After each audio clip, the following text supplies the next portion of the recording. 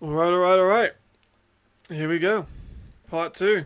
Let me just check everything is up. And we are all good. I believe we are. So, this is part 2. I'm going to be here for a while. Pretty much all day. So, I'm expecting people to drop in and out. Obviously, this is going to be on the channel as well. Hence why I'm doing this little spiel at the start. But I need to put out all my stuff on my socials, let people know I'm actually live, which is the most important bit. Otherwise, no one will know that I'm around. I had to be a bit more on it with the graphics because last time, like yesterday, it was like just not working when I tried to switch over the graphics. We had some freezing and stuff. But these two games are like incredible. Like I'm so excited for both of these games. I do think the Rhein are going to win rather convincingly against Cologne. But I do think that Wroclaw and Berlin is going to be a really exciting game. Like, I'm super excited for that one. Let me put out all the tweets. And all the stuff. Because we got a couple minutes till the start of the games. Teams are warming up. Teams are running out. A few people in yesterday's were said about showing the games, which I cannot do. I would like to, obviously, but I can't because I get copyrighted and sued, maybe. So I don't really want to be testing fate with that one, but we'll see what happens. Should be some entertaining games. Cologne jerseys are clean. The Wroclaw jerseys, I think, are some of my favourites in the entire league. And the powder blues, so nice. There we go. Right. Live now.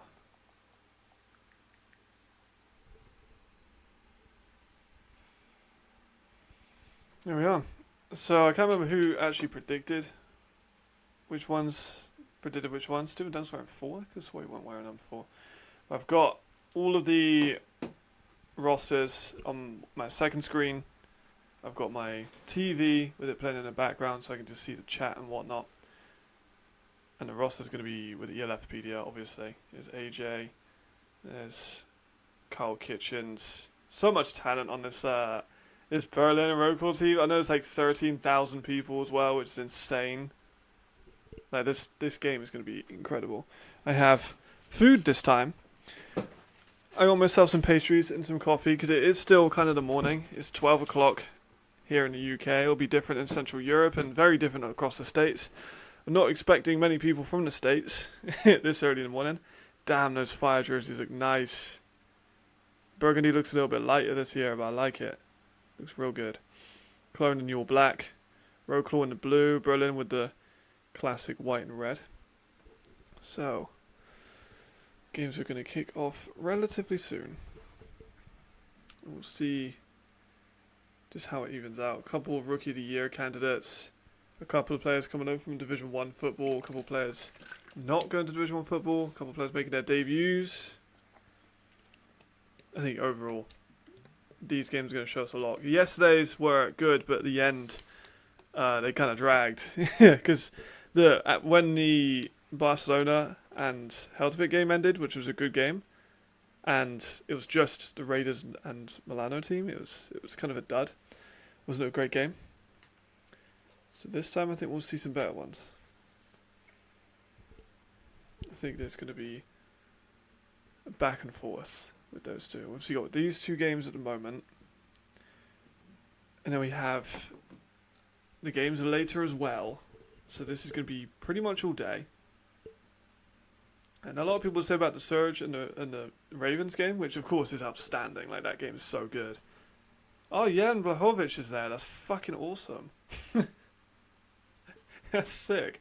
That crowd in the Fire game looks awesome as well. Like, good. I think they said 10,000. It's about 10,000. Trying to open this coffee at the same time. Because Wroclaw got 13k, which is insane. That's got to be the biggest crowd in Polish American football history. I would think. Although they did go to the playoffs last, like a couple of years back, so I'm not sure, but I would imagine it is. There's walkouts for the Fire, as well as the start the kickoff for Berlin. Aaron Jackson looks fucking wham. Damn, he looks like he's putting a bit more size in the off season. Wroclaw going to kick off first.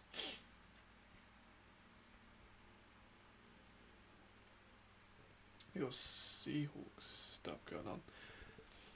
So I'm not entirely sure what's going on with that, but here we go. Yeah, why the fuck? Why are the Seahawks there? Guess we'll never know. But there we go. So Berlin have kicked off. They're going to return against Wroclaw with Aaron Jackson to about 34-yard line. He's such a dangerous returner, man. He's such a dangerous returner. If Devin Burrell wasn't in the league as a return specialist, Aaron Jackson would definitely be able to shout for like the best returner in Europe. Can you imagine they had him? Cologne had him and Jarvis in the same team. Insane. Big storyline coming into this one is Sullivan. So we get a first look at him today. It's been a big point. I myself am concerned if he's still a championship level quarterback. But I was proved wrong yesterday with Mangle. Oh, big open hole there. That was cut off very quickly though. Looked like Ali Khalifi, I think, is starting at running back. Whereas Albert, might be Albert. That gap closed immediately. Looked like he had a bit of space, but flags already flying. A lot of flags yesterday as well. Like an incredible amount of flags. Which isn't necessarily what you want. Kind of stalled a lot of the games out. But I gotta keep an eye on when the other ELF games start. Just so I'm not watching a couple of them. So you start, yeah, in like a couple hours. Here's Berlin again. Post flags for the immediate holding. Seem to be 2 runs already. Could be seeing a little bit more dedication to the run, because last year they were just all pass. Didn't give a fuck about the run. So I would like to see them utilise that a little bit more. Because they got Ali Khalifi, who is a good receiving back out of backfield. They got Albert in at running back as well, who is a little bit like Tony Monton, I was talking about yesterday, where he'll just do anything for those yards. Fire going to kick off to Cologne as well. It's always been quite a one-sided matchup. I think it still will be. But I think it will be interesting to see how it does play out. Starting with the first pass out to Jackson. Gets a little bit, but third down. This certainly isn't official commentary. This is literally just me. I was going to watch the games anyway, so I may as well just stream it and get some content on the channel, because I'm obviously not going to be able to make content while I'm watching the games. So this is a version of content I can produce, and it also gives me some possibility to clip some stuff and put into shorts and whatnot. So all about the content grind. There's big third down here. A lot of teams struggled with third down yesterday. It's for Wroclaw. For Berlin. Also Cologne getting off to a start. A couple yards in that run. Nothing wild, but there's Sullivan. Evades pressure, but he's have to dance around. Turns his... Ooh, that was nearly something. He had to like turn around, threw behind his back. Managed to get near it, but Adam Lowry with the coverage. 4th down, Berlin. Here's Cologne as well. It's Isaiah Weed. Good check down. Receiver falls over, but there's a nice little play design. That was Daniel Luma, the Finnish tight end. Because they've gone weird. They've gone 2 tight ends, which I can't say I've ever seen an ELF team go for 2 tight ends as E positions. But Daniel Luma, I think, is going to be a lot more of a receiver. Oh, here's Devon. He's going to be wise to leave that. couple punt mistakes and kicking was awful. I haven't got any gin. I'm not going to be doing that today. But maybe next week. I swear though, if I don't have any gin to hand, that would be...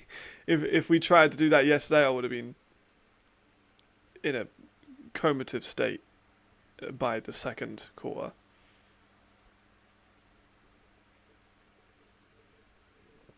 Let's first look at Wroclaw. As well as Isaiah Weed taking off. He's got a couple yards out of that. The Cologne are kind of moving the ball a little bit, to be honest. We knew Isaiah Weed was going to be fast. Here's a running game of Wroclaw. They're going to want to get that started early and often because it's such an incredible running game they have. David obviously being a big storyline coming in last season.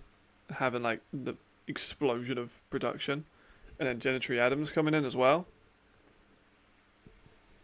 Insane. But Cologne are past the halfway line. Gerald Alman.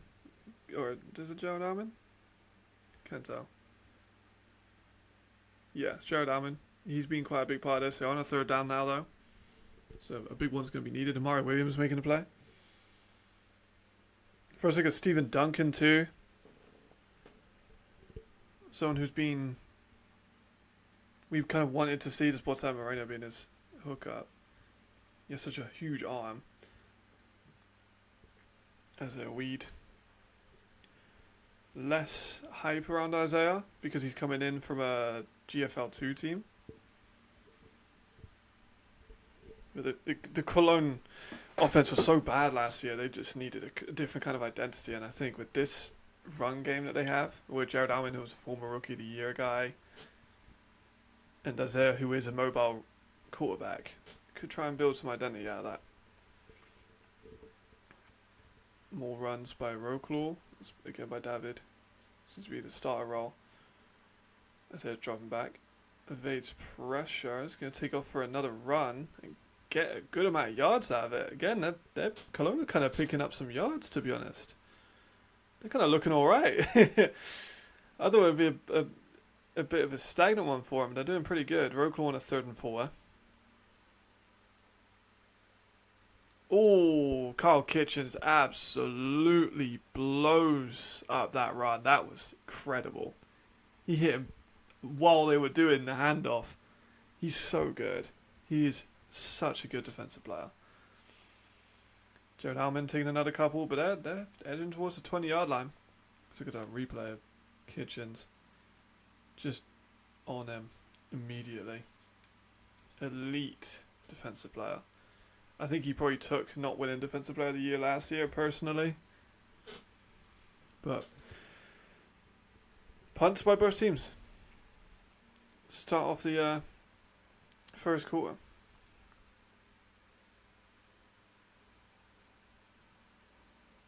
Two quite high-powered offenses, but obviously they lost Matt Cole, who I was talking so much about. What's up, Alex? I think I'm going to go for... score prediction.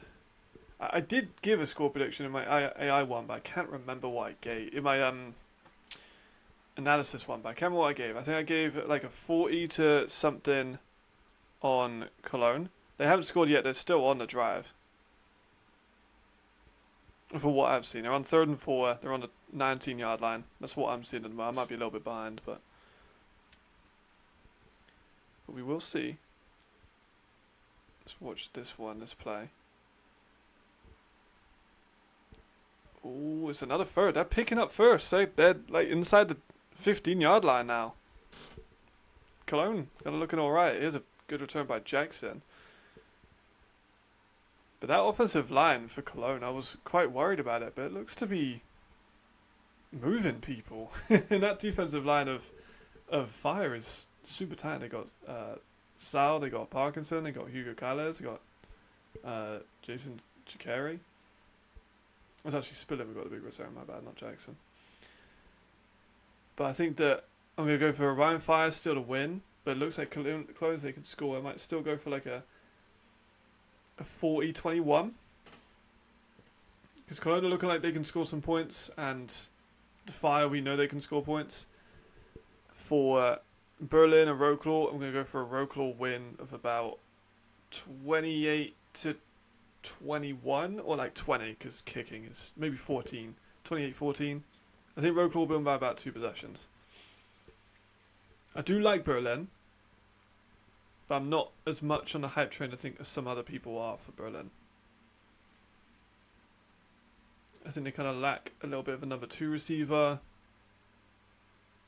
He's a little bit more from Cologne. They're going very heavy with the run, but their last couple runs they've had not much. Starting to get a little bit sniffed out. I think they've got to try and hit with the pass with Weed a little bit more. He's a short pass. Jackson on 2nd and 10. Gets nothing.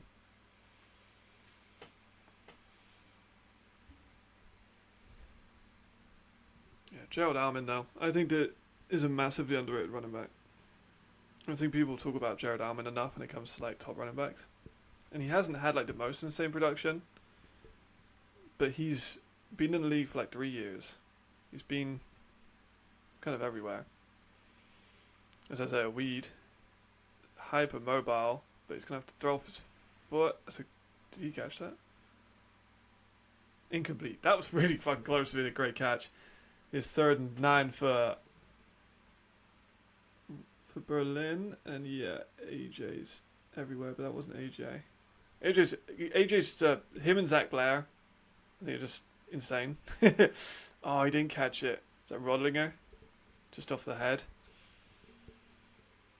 Is Albert is getting the starter running back. I'm kind of surprised.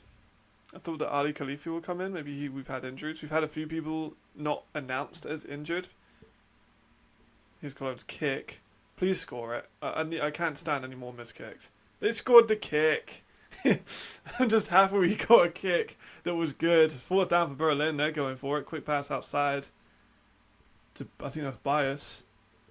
Looks like he got it. It was fucking close, but it was a good play design. That was nice. The Milan last night, awful. Really bad. Like the lack of offensive creativity, I think, is what annoyed me the most. Like the last drive, they had some stuff going, and then they threw a pick. They threw a couple picks. It was just lackluster everywhere. The run game was uninspired. Patrick Carr looked and had flashes of his physicality, but there wasn't really any major holes for him. It was just a poor display. It was very lackluster, and I don't think the Raiders looked that good either. They showed again flashes, but there was drops. There was uncreative play calling. There's a lot of stalling on offense. I think the Raiders are very much maybe in a bit of a purgatory situation where they're not going to be great, but they're not going to be bad. Having a booth review for that 4th down conversion, it was mighty close. But the thing that annoyed me most about yesterday though was the Jordan Brewer touchdown, like the second one. Now we all know Brewer's outstanding, probably one of the best, if not the best, European receiver. But that was not a touchdown. Definitely not. But no, he got it. He got the nod. Here's the 4th down. It was really close, but I think they're looking at his back foot. I think he got that. It's very close, but I think that he got it. But Cologne strike first, 3-0 on the first drive. So a lot to take out of that. Running game looks solid. There's fans getting caught smoking in the arena. I'm not sure if that's allowed in Germany, but fans allowed smoking in the arena. It's pretty damn funny.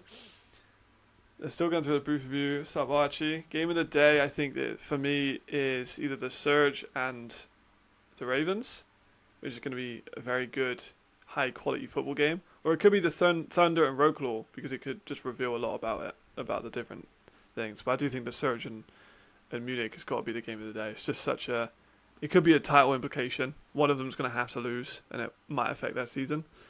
The Vikings did look good. I don't know why Weston Carr wasn't playing. We know that Weston's had injuries over the last few seasons, but Seydu is, like Noah Traore, is doing really well. He looked good, got open a few times. Jordan's obviously a weapon. Yeah, I was surprised to see Weston wasn't playing. but also we know that he's had some injuries, some extracurricular stuff in the fire game. People getting a bit chippy already. Oh, Sullivan's pass is deflected. Looked like it might have been up for the grabs for a bit. We saw a lot of turnovers yesterday. We saw the snapping errors in Wroclaw in the Enthroners game, like 3 fumbles. It's run game starting for a fire. 3 fumbles by the Enthroners. We saw a pick 6 by the Vikings. Saw multiple picks on the Raiders' defense against Milan. Got a lot of turnovers. First look at Glenn this season as well.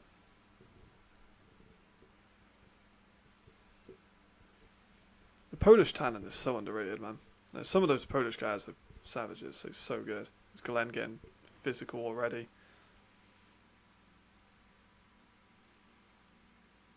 Be interesting to see who kind of emerges out of that Cologne team too, because they lost a lot of guys. Is Sullivan dropping back? No, jump pass over to Jackson, who stays upright. Gets good gain out of it on 3rd and 10. Probably make it like a 4th and 2. They went for it last time. They could go for it again this time. Here's Jadrian, MVP of the league. I didn't think realistically you could go for that again.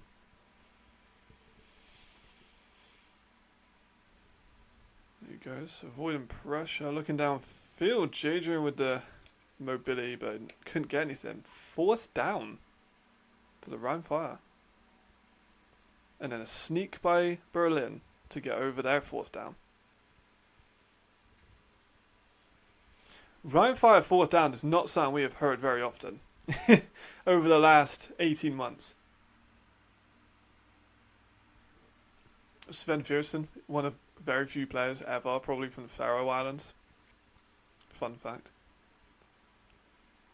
So Rhein Fire punt. Cologne scored on that first drive. Interesting. Very interesting.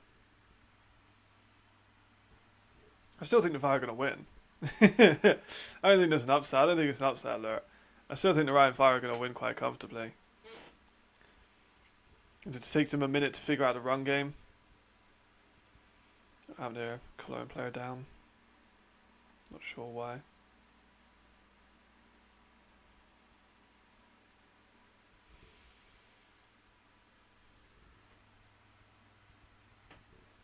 What about you, Alex? What's your predictions for these games?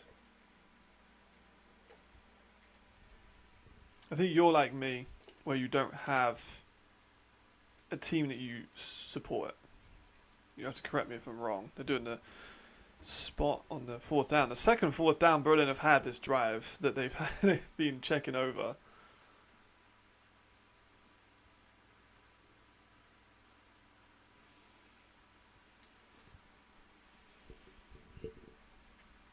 Still giving care to Cologne. You're a Viking? Oh, of course, yeah, because you got your boy. What do you think about Ben Holmes' performance? I'm interested what you thought of that. Pick 6, a few of the throws not great, but he showed that he has the talent to play in the league, but maybe not be an elite quarterback. That's what I thought from that game anyway. Yeah, Lele lost in Milan. Lele was on kickoff though. He wore 26. I saw him a few times. I'm not sure if he was... Oh, hold on. Sullivan's going for a shot over the top. Ooh, did he catch that? He fucking did. Jeez, that was a great catch. Oh my goodness, Berlin are up. Wow. Let me have a little look on the ELFopedia for the roster list. Oh, it's Robin, of course. I forgot that Robin's not number 7 anymore. Oh man, Robin is so good. That was such a good catch. He's such a underappreciated European receiver. Like, he's top 5 European receiver. It's not even close. Great fucking catch. That was incredible. Yeah, Lele was on the field at some points. I messaged him this morning to make sure he's alright. Here's a first look at a former Lions kicker as well. If he misses a fucking PAT, I'm going to be furious. Alright, looks fine. Yeah, it's all good. Rhein 56, Cologne 17. Interesting. It's a high scoring game. And then Wroclaw 35, Berlin 31, Hamburg 24. Yeah. Okay, so you got Munich winning, Hamburg winning, Wroclaw winning, Fire winning. I would agree. Ben Hamsing's a bit rusty. I agree. Yeah, maybe a bit of ring rust, as to borrow an MMA term. I think next week would be best to test. Who have they got for next week? I mean, just looking at Robin catch. So much concentrates well, just ball still in the air and just snags it down. He's such a good fucking player. Everything's going. Wroclaw is packed. 13,000. He's Isaiah Wee back on the field for a 3rd and 1. I've been neglecting them, but they're on 3rd and 1 because just Robin's catch was so good. Oh, big hole set getting third. The Cologne are moving the ball.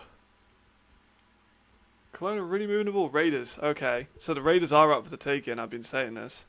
I don't like what they were doing last night. I think that they're up for the taking. I think that Vienna will win that one, but Vienna have benefited a lot from a weak schedule in the past.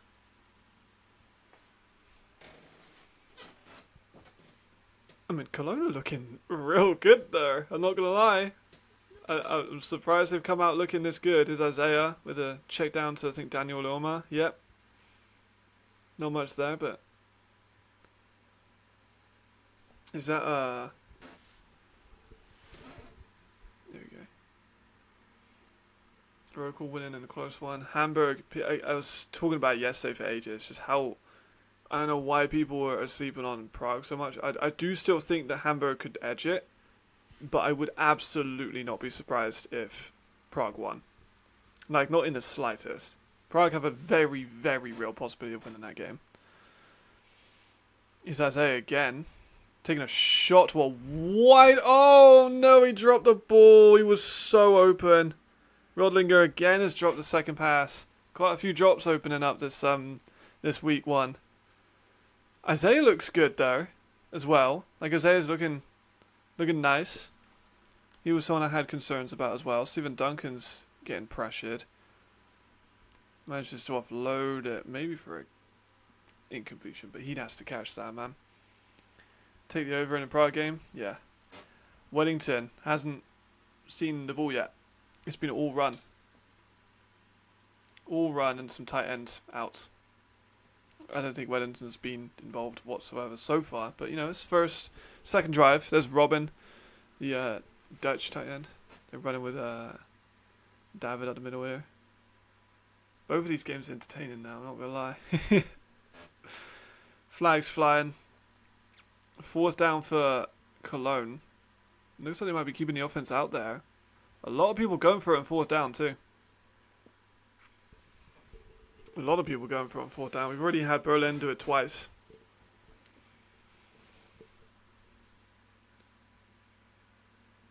They are going for it on 4th and 5. Oh no, failed snap. Damn. 4th and 5. Aaron Donkor ends up with the ball. Former Seattle Seahawk. Maybe that's why the Seahawks were there. His jersey's way too big for him though. He's had to tie it up at the back. That's such a shame though. 4th and 5. They just snapped the ball. It just isn't communicated well enough. That's poor. More snap troubles. Me and Jamal talked about centres in the league. You know, some of them are great, some of them not as good. Here's Bender. I think that's Bender. Can't tell. I think it is. Yes, it is. He wears that Vices helmet. I'm so glad I can't see Matt Cole though. I really was excited to see him play. He's a fire back on it. With an advantageous position after the 4th down. Here's Glenn. So much space. Glenn's gone. Glenn's gone. Has he got the speed? Yeah, Glenn's gone. That's like 60 yards. Glenn's opened up the... There's a flag though. There's a flag though.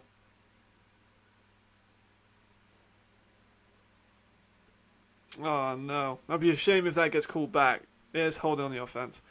Oh, Glenn, man, I'm so sorry. That's a shame. That's the same. Can you snap though, Alex? If you can, you might just be the guy. Stephen Duncan's going to throw it out of bounds. Can't see the holding from that angle. Just was looking at the other game. But that is such a shame now. Glenn's going to have to probably take a play off now after running 60 yards. So they've got... Like, Carl Kitchens is already running a madness. Kitchens is already causing problems. There to go again, Rhein fire. Going back to the run game. The offensive line is such a good offensive line. Because they lost his David for a good gain of about 10 on 3rd and 12. So it's another 4th down for Poland. See if they go for it. Now they lost Joachim, which was huge. Best center in the league. They got in people like Jasper Friss, who's a legend. He's such a good player. Yeah, he is opposite the Ebanks. I think, but Ebanks can play everywhere. Keanu can legit play everywhere. So they might even move him inside. Oh, here's JJ ready to cock it back. There he goes. Catch over the middle by McKnight. We see what he can do with the ball, but that's a great throw and catch by JJ and McKnight. That's going to be an interesting connection throughout the whole of the season. Because it's a different... he is quite similar to Patterson and to Robitaille. So it's clear kind of what they look for in their American receivers. Like just sharper, shiftier, speedier guys. It's definitely a modus operandi when it comes to that team. But that's a beautiful throw by Jadrian at the middle on Kleinman. I think that Kleinman at Cologne, 21, big safety. He's like 6'4" as a safety. He has so much potential. He just needs to get his speed up. It comes up a lot on tape. Wroclaw punted back to Berlin. Chance for Berlin to go up. I favoured Wroclaw by about 14. But so far, some surprising first quarter action. Berlin are up 7 with the run game working well, but develop a little bit more the pass game. That pass to Robin was excellent. There's Ali's first look back in Berlin, former Adler player. I know Milan really liked him at the start of last season. Like, Milan was so hot on Ali, and it worked out well. Worked out really well. But Flores didn't get any of the ball yesterday. He only got like 2 catches. Another run at the middle. Stuffed. Back to Glenn. While on like the running game of the Rhein Fire, Sergei, number 6, the Russian German, he would start on most teams. I'm going to say that now. The backup running back for Rhein Fire would start over half the league. Generally believe that. You see what he did last season when Glenn was out the first 5 games. Sergio was awesome. 3rd and 6 for Sullivan. It's looking right. Scans the field. Takes a shot over the top. Oh, Aaron Jackson on the midfield logo. Welcome back, Aaron Jackson. There he goes.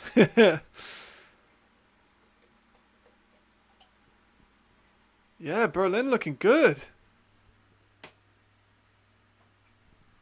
The offensive line looked nice. Sullivan looks super composed.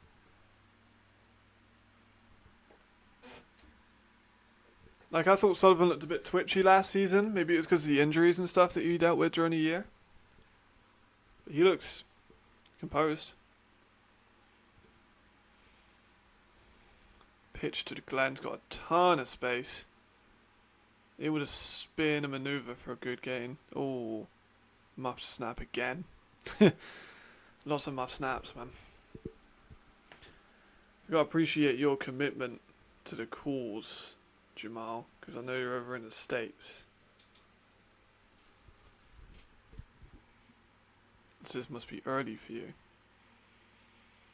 Yeah, like I think Henry's younger than I am. Because I'm 24. I think Henry is 23. Or he might be 24 now. I don't know when his birthday is, but Henry is a very young offensive coordinator. I think having someone like Sullivan, who is an experienced quarterback and experienced in the ELF and experienced with like successful schemes, is only going to help Henry Scheigel. Because Henry had a bit of a rotating door with quarterbacks last year. He had Donovan Isom and he had Slade Jarman come in.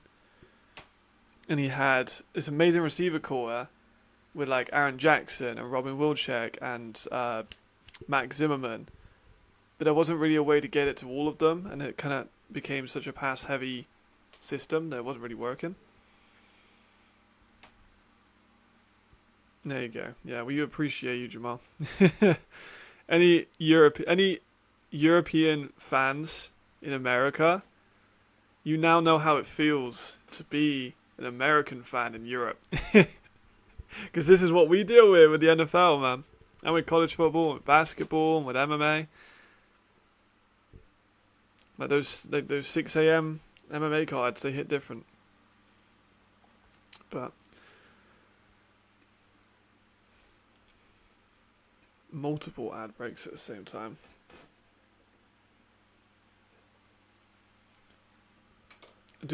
Would like to see Cologne take another shot to Wellington. Haven't seen Wellington at all. I did hear through connections he's got a couple of injuries, just small ones.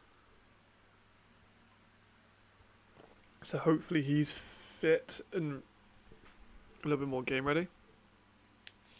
But I did hear that he had a couple of niggling issues. That stadium looks pretty full. And I can't remember the stadium they're at. But it does look, there's about 10,000 people there, maybe a touch shy, maybe a touch more.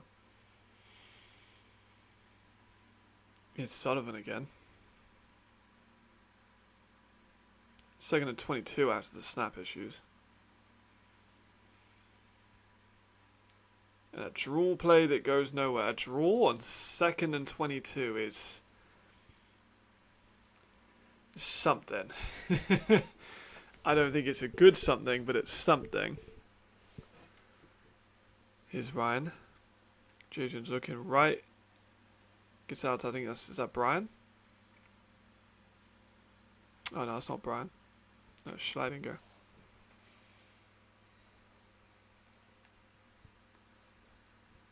Jaden spreads the ball out so much too.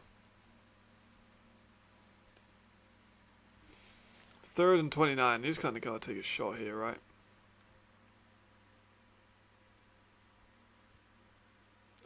They didn't. The running back's like just out. Disappointing. I want to see more shots, but running back out. Offside by Cologne. He's going to move the Rhein Fire ever so closer to the red zone. Neutral zone infraction.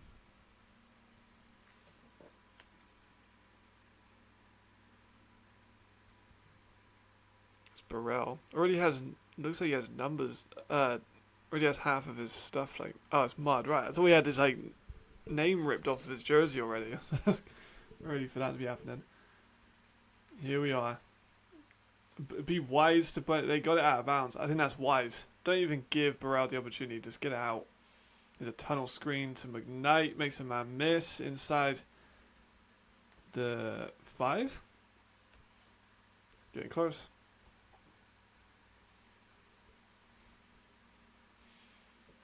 Draw a screen. Are you asking what I prefer? I prefer a screen. I'm not a massive draw guy. Conservative down, yeah, but I'm not a conservative. I want to just fucking take a shot, bro. You need to just make a play, you know what I mean? It's easier said than done, of course, but just take a shot. Fullback's in. This has got to go to Glenn, right? Yeah. Giving it to Glenn. He falls for a couple. He's going to be still shy of the pay dirt. Running game for Wroclaw hasn't got particularly started yet. Glenn kind of got caught up in the pile a little bit. There we go. Found it second time. It's unfortunate that he had that first touchdown taken away from him, but eventually he got back into the end zone. So well done, Glenn. Always that see my Brits succeed. We had Brits in every game, pretty much. Now, yesterday we had Henry. Ooh, good little play there by the Wroclaw team. Yeah, you had Henry for the Enthroners. We had Ben Dixon. We had Jai. Jai had a hell of a game. Jai had a hell of a game. I've been saying all off season that Jai Jackson is a good pass rusher, maybe even a great pass rusher, if he has the right scheme, and then fucking gets 3 sacks. I know it's on a bad Mercenaries offensive line, but I don't care. Like, he did so well. Yeah, Kada Adisa, another Brit. The PAT for Rhein Fire is good. 7-3.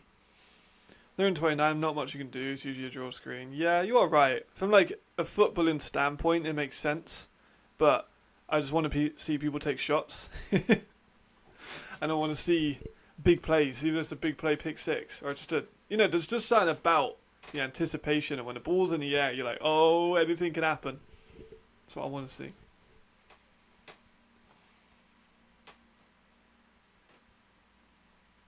Stephen Duncan gets hit, but Bender isn't able to get much out of that.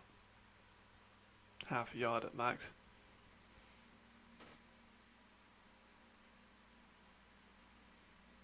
Expecting more shots from Duncan too. He has such a big arm. We saw it in Dresden. He's not afraid to take a shot.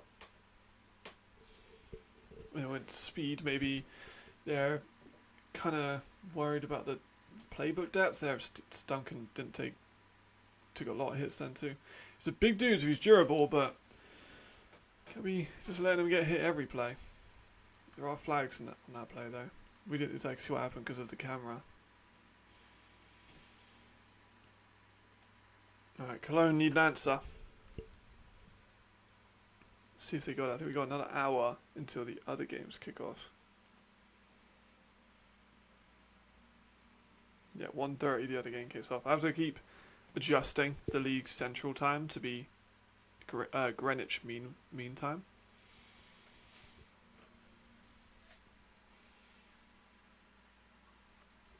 Oh, Haaland's not dressed. Shit. Hopefully he's okay. Duncan taking a shot into double coverage. Nothing there. 3rd and 19. 4th and 19 now. Is Weed taking a short screen of it? It's blown up. Blown up. Wroclaw, it should be bin. Once side eyes. No, agreed. Yeah, Portela Moreno is just... He's big. You know he played like Division 2 or Division 3 as a defensive end. He's coming to Europe as like an elite tight end. Which is just one of those European things. Is Weed again, taking a shot on the sidelines. Which is... Oh, it's caught! Weddington, I fucking told you. Weddington is that guy. I fucking told you. Weddington is that guy. Big return by Berlin as well. Spillum's up past the 50. Yeah. When I did it all yesterday, I was getting gassed about all the players I've talked about for like the whole season. That's a hell of a catch. About all these players I've been talking about the whole off season, and people are like, yeah, whatever. And then they do exactly what I tell them that is going to happen. It just gets me gassed.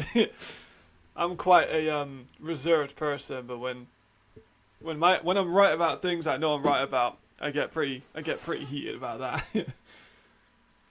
That's a hell of a catch by Wellington. He's going to be their X factor. If he can stay healthy, the run game looks solid with Alman. They might need to have him take a few snaps off. Here's another good run by Berlin. Berlin's run game is levels above where it was last season. You got Timothy Sherman too. He's a good blocking tight end. 2nd and 9 for Isaiah. Quick shot, incomplete.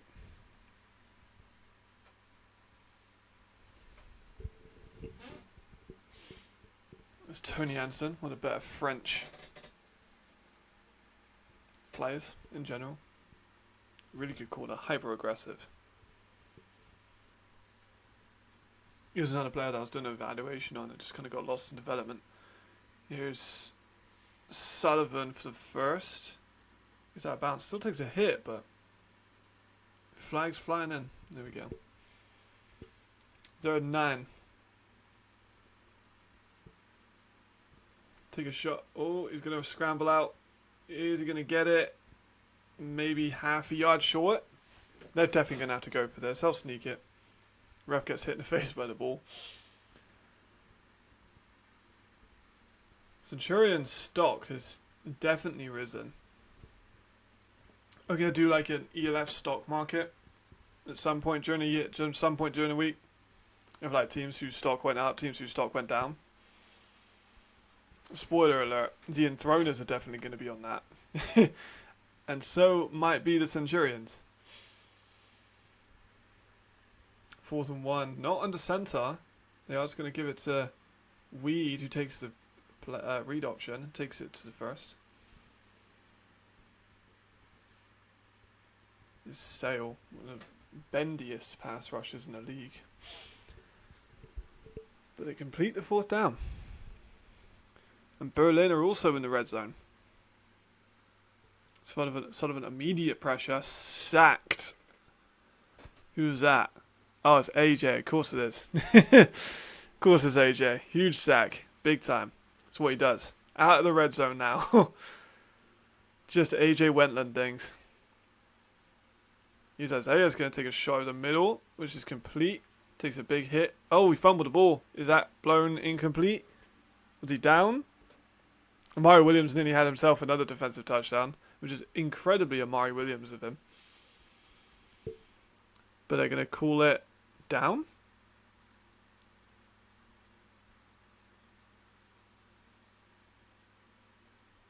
Yeah, looks like it.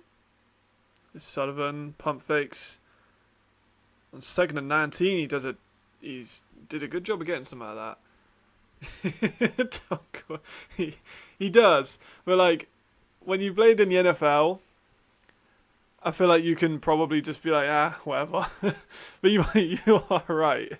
He doesn't look, the tied up jersey isn't exactly fire. But yeah, that was close. That fumble was real close, but I think he was down. Sullivan attempted to go for somewhat of a hurdle. It didn't exactly work out too well.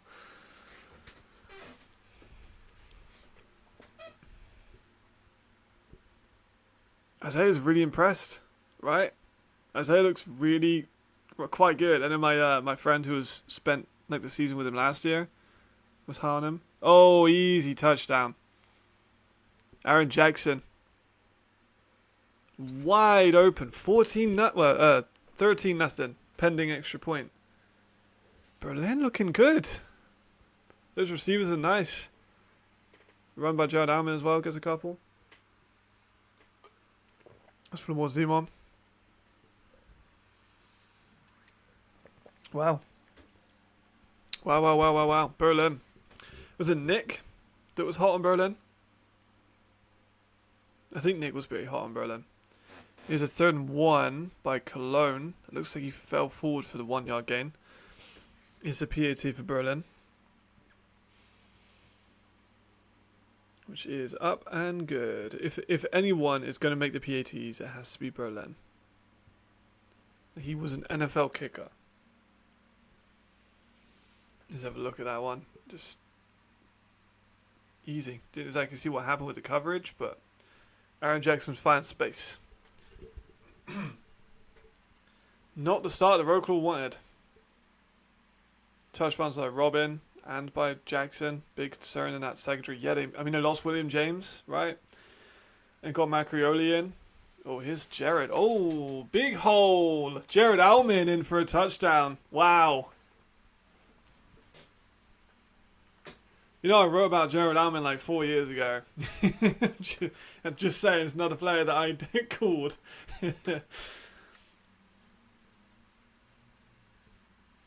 Great bit of running. Let's have a look at that. This is stretch left. Throws a stiff arm, cuts back inside, breaks the tackle. Great stuff. Great job, Jared Alman. So Cologne, 10 points if they get the extra point off. Yeah, they lost Then the extra point is off the post. Wasn't the what kicker? The milk kicker? What? Wasn't the milk kicker in the NFL too? I don't even know who you're talking about with milk kicker. What team could that be? The milk kicker? That's a great run. Look at that blocking though. It's real nice. Cologne, it's a bit of a surprise team so far. Berlin, they both of these results haven't been expected.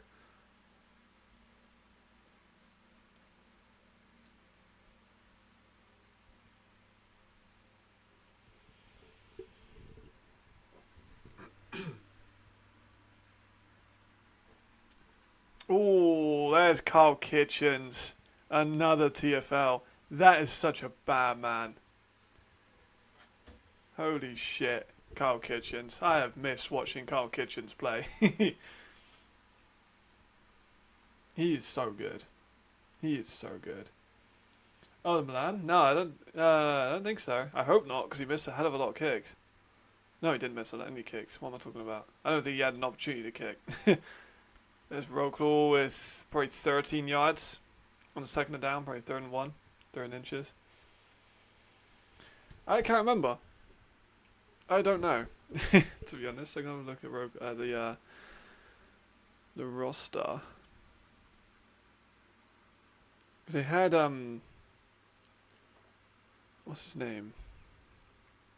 Felly? Yeah, they had Felly. Is it Giacomo? Yeah, let's have a look. Let me Google his name up.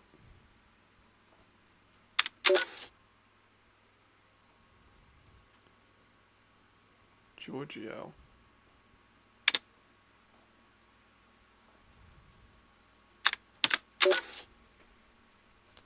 He would, yeah, he was, you're right. So he was a place kicker for the Packers.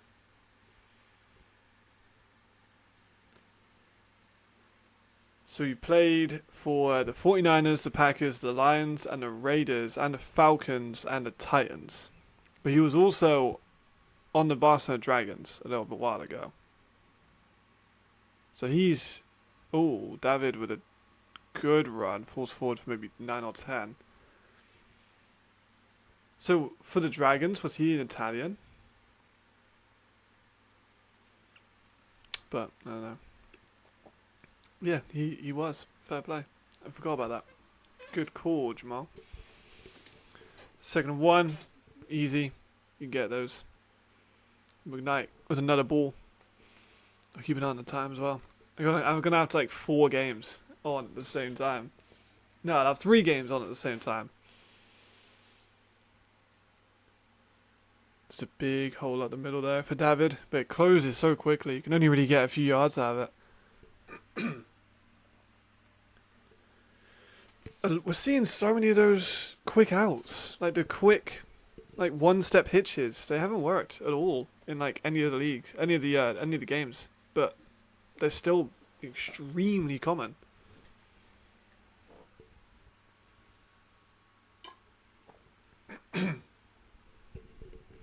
The Raiders and Milan were doing it a hell of a lot.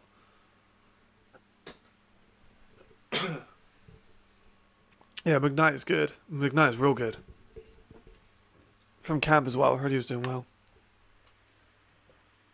I heard he was impressing all the way through camp.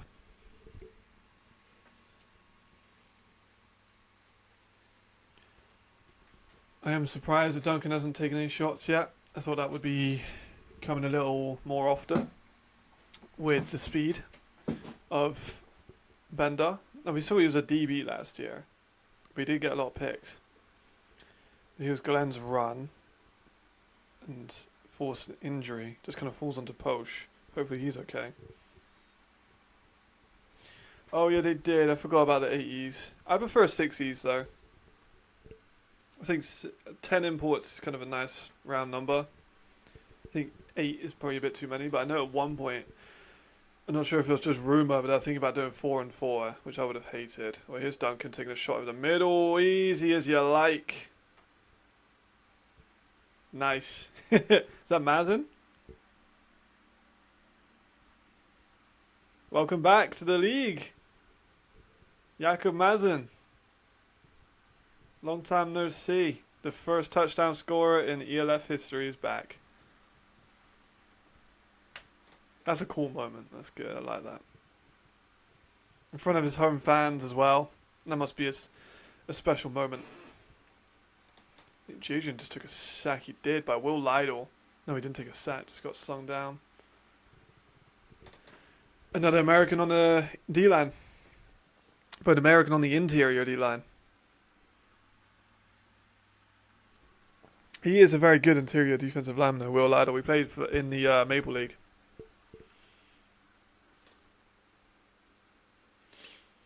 I think he was all Maple League.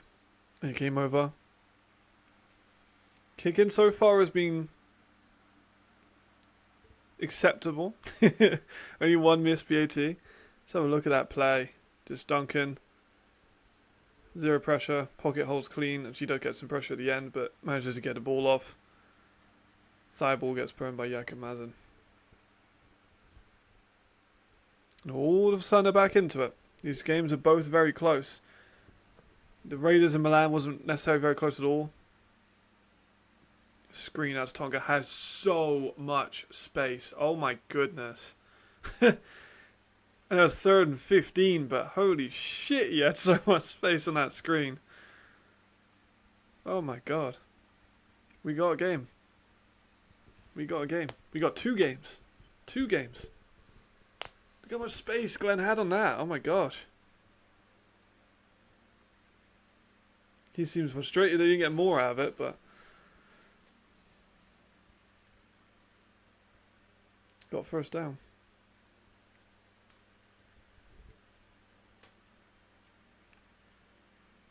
They're feeding Glenn today.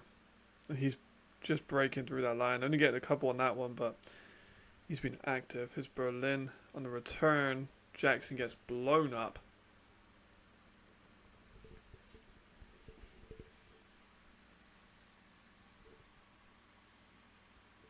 Not much on that return.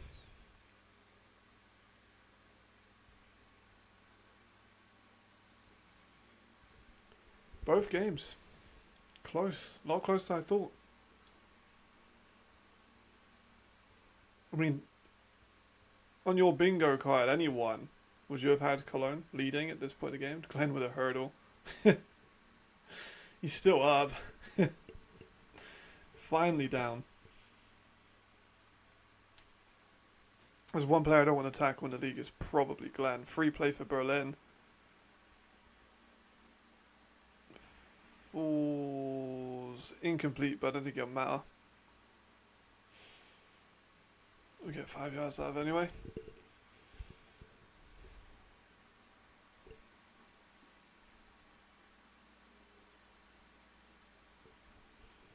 Second and 9 fire.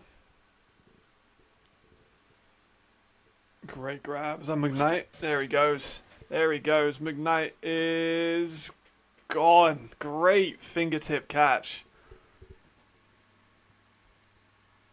That was an excellent fingertip catch. Oh, did Jackson catch that? No, they called it out. Wow. Let's have a look at that replay. Ball's a little low. Great catch. Voids one. Breaks outside. Burst of speed. They're going to look at his feet, but he looks fine to me. Oh, foot was on the line. Yeah, foot was on the line. Close. Thoughts on a black shirt? I haven't seen them. Let me have a look. They announced on Instagram.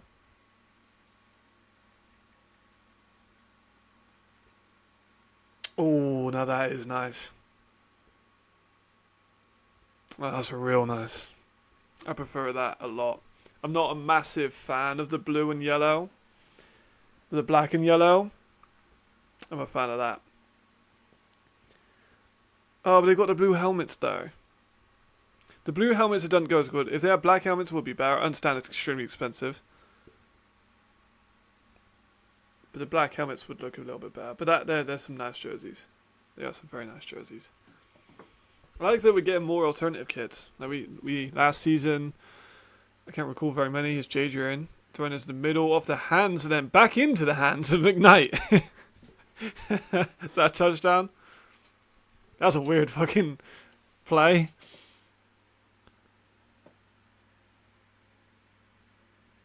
Here's Sullivan as well. Taking a shot, but it's wayward. McKnight, though, hits him in the chest. Ball pops back up, back into his hands, and he fumbles the ball and then recovers it himself. I don't really know what that's about. It's a great defensive play there, though, by 26 to punch that ball out. They're going to call it down at like the half yard. It's absolutely shitting it down outside, so if you can hear that, I do apologise. Timeout for the Fire. Sullivan takes a shot to Bias. Ooh, great move. Great move. He's outside. He gets a good gain out of that. That was, who was his name? Dante Hall. Kind of look like him.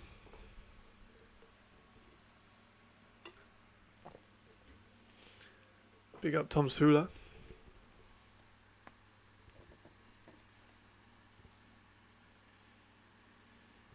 Interesting. So the Fire are likely going to score here. They've got great power backs. Jadrian's big enough to take a 1 yard run. Like if they need to sneak it. Oh, little rotating jet by Bayer. He's coming in. I'm like, oh my god, he's gone. Go, go, go. Oh, he's too fast. He's going to get it. Yeah, there he goes. Oh, that was a good fucking play. I like how they're involving him more. I didn't think that they involved him enough in... Where was he at? I can't remember where he was at. Was he at Berlin last year? I can't remember. But he's a speedster. Damn, that was a good play. Little jet reverse.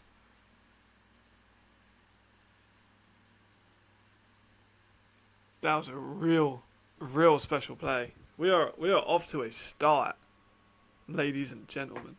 Mostly gentlemen. 21 if they get the kickoff, which they don't. They didn't. It's 20-7 then. Fire did get flagged, so then I pushed up back to 6 for 3rd and goal. Jadrian scanning, looking left, looking right, avoiding pressure, steps up for a fucking bullet. Who was that scored? 19. Who's 19? It's not Brian, is it?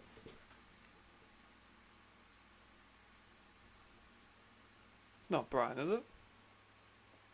If it is Brian, I'm going to be gassed.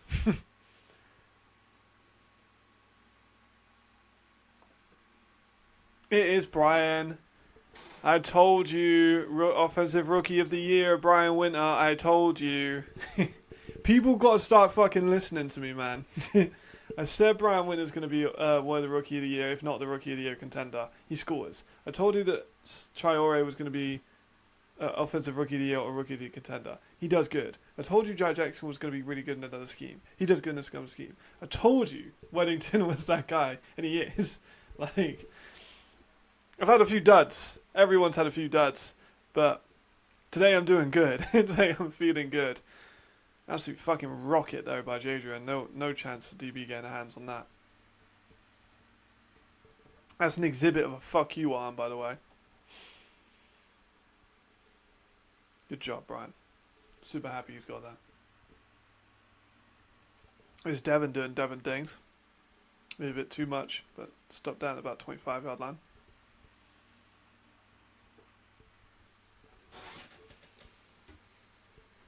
I'm going to have some cinnamon Danish pastries as well in a second.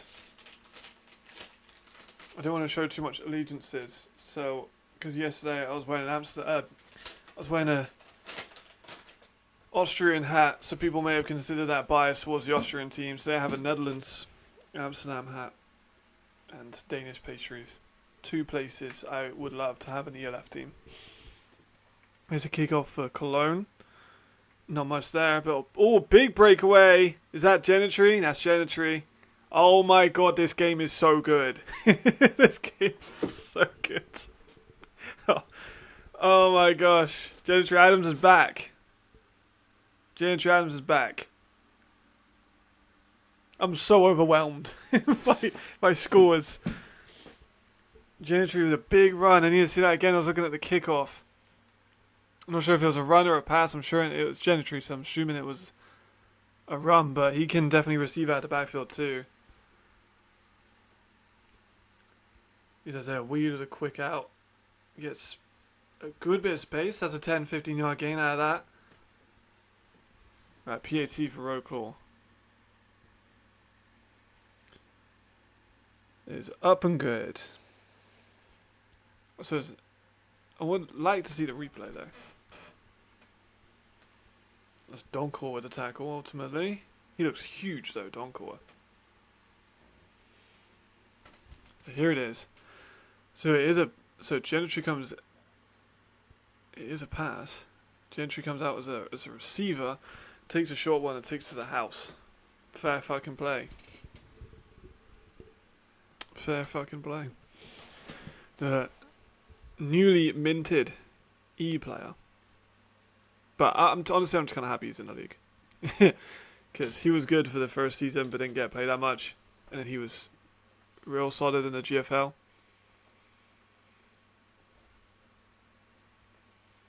But both games looking competitive. We get the next game kicking off in about 25 minutes.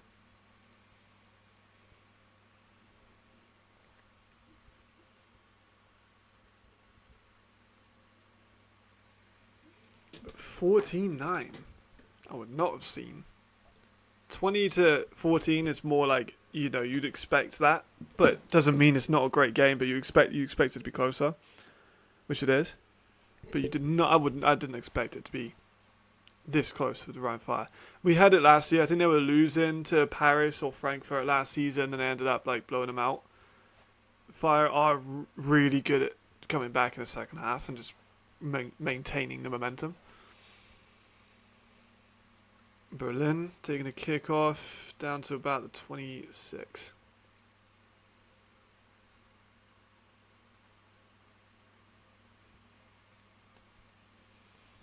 But there are flags.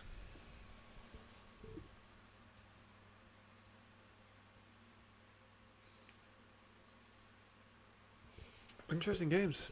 A lot of stuff going on. We've had big plays everywhere. We haven't had any turnovers so far.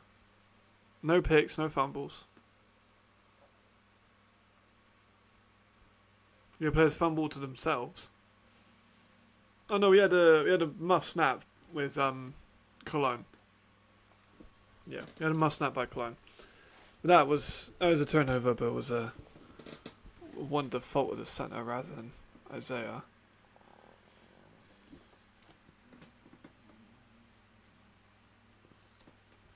Here's Sullivan again. He got 3 minutes, 48 seconds trying to make another score out of it. Oh, it's picked! Commentator curse. I cursed it. I cursed it. I cursed it. I cursed it. I cursed it. I cursed it. What have I done? What have I done? What have I done? Oh no! I just said there haven't been any picks. I literally just said there haven't been any picks. And then AJ Wentland gets a pick. Possibly even a pick 6. I think it's going to be close. His foot may have been out of bounds. Oh man. This is such bad timing. Oh fuck.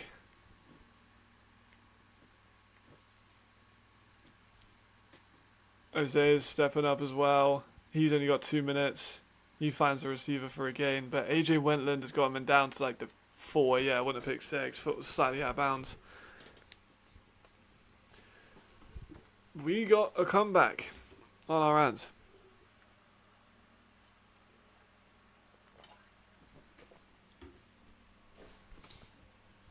Wroclaw with some big offensive plays, followed up by a big defensive play.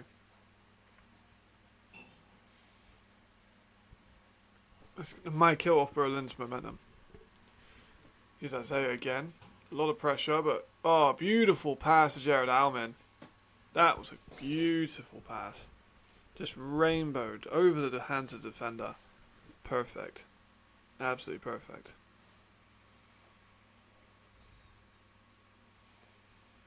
That was awesome.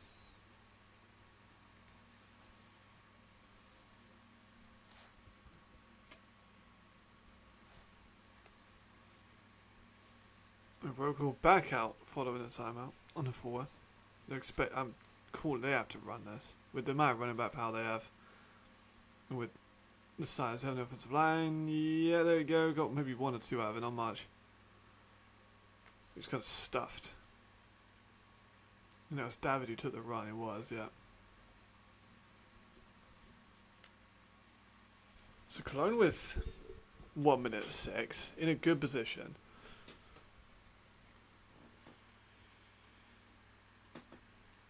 Wroclaw on the doorstep.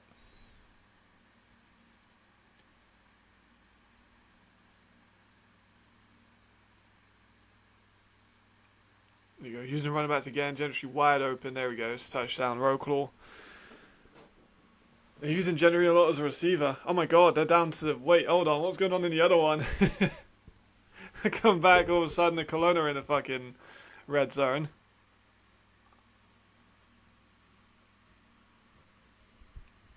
What's going on with these games, man? These games are insane. Cologne now on the 10.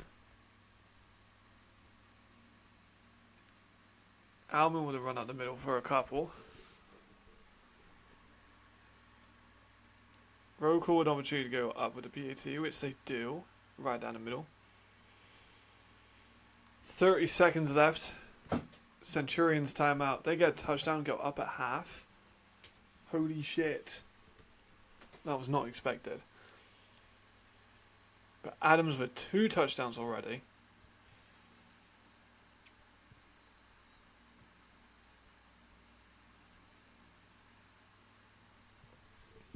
Long receiver, he's probably got about 70 receiving yards. Just on his first 2 catches. It's an interesting use. They had both of them lined up. They had both of them. They had David as like a receiver, and then they motioned Gentry into receiver role as well. Love that. That's what I'm talking about, creative play calling. Right, here is Cologne. Weed with a rollout. Pick to Mario Williams. Oh, there he goes. Oh my god, there he goes. Run! Go! He's gone. No, he's not gone. He ran out of steam. He ran out of fucking steam at the end. I did not expect him to slow down. Maybe he's hurt, but I don't know. Shit. So now Cologne have fumbled that. Threw the ball away to Mario Williams. I told him to stop testing Mario Williams. I said in the pregame stuff, avoid Mario Williams. He's too dangerous. He's way too dangerous. Great high point. Able to get out of some of the space, but because it seems like he doesn't run at full speed. Because it's Isaiah Weed who then catches up to him. And he was miles behind at the start, but...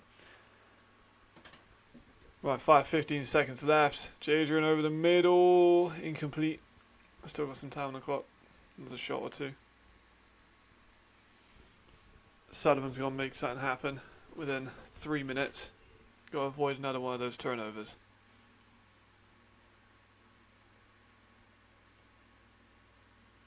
He's right down the middle for a big gain. There he goes. Slides down, smart. Keep the clock moving though, don't have to call any timeouts. Don't want to give Wroclaw too much time. They seem to be moving the ball offensively. Don't want them to have another chance. Jadrian again, looking left. Moving right. He might take off here. Here he goes. Jadrian for the Russian touchdown. Let's fucking go, Jay. Fuck yeah. I like Adrian. Me and Adrian known each other for a minute now. Shout out Yui. Let's fucking go, Jay. Who said Adrian Clark wasn't mobile? Sullivan with the jump pass, but nothing from it. So we went from Cologne potentially being on the doorstep of scoring, throwing a 90-yard pick, and then Jadrian getting a rushing touchdown to make it 21-9, with 3 seconds after the half. So we'll go in as a half, 21-9, for the Rhein fire. The Wroclaw defense looks really good, like in the front seven, secondary. Some problems. Something like that. Jadrian run again, just tugs it, uses the speed, jumps in it. Definitely a touchdown.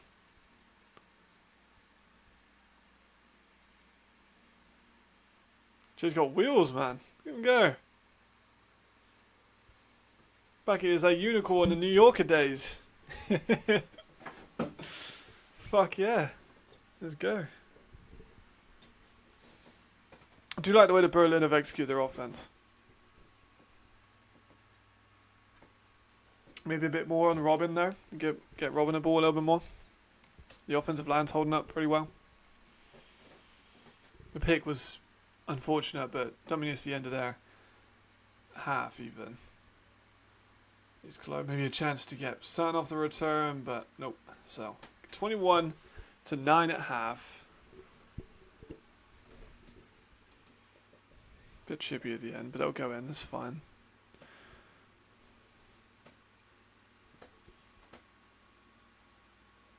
Need to see if the third game has started yet. No.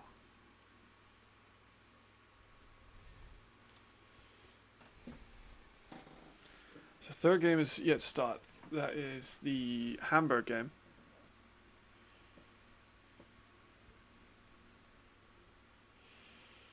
Elev's already over Kitchens, posting the Kitchens highlights. He's had such a good half. He's been absolutely everywhere. Bias. Number 3 for Berlin with that big jet sweep. For a long gain, long rush. Aaron Jackson and Robin with touchdowns. Genetry with 2.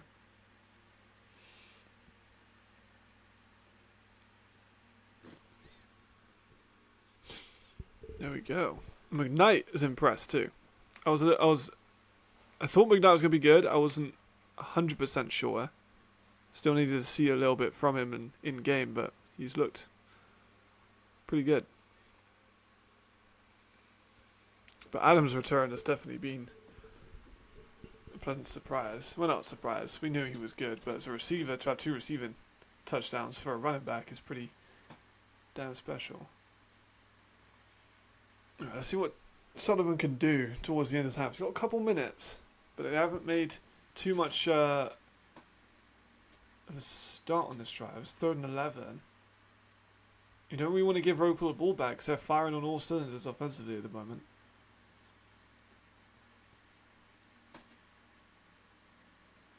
Immediate pressure, and he's sacked. Wroclaw might get the ball back. With 1 minute 49 seconds, they could go from 21-7 down to be 28-20 up. No, they're doing extremely well offensively, so I think that's a very real possibility. Who was it? Kuta? Was it? Can't exactly tell. Yeah, D-line's looking well. Michael Sam, obviously the D-line coach over there, formerly the Dragons and the Rams.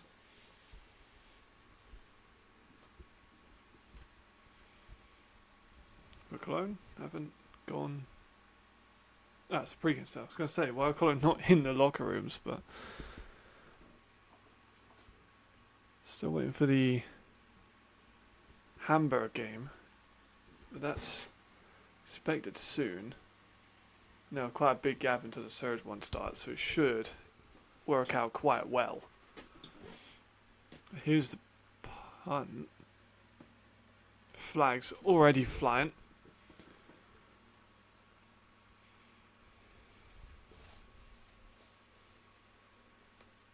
So I'll pick what one I want for my three-way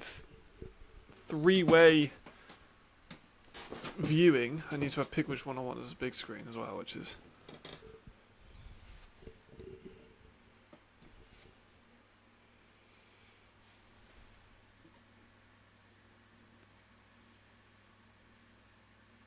Flags all over Berlin.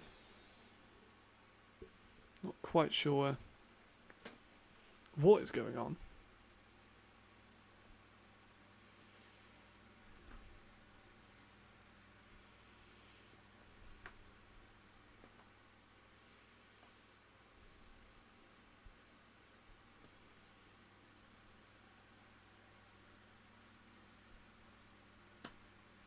First time Wroclaw. Right, 1 minute, 45 seconds. Berlin, struggling, last couple drives. So actually, oh, it was a muff punt, didn't see that. That's big. Oh, and he kicked out the back of the end zone, right, that's the concern.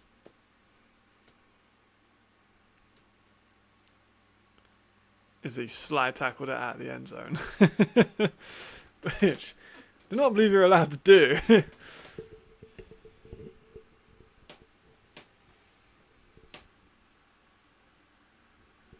But there must have been other flags. Because now we're on like the 20. But for some reason we are on a bit of a stalled beginning. Not actually really getting started yet.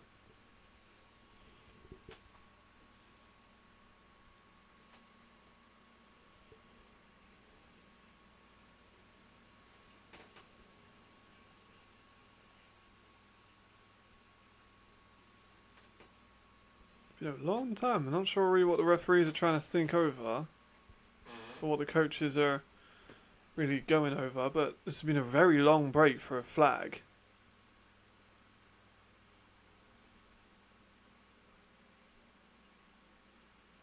So I'm not quite sure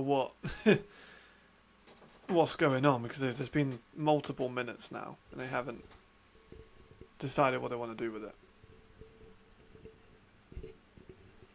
I mean, the punter kicked out the back of the end zone. I would think it would be a safety.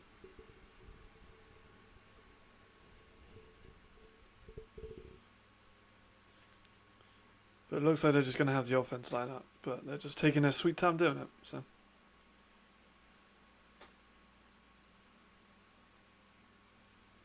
here we go. Finally back on the field. Getting that clock running. I think they're wise just to get that clock started again.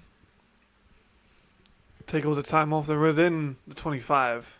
So they can take a shot with Botelli Moreno. They can go short to Genitry, who did get the handoff but didn't get much out of it.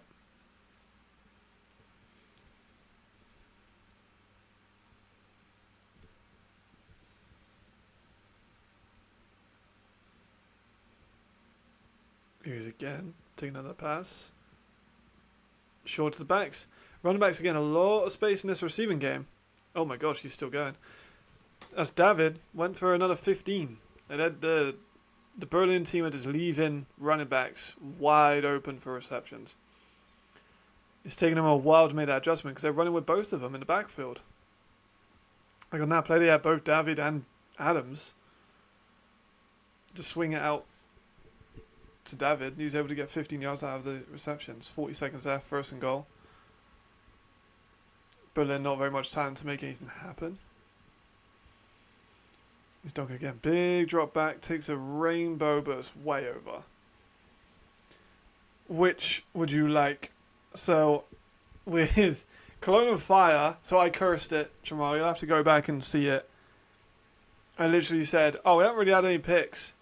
Must have been 10 seconds later. AJ Wetland pick for up down to the 5-yard line. As soon as I finished my sentence. And then, just after that, Cologne are all the way up to the Rhein fire, like 5-yard line with seconds left of the half. Like maybe a minute left of the half. And then Weed throws a pick to Amari Williams that goes for 90 yards. And then Jajan just runs it in for 10-yard gain. It was quite funny.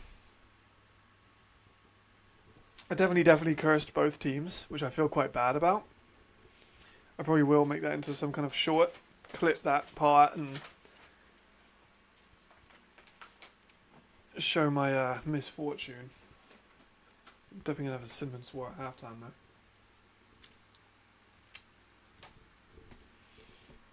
27 seconds left. First and goal.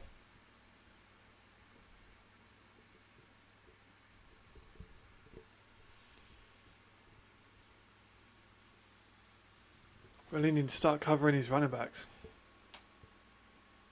There's too many receptions coming out of the backfield. Motion him again. Oh, nice little fake. That was a beautiful play call. Oh my god, this is what I'm talking about. Creativity offense. Wroclaw have a creative offense, and I love it. It's not just 1 yard checkdowns. They just did like a fake. They have Adams as a receiver and a wing back. They jet him in. They fake the hand, like the screen to David. Give it to Jet. Sweep to Adams. That was such a beautiful call. He's down to like the half-yard line. Like that is the kind of play calling that we love to see. Just stuff that's tricky to hide. It's like using both those running backs. They're both two elite running backs. And that was awesome. Duncan sneaking this. He's so big. He's like 6'5", 240. There he goes. Did you get it in? Looks like he's in. No calls on the refs yet, but it looked like he was probably in. There we go. Touchdown, Wroclaw. Went from like 20 to 7 down. Complete turnaround. And now they're 20 to 27 up, pending the extra point. The offense is just moving. I said that Berlin can't give them that much time on the offense, and they did, unfortunately, and they were able to get a score out of it with those running backs. They can't stop them. They really can't stop them. So I favoured them by 14, which looked silly at the start, but is aging a little bit better now. They could go 8 up with this one. I'm going to see if the other game is live yet. I don't think it is. I'll wait and see if they... Oh, they've done a booth review for the sneak. I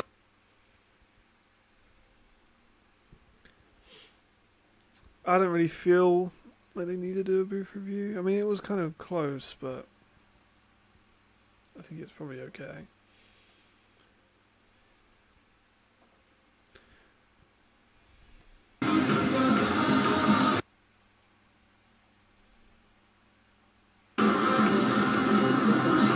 We're going to have to go for the 3 up because the Hamburg Sea Devils and Prague Lions is now live, which we'll be able to watch during the half. Those red jerseys do look nice. I do still wish they were orange. Don't get me wrong.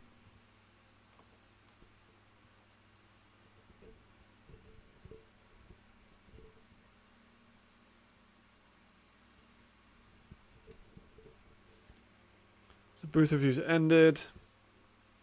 Still a touchdown, yeah. Nothing crazy. Result stands.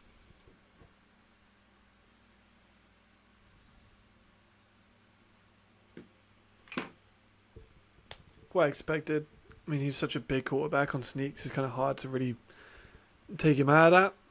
But Berlin have kind of crumbled a little bit. Like they had such a good start, and then they've kind of fallen apart offensively through a pick. Kind of stalled out on the drive afterwards. Defensively, they can't stop the running backs. But not in the way that we expected. We expected them to just kind of run through the middle a lot in outside zones. But they've been elite receivers. Both of them. Which we knew they'd be able to do. We just didn't think that that would be the key to success. So, kind of mad. It's a naked dude on the field. Fair enough.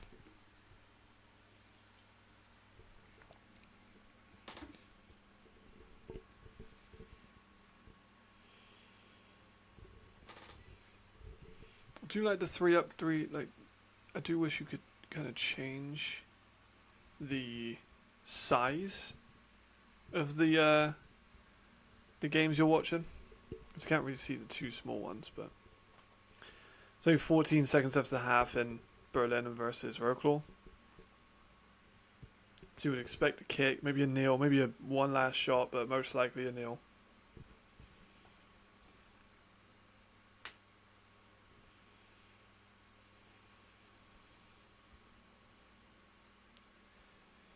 There we go.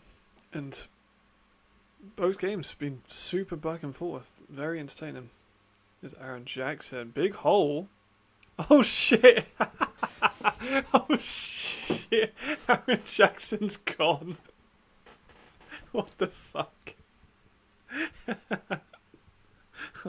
What the fuck is going on? What the fuck is going on?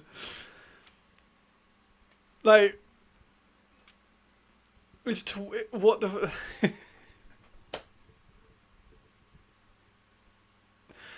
I don't really know what to say. To be honest with you, I don't really know what to say.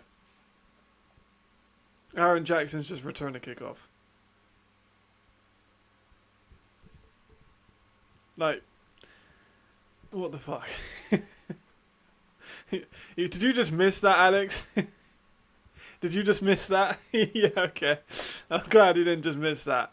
Last few seconds of the fucking half, he just returns it for a kick all the way. My days. Like, what's going on, bro? What is going on? Insane. Wroclaw look incredible, but that's just... Good to Sherman. I dropped it. So we're going to go into that half. 28. So it was 20-7, Alex. And they've come back to 28-20, winning. Like, oh my gosh. You got to rewind it during the half and just watch some of it. Like, it's been insane. He's got 2 receiving touchdowns. Adams has been one of the best players in the field. He's got 2 receiving touchdowns, one of which was for like 60 yards. What the fuck is going on? This has been an insane game. Obviously, Jamal, you did your like top games ever. I honestly think this one has a contender to be in that list if the second half is as good as the first half. That's insane.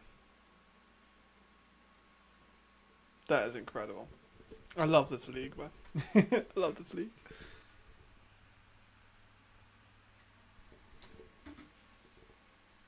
And we can see now a Hamburg game. I'm hoping that the Surge and Munich and Hamburg and Prague can live up to what we've seen so far. So still got 3 seconds. If we see a Devon Burrell kickoff, I'm going to jump out the window. We see back-to-back kickoffs. Oh, he's not going to take it. Oh, Devon, man. I don't care if it's like 6 yards deep in the end zone. I wanted to see a double return kickoff. Has that ever happened in professional football? I'm not sure. They'll have 3 seconds. Probably going to just kneel it or run it or be conservative. But Aaron Jackson keeping Berlin in it with 2 touchdowns. Incredible. Absolutely incredible. These games have been phenomenal. Yeah, so they take the knee, which makes sense. They'll go in at the half.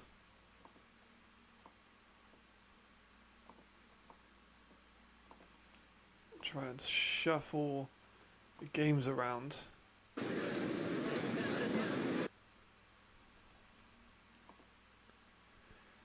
Ben Stuttgart. Alright, hit me. Who you got?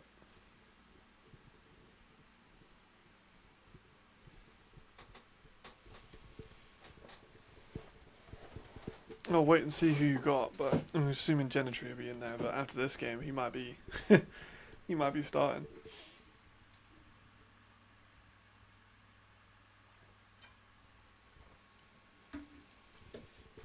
What a fucking game. I gotta like unravel my microphone too. My wires are like super tangled up. So Hamburg and Prague is kind of delayed a little bit. It's halftime in the other games, so we don't have any football currently going on, which gives me a second break from the absolute manic game that is currently unfolding.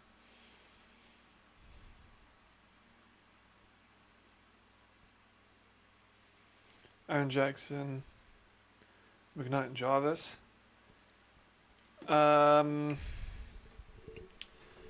Shit. I haven't seen Jarvis play yet.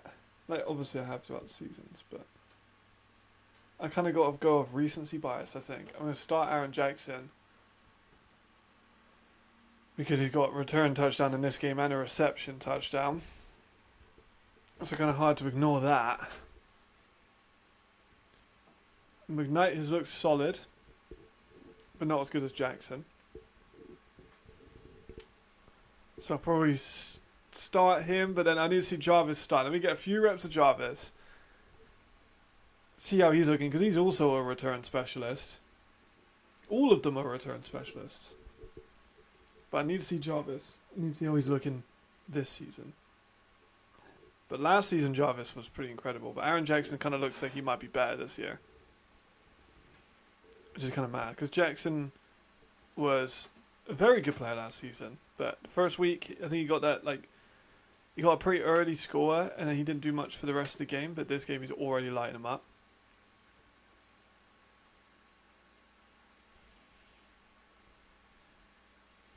Okay, so they're still not started in Prague. They're showing the halftime highlights, I believe, for Fire, unless it's not the halftime highlights and it is actually the second half, but they're just kind of, I have no idea. I don't think they've started yet. But it might, I don't know if it's reruns, they've still got first quarter. They did this last time and it wasn't. So I think, are we in the second half? I can't tell.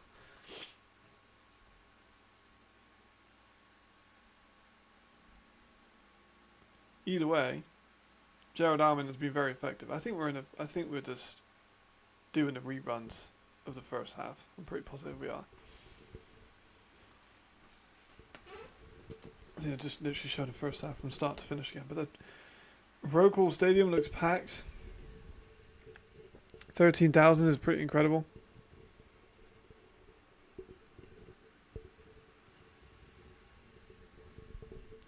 You got Hamburg and Prague, which I am very looking forward to seeing. I think that'll be a very telling matchup. Because Prague are definitely... Hamburg, I think, is pretender or contender. That's why I put them as that. My Game Pass is okay currently. Had issues with it a little bit yesterday, but currently it's okay.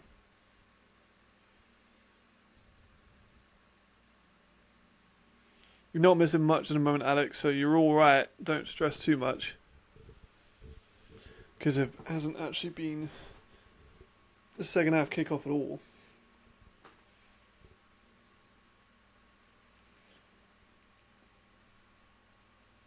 It's not even, his name's not even Joe. It's Kelvin.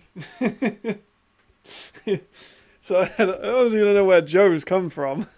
It's because it's Kelvin McKnight.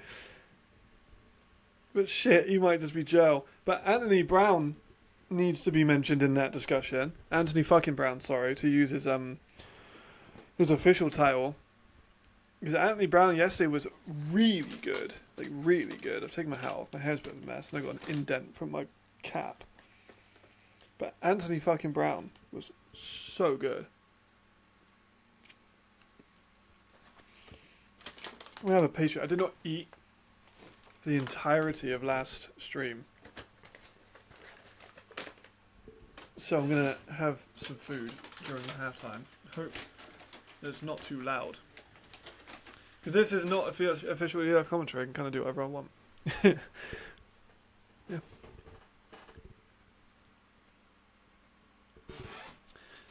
Yeah, so Anthony Brown is definitely one of my players of the week, for sure.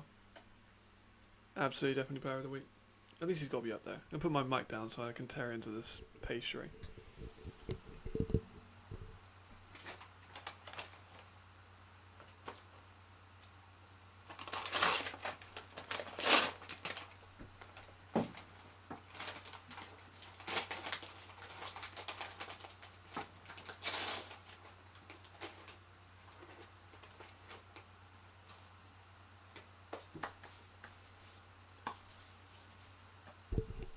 Hell yeah, it is. I'm here for like 7 hours.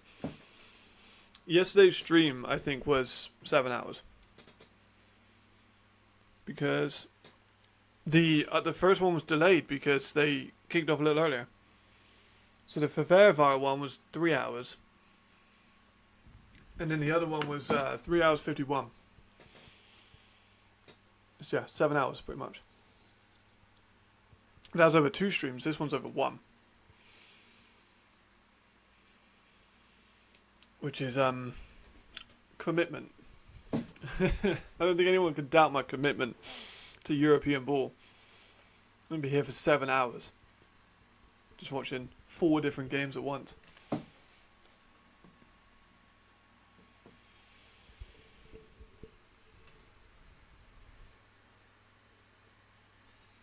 My hair is a bit, that's why you can.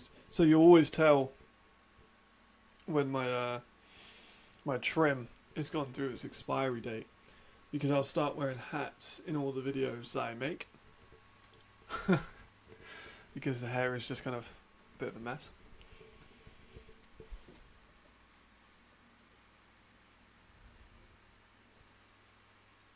They're showing like the entire first quarter again during halftime, which is mad confusing to anyone who's like tuning into the game. Just showing the first half.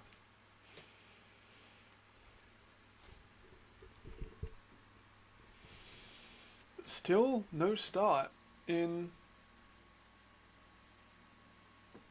Wroclaw, in Hamburg and Prague.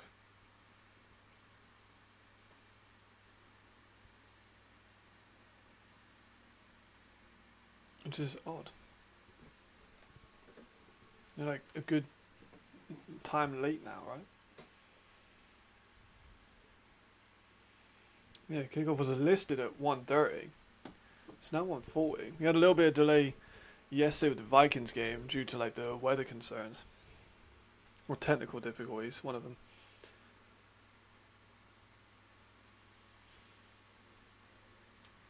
But in this one, no tell on why we are slightly delayed.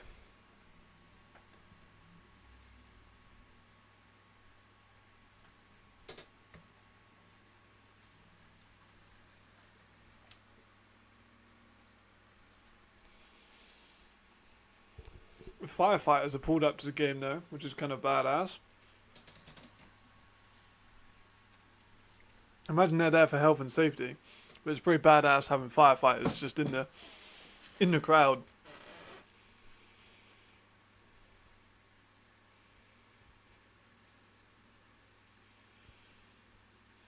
Still no sign of a kickoff. We got a while until the Ravens surge. I think the first 2 games should be over by the time the surge come on. Here we go. So Hamburg are coming out now. They've got the flags ready. They got their bell. Is the bell just a Hamburg thing? I know they've had it for ages, but... Oh no, those jerseys do look clean. Those jerseys look really clean. Hamburg, not Hamburg. Well, Hamburgs do look nice, but the Prague jerseys might have just rocketed to like number 2. In my opinion, I do really love those Barcelona jerseys. Jarvis is here, Landstrom's here. Harty Canedo is listed as a starter. Someone I was really hot on last year. Dion, not a Brit. On the offensive line.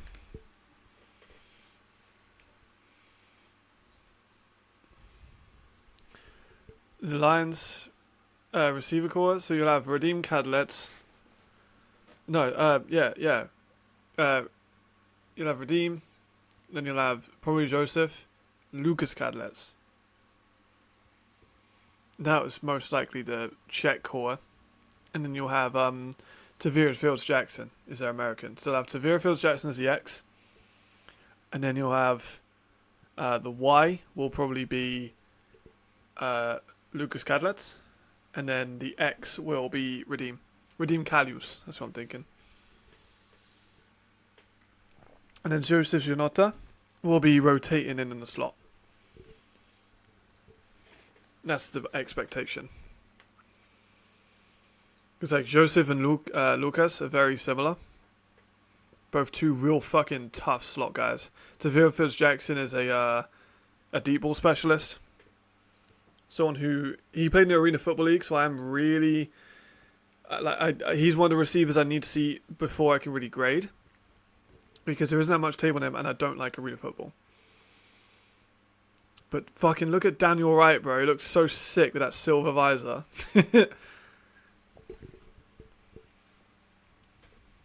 Oh my god, Daniel Wright's already my. I need to get a Daniel Wright jersey. I need to get a Daniel Wright jersey. Yeah, so Tavir, Radim, Joseph, Janota. So Janota might be starting then. You know, Sirmek? Okay, interesting. Okay, they got Lawrence as well, another Brit. Lawrence is an all-star level player. I will say it until I die, Lawrence could be an all-star. And I'll say this again. The Prague team is far from the worst in the league, and they could very, very, very clearly beat Hamburg. I do not know why people are sleeping on them. They can beat Hamburg. Right, they could beat Hamburg convincingly. I honestly wouldn't be surprised if they put 30 on Hamburg. And I'm not saying Hamburg's bad. I'm just saying that's how good Prague looked to me. Might bite me in the ass for saying this. they get beaten now, but they just have so much talent. They got like Jan Chris is a good defensive back. They've got Daniel Wright is a great defensive back. There's Toby Naylor, another Brit. I played with Toby Naylor.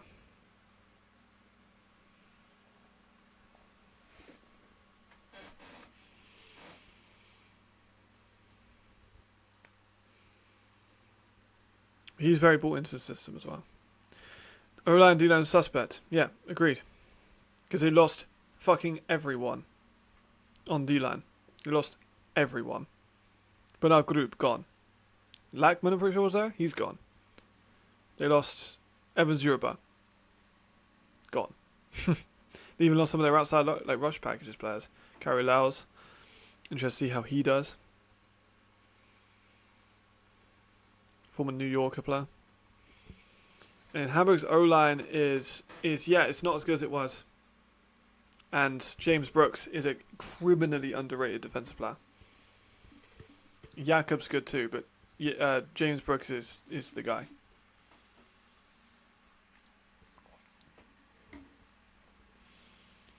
You got like 9 sacks last year? Something like that.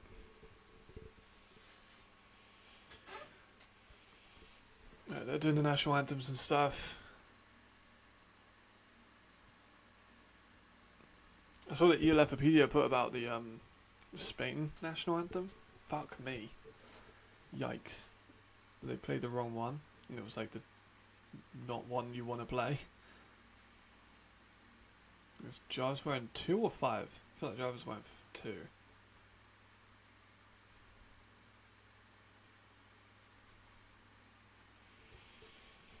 I'm still expecting Harding Canedo, the running back, 23. There you can see him. Brazilian dude. Brazilian-German, which is quite common. A lot of Brazilian-Germans. I'm expecting him still to be a breakout player. I know that I said he was going to be Rookie of the Year last year, and that didn't exactly pan out. I do still think that he's a guy that can be a starting running back in this league.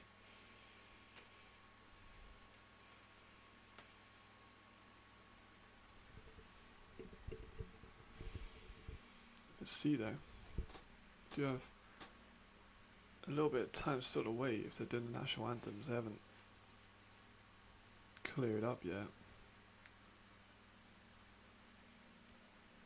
red and white looks clean. There's Adam Z, Zuleka, him and Meryl Zero. Of course, we did have Tyrese Johnson Fisher in there for a minute, but he's now posting about being in, like, he's not in Potsdam, like the team, but he's been posting about being in the city. So maybe he's teasing a move there, which I don't know, man. I'm kind of done with the GFL. GFL kind of annoys me. And the import rules are silly.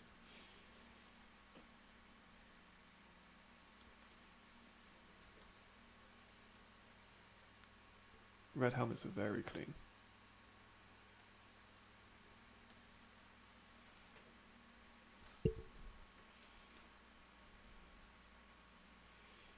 Not sure why they're showing like the full half for the Rhein Fire game.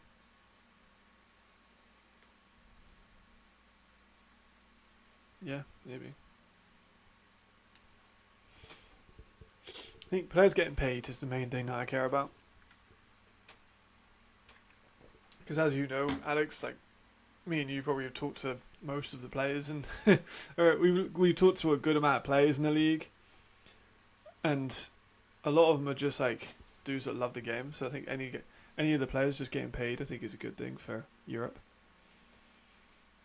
And Tyrese being a Brit, I've spoken to him a couple times, so.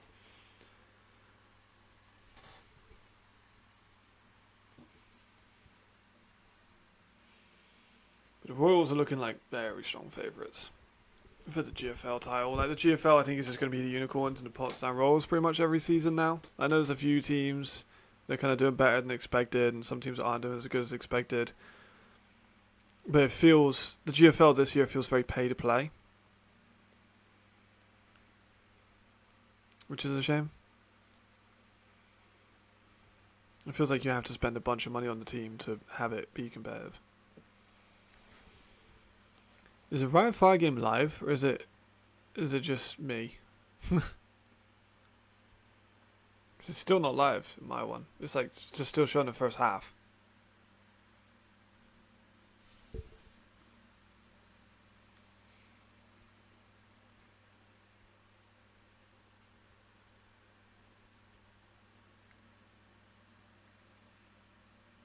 Same with the Wroclaw game. Not sure if that one's live either, if it's just showing the halftime or just the full game again.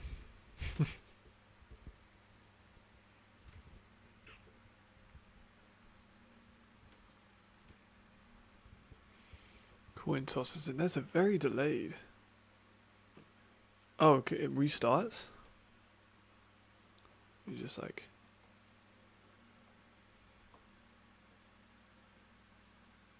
Oh shit, they have started again? Fuck. Oh, there we go. So it's cut back in. It's restarted.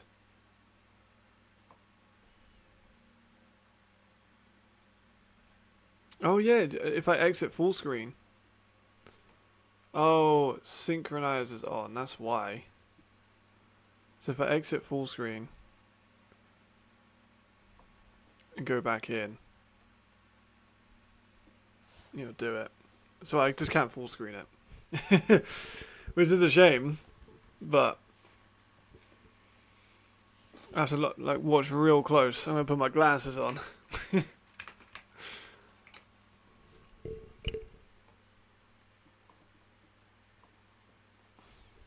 In the backfield there, a little bit of a wildcat formation there, and then low. Man, that's such a shame that I had to like watch it later. So I've missed the first few minutes of the game, which is a big shame. Yeah, it's kind of annoying. Hopefully the ELF can sort that out.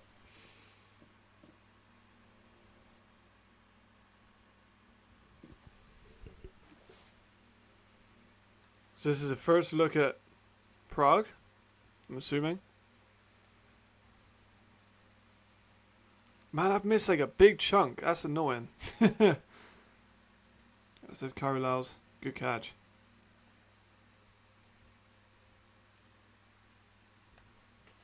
Yeah, it's kind of annoying that it does that. Now I've missed like 7 minutes.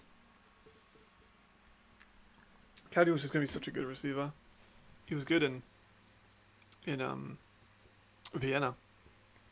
There's so many good players in Vienna. He didn't get his chance to shine, but he's going to shine a lot. I love the detailing on the jerseys on the sides.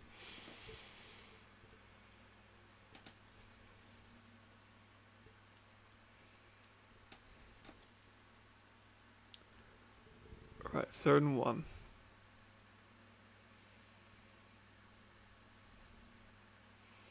Because Merrill wasn't used effectively in Paris either. I don't think. Merrill Zero was like a former CFL prospect. I think he got like 1 carry.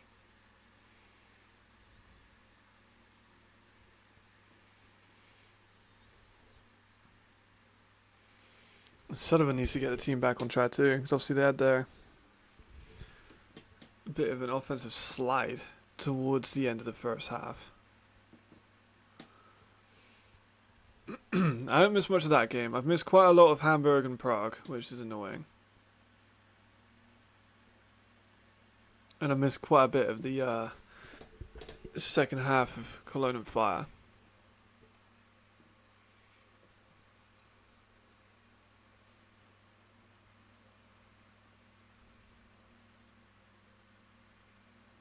Can I zoom in with this? Oh, I can. Okay, that's good. That's good. So I zoom in manually with my spacer, but the quality is low. I say Weed's legs though have been a.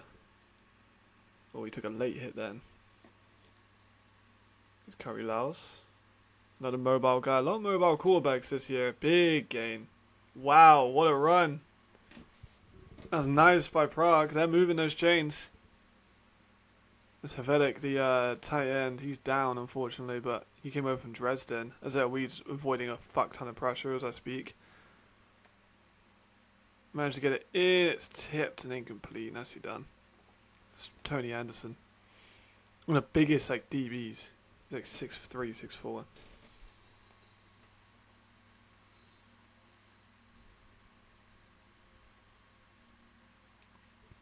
Sullivan with a shot. That's incomplete. They're going to call the injury timeout for that one as a flag on that previous play.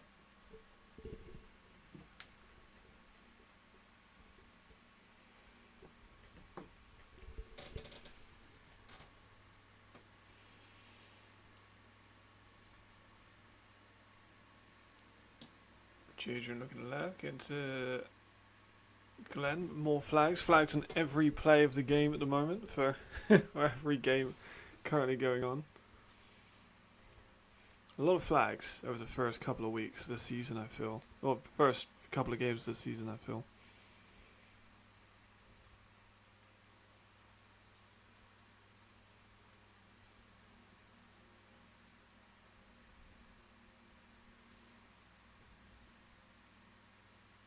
Sort of again taking a draw play.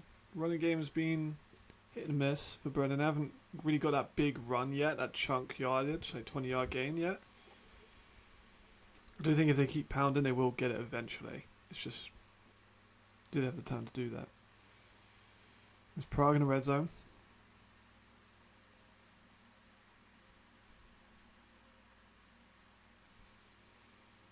I think they could hit. Redeem here. They play a lot of off. Oh, is Weed's taking a lot of pressure. He throws it out of bounds smartly. Oh, Merrill got fucking blasted. Holy shit. Fucking hell. That was by the Kiwi, right? I've been hearing from camps that he's lighting camp up. Holy shit. My prediction for Lions Hamburg, I think it'll be a really close game. I think there'll be, I'm kind of leaning towards, I'm changing my mind every few minutes. I'm kind of leaning towards Prague at the moment. But I think it'll be 28-24 either way.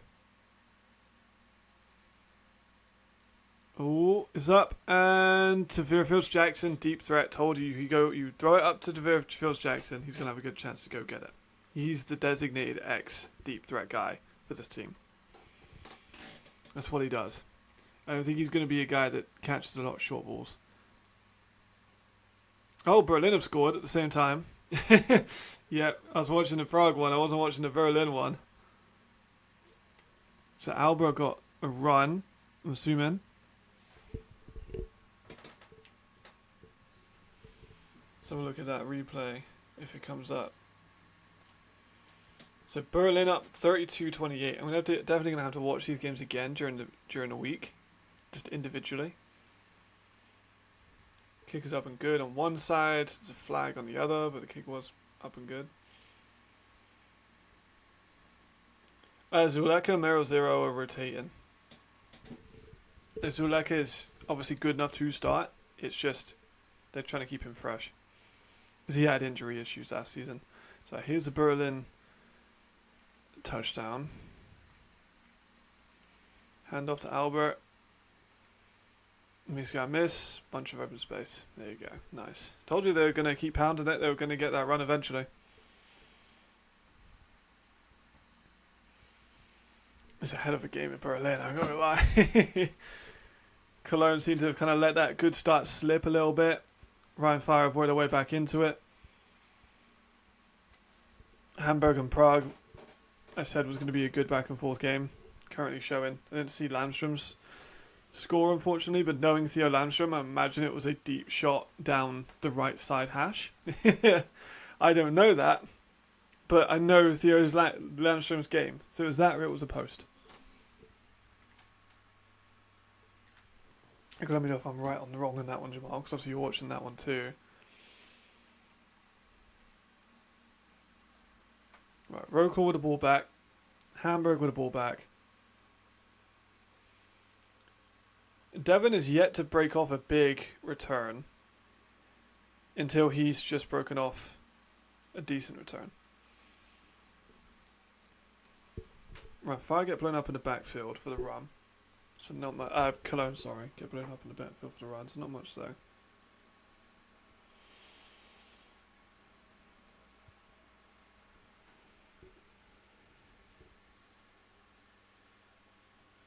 Flags all over.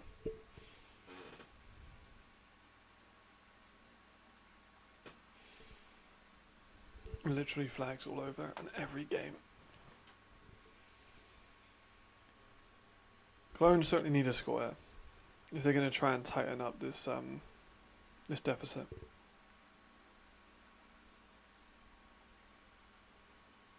Now 14 complete, so that's going to be 3rd and goal. Try to get to the big tight end on Robin.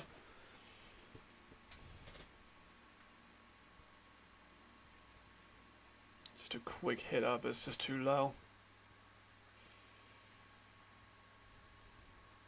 It's more that running game starting by Wroclaw. Good outside run for a good solid 20, 30, 40, to about 20, 25. I got a little overzealous. But that's David. I'm interested to see what their running numbers and receiving numbers are so far. It's clear that Adams is more the receiving back. Like, they're both good receiving backs, but Adams has been excellent. Oh, Donko with a big play. He may not have the drip, as Alex said, but he's definitely got the play.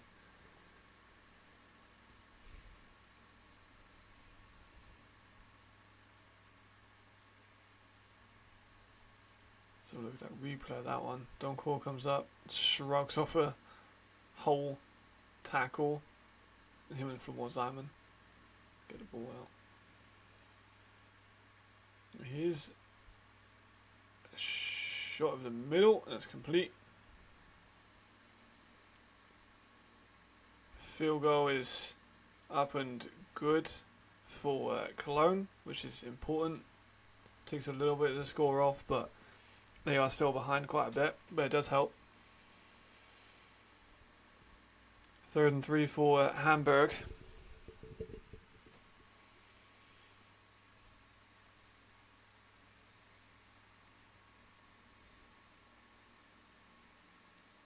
Ball was low then, that was nearly out. That's a 4th down. And Paul. What the rotationary backs they have in back there. Isn't able to get a first, but it looks like they're keeping the offense out there. a lot of these teams are going for 4th and 1s. Like a lot of them are going for 4th and 1s. We haven't seen very many teams shy away from that currently. It's been quite a important part, I think.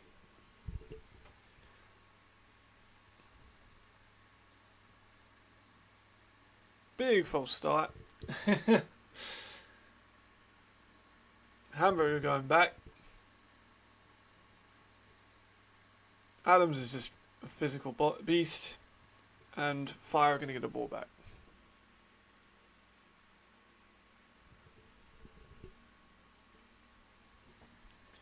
Oh, good return by McKnight. Maybe he's coming round. He's still going, spinning around. Had a few gaps, went inside, got a decent return out of it. So second, 3rd and 1. They fake the sneak and throw a screen pass. It works. To get in the 1 yard. That was a pretty interesting play call, but I like it. I've liked what Wroclaw have done all season. Well, I say all season, like it'd be an hour long. I like what they've been doing.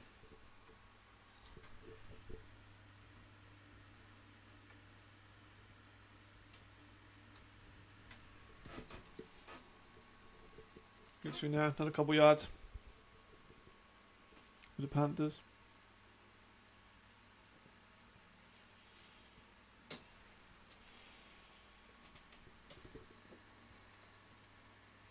A long delay for that flag. 4th and 6. They're going to punt now. Change their mind. It's David for a big hole. He gets another 15 to add to his tally. We said in the pre-season how good that running attack is going to be. Show it out today. Punt is low and high on the actual kick.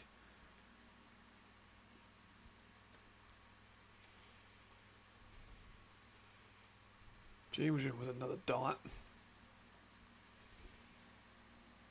No short pass out to the left side for the Wroclaw.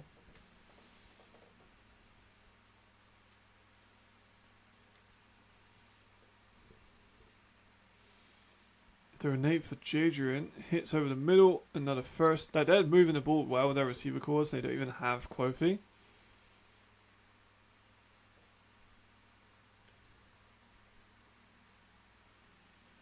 And that's pretty damn impressive, I can't lie. Because Kofi is one of the best European receivers. So here's Prague back on the field. A chance to make it a second score in as many drives. There's Fields Jackson. Maintains through contact. That's what he does. Maintains through contact. Like his whole thing.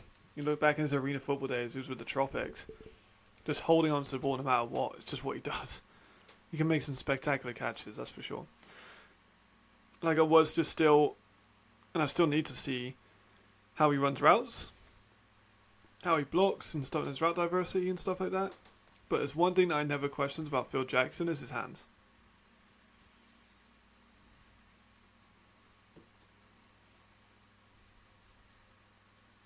Is Adam.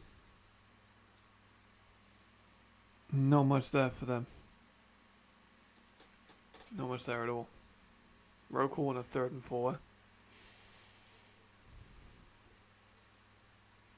Gonna give it to the running backs again, who makes it. Just Berlin can't stop the run at the moment. They're too effective. Wroclaw just too effective on the run. With both of those guys, you stop one, they bring in another who's fresh. I don't think we're going to see any team really stop that, especially with the offensive line, the power they have. Like, Davis just ran through people then. There's Kyrie on the 3rd and 3. Short over the middle to Fields Jackson, who has got some space. He's down to about the 40. Fields Jackson's looking good. Looking real nice. Good over the middle catch and run. Another over the middle pass here from the Rhein Fire. He's got some space. Yeah, that's McKnight again, turning upfield. He likes to turn upfield. He likes to stop and start. He's certainly a guy that's going to try and make plays out of anything. Wroclaw getting close to the end zone.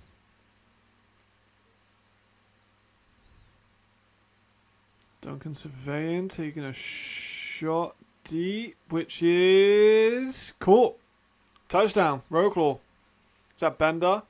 Yes, it is. This game is fucking insane. He was wide open. Like, he had way too much space. And that ball just hung in the air for a while. That's just what Duncan can do. He's just got such a big arm. End of the quarter in Prague and Hamburg. 7-7. 34-33 now. In favour of Wroclaw. Pending the kick. Which I'll wait and see on. Now, short pass for Rhein that gets a good amount of yards. That's to Sergi, the running back. PAT is good.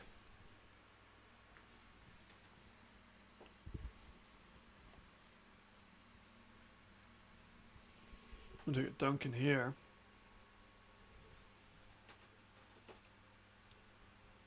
Yeah, he's just staring at fade down the whole way. DB gets caught flat-footed. Is that lapping him? Pretty sure that was lapping him.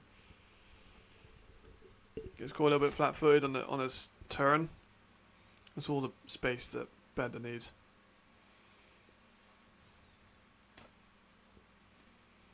He could be a very productive receiver in the system, for sure. Some people actually have messaged me and say they preferred him over the Cole, which is certainly interesting. His little jet, he is so fucking fast. Holy shit. Tavir Phillips-Jackson is still going. He looks so fast with the ball in his hands there. Jesus Christ. I might be a bit of a fan of Tavir Phillips-Jackson after these games. Short pass for Ryan, gets a couple. Berlin take a kick.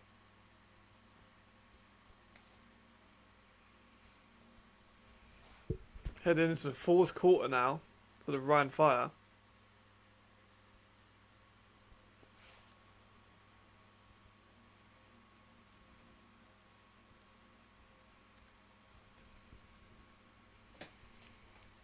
Prague again entering into the round. I told you Prague were too slept on. They are not last in the league. Far from it. There's flags on it. Adam gets dragged down behind the line. But there are flags.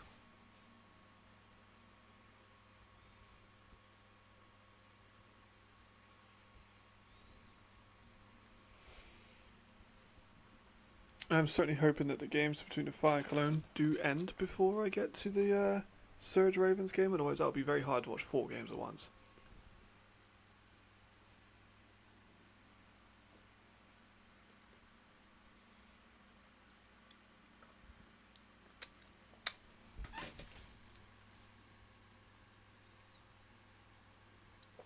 Okay, lots of flags going on there.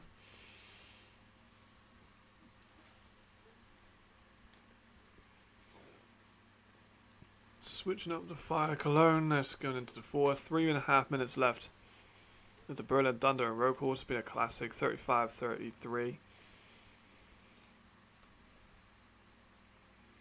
Short pass by Sullivan. Gets a couple. Now making it a more manageable third down.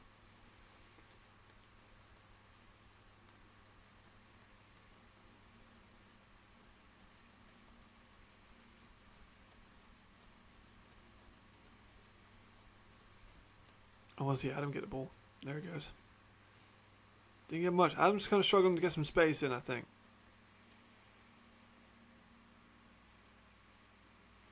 He's not been given the best blocking protection. We know how good Adam Zaleka is. He's just not getting as much as he needs. Third down run for Berlin is good. I'll extend that drive. Yeah, Zaire Ugapo. Serious talent, defensive end. He's going to be incredibly good this season. He might be a 10-sack guy, honestly. He can affect the run too, a lot. So here's Kyrie Lyles again. Sliding into Tavir Phillips-Jackson. Oh, is that a fumble? Oh no. He definitely had possession. He definitely had possession. What a play though. Holy shit. So Phil Jackson slant inside release, just gets the ball. Great play by 22. Is that Pitts? Holy fuck, what a play. Oh, mad. I mean, they are pinned inside the 1 yard line, but holy fuck, what a play by, I think it was Pitts. Damn. Holy shit. That was kind of wild. That was a hell of a play.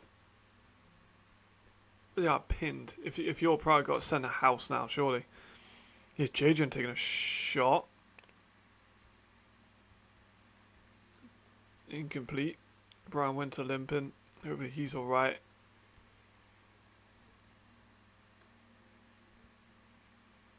Hopefully he doesn't get too affected. Gain another again for them. Right. Prague sending heat. Taking a shot down the sideline to Jarvis, who is free. Oh, Jarvis is gone. Jarvis is gone. Jarvis is gone. Jarvis is gone. Jarvis is gone. Holy fuck.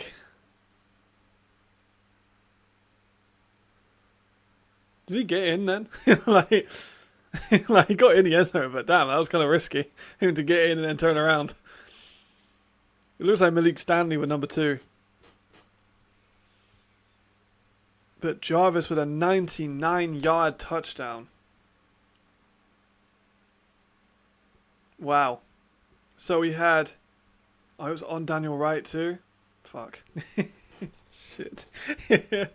So we had a fumble on the 1 that then turned into the 90. Jamal, he went for 99. He went from the 1. So we had a 1 yard fumble turned into a 99-yard touchdown. That's got to be like the best of defensive play transition into an offensive play of the year so far. But maybe even fucking like the league. Like that's insane. To go from forcing a fumble on a 1, which is already a rare play, to then getting a 99-yard reception touchdown, which is already a rare play, is incredible. Wow. We have been treated with these games so far. Berlin are over the 50. Sullivan's surveying. Looks for a shot that's incomplete.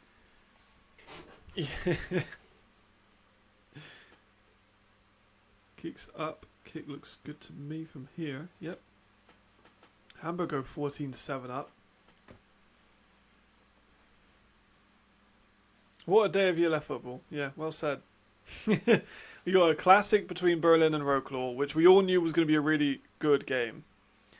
We got Cologne looking better than I thought we would, even though Fire are kind of comfortable now. Like, Cologne have showed that they can not just be a bottled team, you know. Like, we don't know what Madrid look like.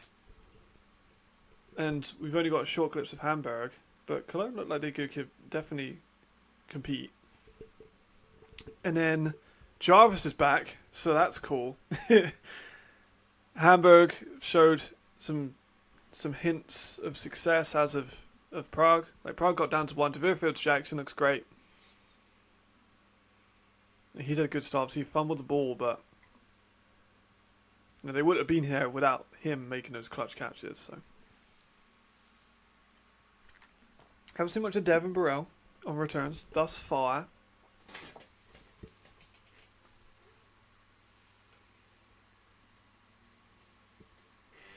Big third down conversion there by Cologne. 3rd and 5, get about 7 out of it. That's by Shum. He's been a guy they've gone to a lot today. So Prague get the ball back. He's got a hope for no turnovers, and it's a good drive.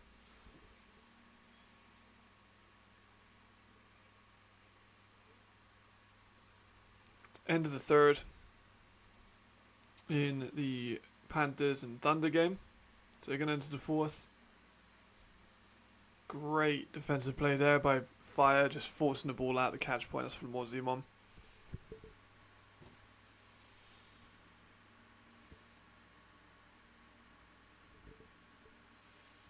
Yeah, this has been a hell of a game. All of these games have been spectacular. We haven't even done yet. We still got the Rhein Fire. Oh, we still got the Surge and Munich game.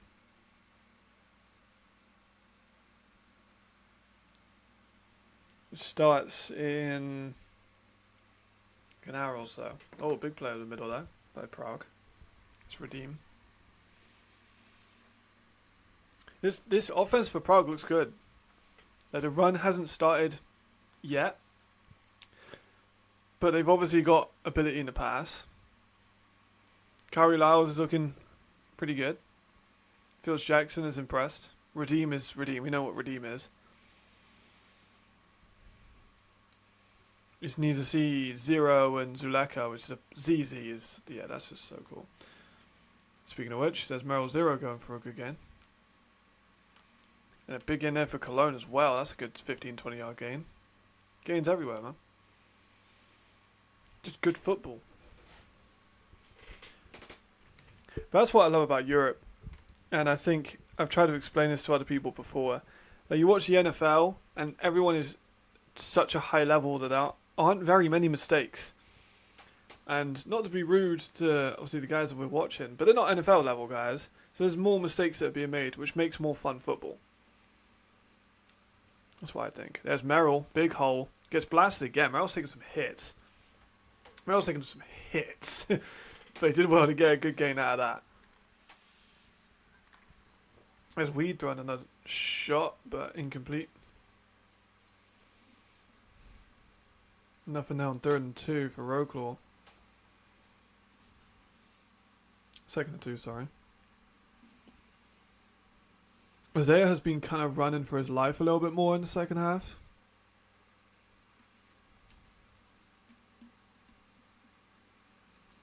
I'm definitely going to do a stock market video tomorrow. Just need to make the graphics and stuff, but I will do that. Merrill, there we go. Running game's starting to come alive for them now. Really starting to come alive for him.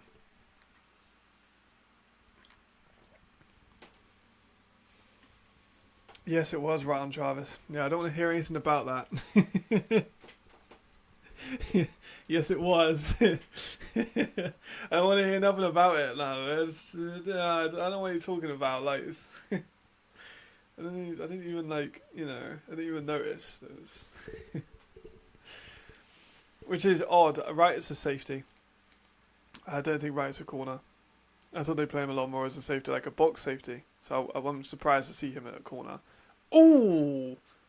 Fucking Tavira Fields Jackson got lit the fuck up then, I can't lie. He's a tough bastard, so he'll be able to firm it, but damn. The Hamburg C-Dell was laying the hammer.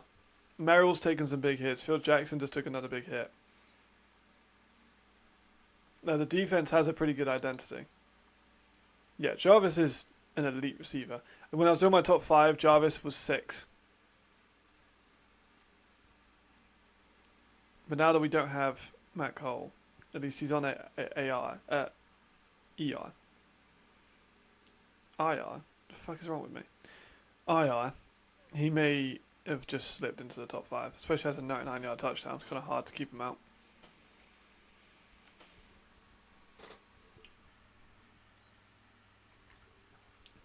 Some more play call by Wroclaw gets him another important first down on a 4th. Just to run up the middle, but fake the jet out. Wroclaw really looking to put the 40 number up, create a bit of distance. We's taking another shot, but it's incomplete. That's what I was saying, Jamal. I said it earlier. I'm not sure if you're here for that. I said that you made your top 5 games a little while back. And this one might this one might have to be a new entry. I think we all knew it was going to be a good week, like a good game, because of how good those teams are. But I didn't expect it to be this back, like this, the fucking kickoff return for a touchdown. Mental. Absolutely mental. It's Prague, big 3rd down and 10 here. Kyrie, there's Phils Jackson with another catch. Man's got serious hands. He really does. Now, he hasn't dropped a ball yet, I don't think. And we saw that a few times in like yesterday's games. There was quite a few drops. Now, Phils Jackson definitely is making a case to have some of the best hands in the league. But it's 4th and 1. I think that's an unfortunate spot. I think they can probably just sneak this. I don't really know why they don't put more running backs in for a sneak. They're giving it to... I didn't get back to the line. He got stuffed. That's a failed 4th down. Zuleka. He's a right fire back on the field. I think that's going to take control now. Run fire, run down the clock. They're quite comfortable. Not as comfortable as we might have thought, like a 50-0, like some people were saying, but they're pretty comfortable after the first 2 drives. Cologne haven't had a crazy amount to offer. Frankfurt and Rhein will be good. I still don't have Frankfurt as high as other people do. Because I don't think their offensive line, like they have Steven Nielsen. Oh, hold on, Juju's just taking a shot deep, but it's just over the head. Like they do have talent, Frankfurt, obviously, but I don't think that their offensive line is as good as Paris or as good as Fire. Yeah, Stephen Duncan, hell of a debut. Genetry, hell of a return to the league. Wroclaw was serious, man. Real serious. Raiders have a legit chance against Vienna. Yep, they do. Both of those teams, I think that both of those teams showed vulnerabilities in the first games. Like the Vienna team, obviously the pick 6 hurt them. They stalled out a couple times. They got a couple of lucky calls. The kicking was bad. And they weren't great, but they were still good. You expected more of a dominant one. Well, Weston Carr wasn't playing. And I've said before, I don't want to like hype on it too much, but I don't think Weston Carr is a top 10 American receiver. I have, especially after those first few games where he didn't play, and then people like Tavir Fields Jackson in this game, Anthony fucking Brown looked great. So they're just going to rise above him. I was quite surprised they brought him back, to be completely honest. I think if they got someone in like Malik Stanley or Terrain Robinson, yeah, 3 years. He was injured the first year, came in the second year, wasn't as good as Jordan, and then hasn't played this year. But Malik Stanley, I know and Teron Robinson, I know they're in Mexico, but like, I don't imagine it would have been that hard to bring him in. Great hit there by Jan Chris. I think both of those guys would have been an improvement. I am a massive Malik Stanley fan now. Like, I've been vocal that I think Malik Stanley could have been a Triple Crown winner like Markel. I have Malik Stanley and Markel like the same grade.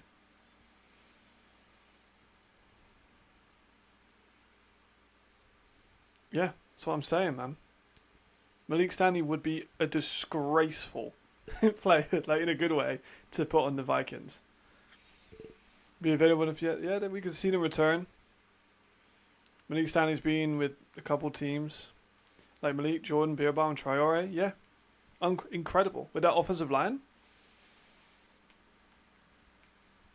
Like that'd be fucking unreal. Would be unreal. Like Stanley can take any ball out of the air.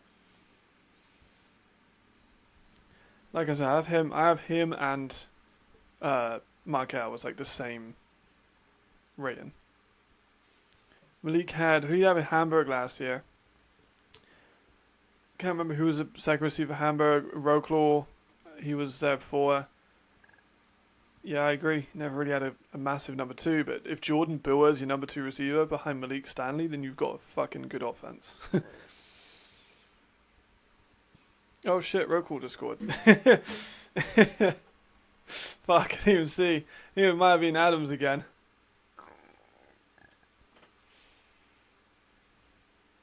I can't even think who he had in any of those teams. No, none of them are coming to mind. But can you imagine him in... Oh, here was the run. So was it Gentry again? Oh, Bernat and Mazin, they are really good. And that team made the playoffs. Yes, there's another run. Gentry with his 3rd touchdown of the game. It's pretty incredible. So Bernat and Mazin are solid. And they made the playoffs. And they were very close to a championship. Didn't they lose by Hamburg? But like, real close. So easy could have seen him being there. And he went to Hamburg the year after, and I don't think was used as much as he could have been. Now he's over in Mexico. I'm not sure. I haven't watched much, if any, Mexican film, so I don't know if they have stats or anything. Yeah, Wright is playing corner.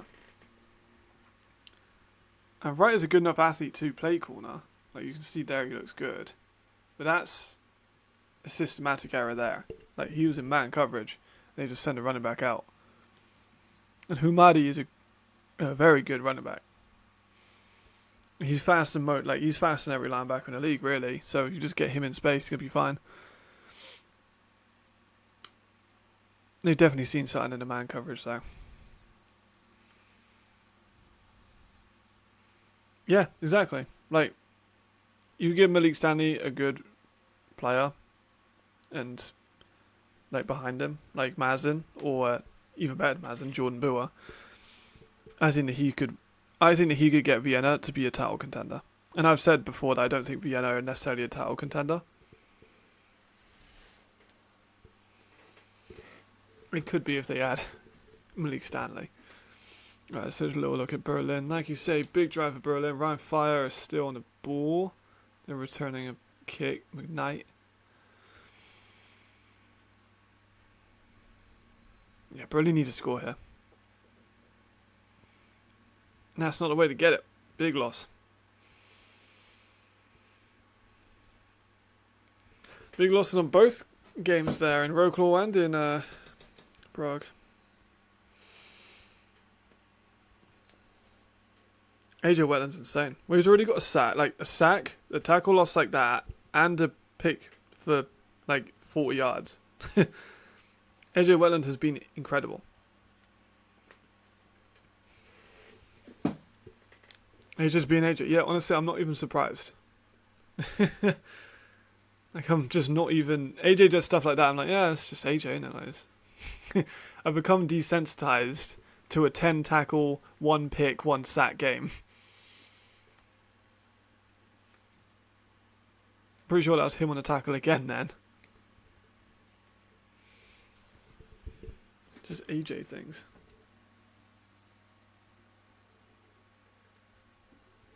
We got 1 more hour until the next game. And by then the Fire game would have wrapped up. Most likely as well with the classic that's been the Panthers versus Berlin. So I failed them by 14. They're up by like 9. So it is close. But 3rd and 14 is incredibly hard to overcome. They're going to take a shot. He has got a yard of space. There he goes. Sherman. Big tight end. He's a sleeper player. He's a good blocker. And he'll just occasionally hit you with those passes and those big catches. Doesn't necessarily get those stats like throughout the season, but he's definitely one of the best tight ends in the league. It's on AJ. Yeah, AJ is a phenomenal player. But AJ's not as fast in pass coverage. I'm sure he knows that. Big attempts. But AJ is still phenomenal, you know.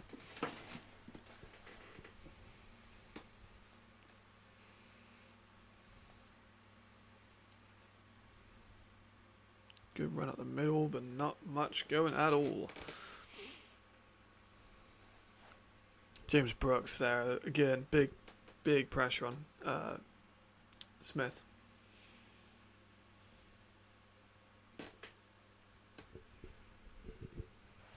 I do still need to the jury's still out on Javarian Smith, I think.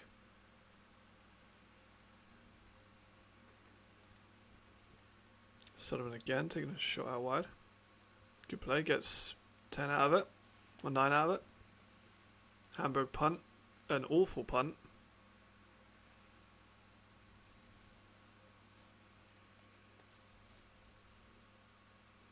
That's biased too. He's been so good.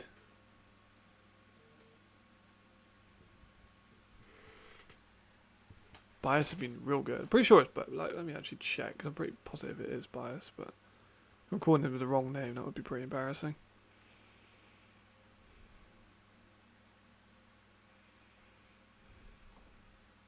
Yeah, it's Bias. Yeah, I'm all good. I was pretty positive it was, but I needed to make sure. Oh, ball's out. Ball's out. Ball's out. Oh no. Was that on Bias as well? Phil's Jackson with a big play over the middle in that game. Holy shit. So did I just get Bias praise and then he fumbled the ball? Oh, Bias. I have cursed this team. I've cursed every team today. I've cursed every single team. I cursed Berlin by saying there's been no picks. And then the second later they get a pick. Same with Cologne. I've just cursed Bias by saying that he's done really well and has deserved some praise. Kind of my fault, huh? Sorry. That was a huge play. I do want to see a replay of it. I saw it a little bit. I did a booth review though. Romanowski.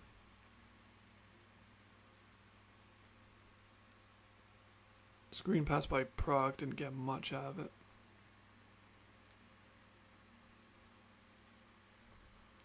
Because it depends on if they consider it as possession. Did he have possession of the ball? Ryan Fire's taking a shot, but it was cool.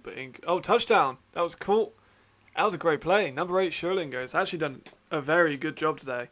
I think he's earned himself some more catches during the season. Prague have just broken off a big run.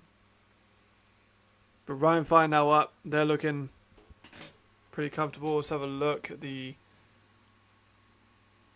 Are they arguing if he maintained possession? Or if he had possession? I mean, he clearly has the ball. Like, on the fumble.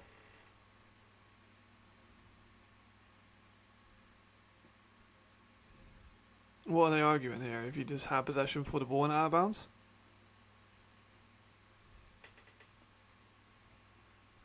Kick is good and Rhein as well. Prague over the halfway line mark and running again. Big run by Prague. That's another 20-yard gainer. I think the Prague game's really shaping up nice too.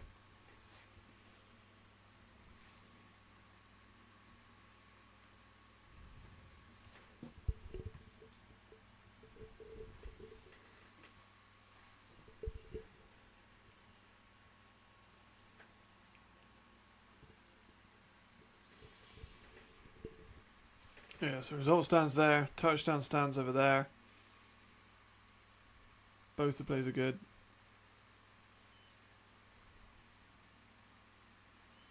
So if Rogue will go and get a touchdown here, they might wrap it up. Oh, hold on, big shot, big turnover. Oh my god, so they've just run a pick.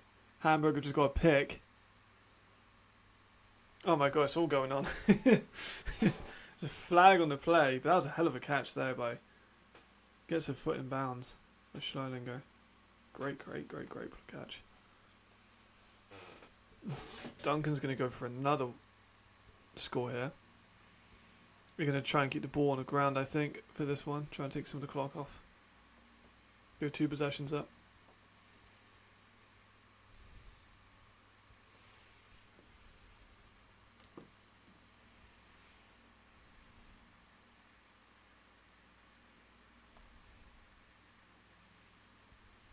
Flag in Hamburg. Not sure what that was going on. Flag also in Fire. tunnel screen. Doesn't exactly work out for Wroclaw. It's going to be a third down there already. Quick third down. So yeah, the pick stands. That's Maya, former Rhein Fire player.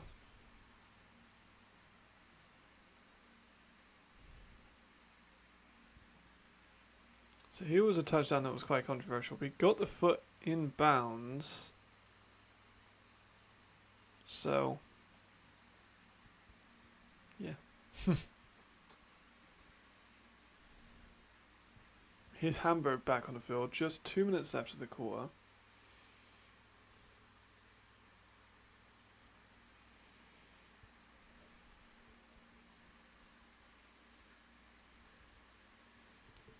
Wroclaw with a big third down.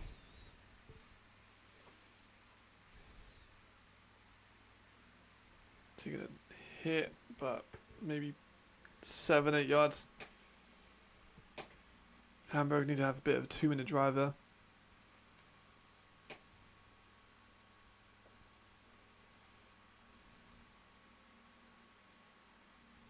You call it timeout.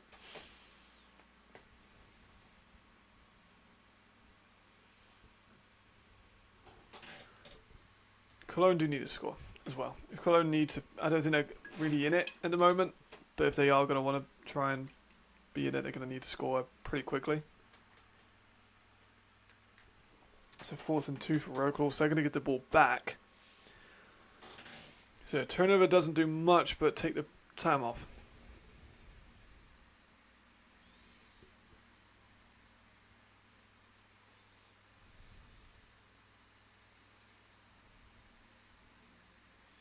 It's the first return touchdown of the year too, right, Jackson? You pretty much are going to make it for free, my guy. I'm not sure if it is on the ELF website that you might be able to watch one of them for free. I don't know. But it's all done by Game Pass.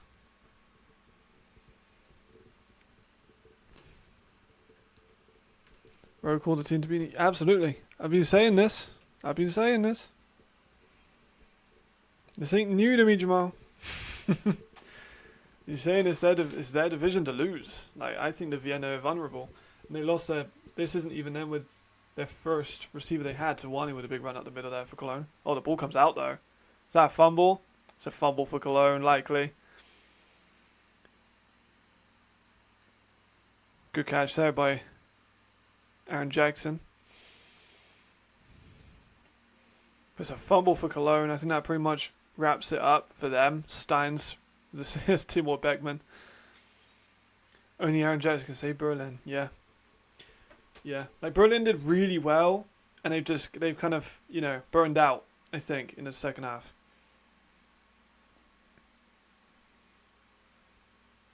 It's Theo get a big gain. Hamburg, really good defensive play. They forced the ball out on a 1, and then the next play they got a 99-yard touchdown. So as silly as it kind of sounds that we don't actually have that much viewing on Hamburg, because they've had some big plays, but they look good. They look alright. Jarvis is just Jarvis. Well, we just got back to Jarvis for the big play. We didn't actually see what the play was. But Jarvis is well over 100 yards. But if you've been watching any of the games of the Raiders last season, you know how good Jarvis is. So this is not news. Jarvis might... to go back to your start bench cut, who was it? It was Jarvis, Jackson, and McKnight. I think I probably got Jarvis, Aaron Jackson. Actually, I'll probably say Jarvis, Jackson, and then McKnight. As it stands, based on these games. Love that. Got a cousin playing for Hamburg? That's awesome. Which player is your cousin from Hamburg? That's dope though.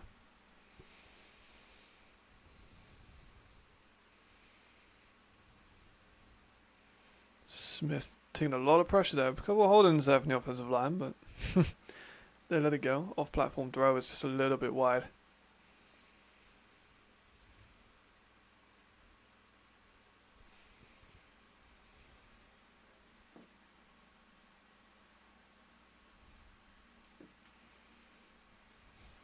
Hamburg again. They got 1 minute 29 seconds. They're going to take a shot to the outside, incomplete. 3rd and 10. Oh, Toby. I played with Toby. That's awesome.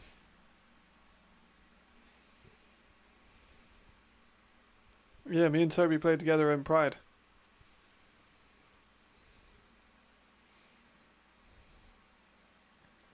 So Smith incomplete the Landstrom. Fucking diving AJ Wetland there. Did anyone see that? It's a great catch by Jackson. But did you see AJ Wetland like Spider-Man jump? Holy shit, that guy is insane. Berlin are making this into a game now with that play. I'm watching 2 plays at the same time. Humadi out for a good gain. 3rd and 10. He might go for a field goal here.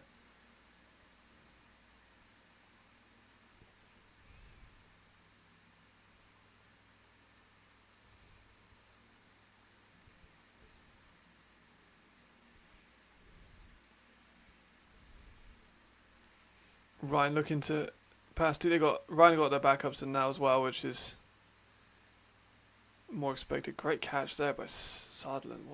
Another great play. Sutherland with 4.5 minutes to make some crazy shit happen. He's having a shot, incomplete. Jackson flags. That's huge. Hamburg are moving all the way up to the 15-yard line. So you got 1 minute 13. They can take the time. They got the timeout.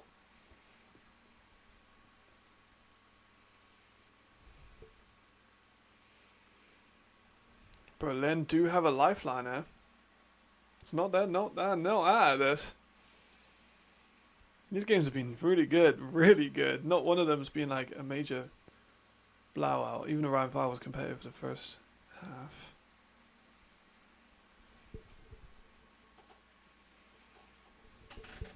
Oh, great turn upfield. Who is that? The Rhein scored again. That's a great run. That's a really great run. That's like the 3rd choice back. 28. I need to check my Elefopedia. For 28, the Rhein Fire. That's Alexander. That was a great run. TJ Alexander. Yeah, he was there last season too. Just great cutback. 1 minute 7 for Hamburg. Bit of a miscommunication, but Javarian is gonna be brought out of bounds, but that was damn close to being a fumble, so. And Fire kick it through. So Fire comfortably taking it. Berlin trying to make something happen in the last 4 minutes of this one. It's a great play there by Sullivan, just to get, they kind of acknowledge what a flag was, to be honest. Because, like you say, Aaron Jackson's kind of the guy that can save him, and he's got 2 big flags and a big catch on this play. Like, cool, touchdown Berlin. Oh, we've got a good ass ending here. That's Susie Sherman. This one is a nail biter. Oh my goodness. So, 39 here. Smart to go for the PAT, I think. They're going to go for 2. I think it'd be better to go for the PAT though, no? Because that makes it a 2-point game.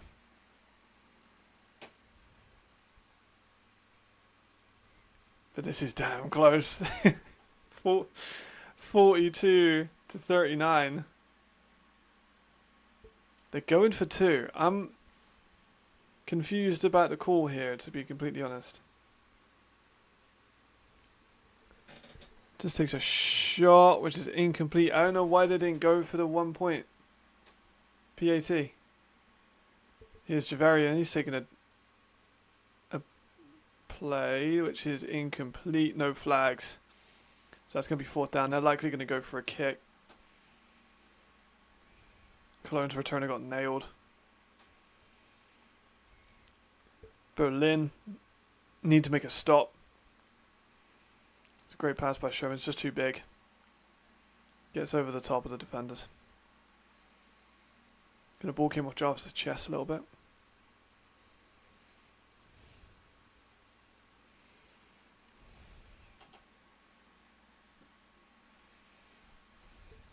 Still not even done. We still got another whole game.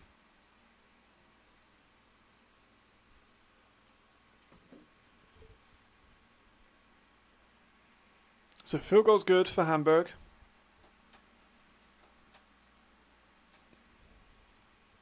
They're up now 17-7. Big plays on defense, big plays on offense. That fumble and that long touchdown just took kind of all the momentum. Berlin scored how? So big Aaron Jackson catch, flag on Aaron Jackson for PI, another flag on Aaron Jackson for PI. So PI made up like 60 yards of that. And then Schumann touchdown over the middle, just in the short red zone play. So they're now within, but they went for a 2-point conversion, and I don't get why. I don't know why they didn't kick the PAT with their NFL kicker. That's Devin Burrell. Oh, why did he go back? I mean, he still made it up, but that was close. But that's now flags. Yeah, so they went for a 2-point conversion, and I don't really know why. With their NFL kicker, I thought they would go for two. They'd go for one, and they'd be within 2 points and be able to kick a field goal and win. But they didn't. They went for two, and I don't see the reasoning.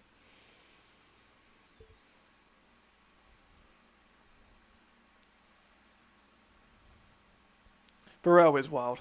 We haven't seen much of Burrell, and then Burrell will just come out and get like a 60-yard return. He hasn't had a great game deal with Jackson. Jackson has been a bit of a problem with those PI. A couple of those PIs were on. At least one of them was on Burrell. But he makes up with it with returns like that. Like he got maybe a little bit too dancy then, trying to take more yards. But yeah, it works. It's worked for him before, so who am I to judge? Alright, Berlin need to stop. There's no other option. They also need to nullify this run game of these receivers of the receiving backs of Wroclaw. Because they've not dealt with the backfield passes at all.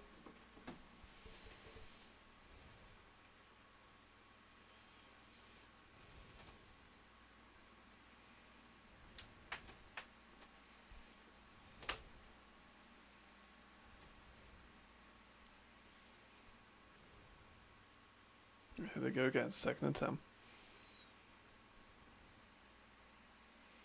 That handoff, going to get outside for a first down. They got him out of bounds, they stopped the clock, but they need to shore up those outsides. Wroclaw ran those outsides. Ludwig Myron now just being beaten for speed.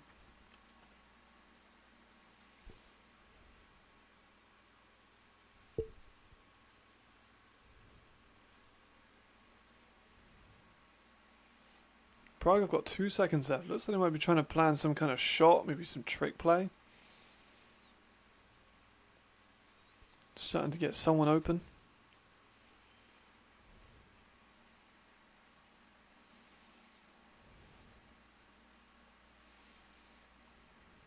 No, just a run.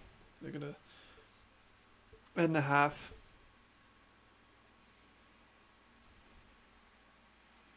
Cologne with a fumbled snap as well to get back to the line. Slides, takes his yards.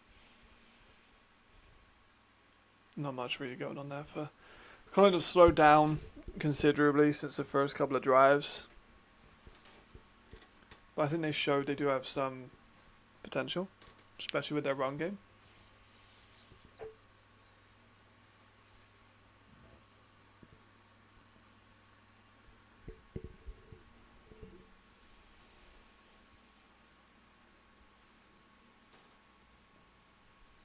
It does look like Fire are going to take quite a convincing win here. Looks like they're just going to try and edge it out. They fucked the punt. Damn. They fucked the punt. So now the fire on like the Cologne 10. Probably even shorter than that. That's tough. Second half has not been kind to Cologne at all. Oh shit, wait, the Panthers just scored? Oh, timeout. Oh, I thought it said touchdown.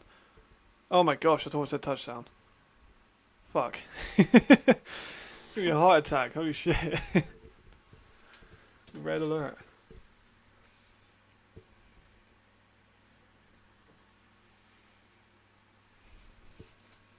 Okay, so timeout for them. They got 2nd and 8. Right, if I got 1st and goal, Rhein have been known to go for this in the championship game. They could have nailed it after a big turnover at the end, and they went for the score.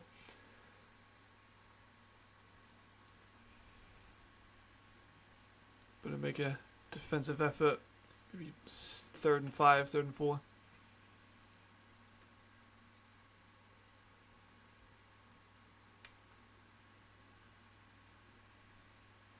Alright, so they're going to kneel it. So yeah, Rhein 42, Cologne 12. I feel like you were pretty close with that one, Jamal. But that was successful for them.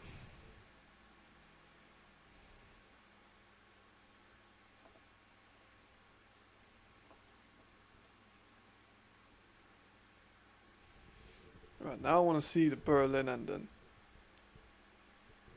So that run didn't get much. They're going to go into the 2-minute warning. They're going to get a field goal. But touchdown wins it. We could have a bit of a madness of a last drive, you know. Could be. That would be pretty insane.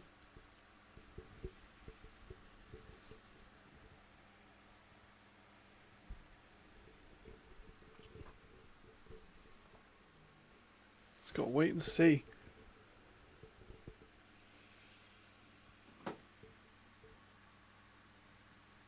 We have 25 minutes until the next game.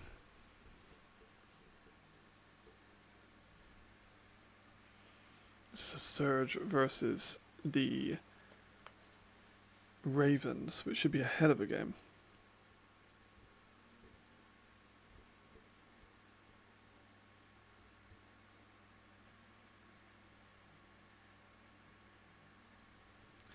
Some of the highlights from Genitry's runs, Bias's runs. Both of them just tearing it up. Bias obviously with that fumble, which was unfortunate. But he's definitely still had a standout game.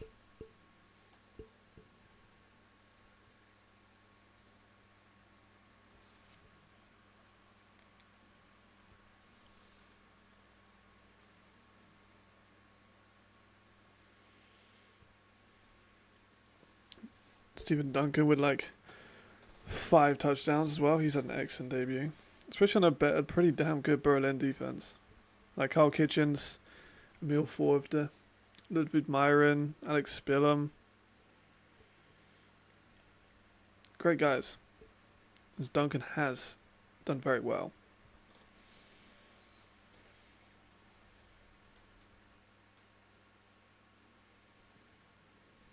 Right, 3rd and 5. Huge game deciding play here. We run a jet. They're going to do a receiver pass. Oh my god, they got it.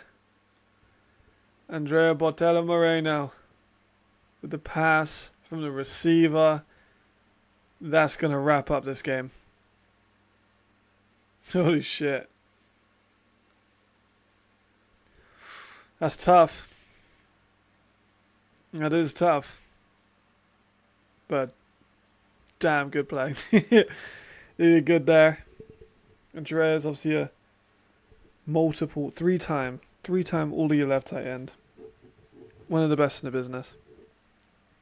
Arguably the best. Now I have him second behind Beer Bomber, but when he's doing shit like that, deserve to be mentioned with the very best. Yeah, PAT will get him up 10. I think that's all she wrote, but this game was a great game.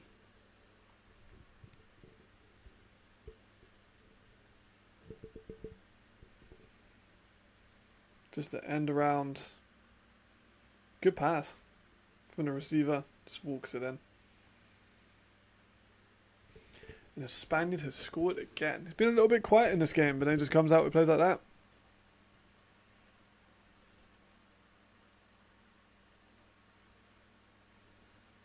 Very nicely done.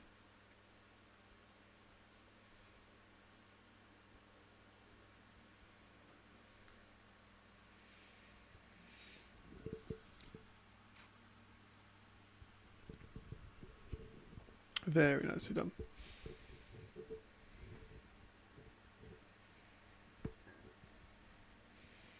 Right, they need another Aaron Jackson touchdown here. They got it once before the half. Is it greedy to ask for it again? I think probably.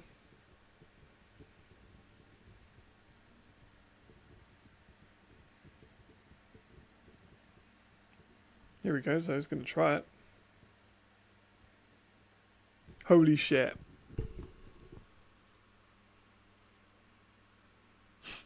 There's flags though. There's flags though. No. Oh, don't. Oh, just let it stand. Come on, let it stand. For shits and giggles, let it stand. Oh no.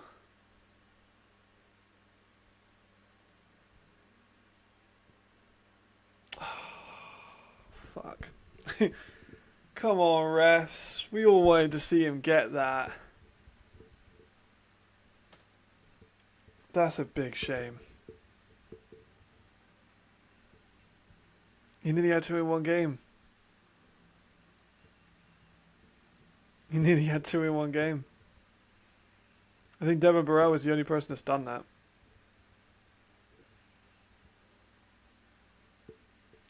Oh man, that sucks. He's not been allowed to have that.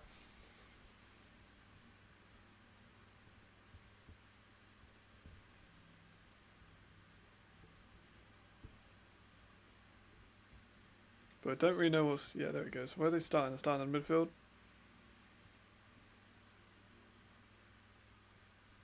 No, they're starting way behind. Damn. I mean, they could still do it. They're going to have a lot of luck.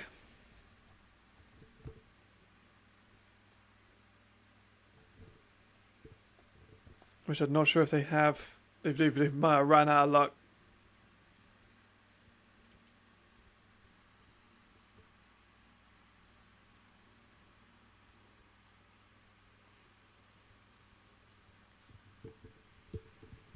.90 seconds left. 10-point gap.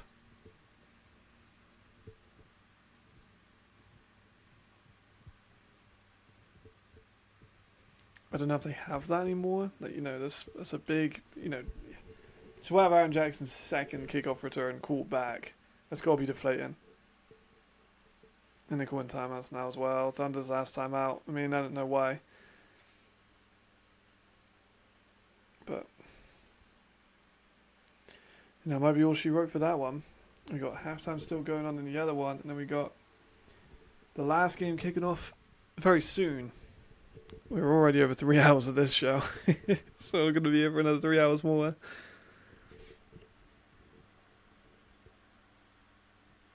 Hopefully they're compelling games. The ends of these ones have been... or liked to have seen Berlin get another chance. It's unfortunate we didn't get to see that.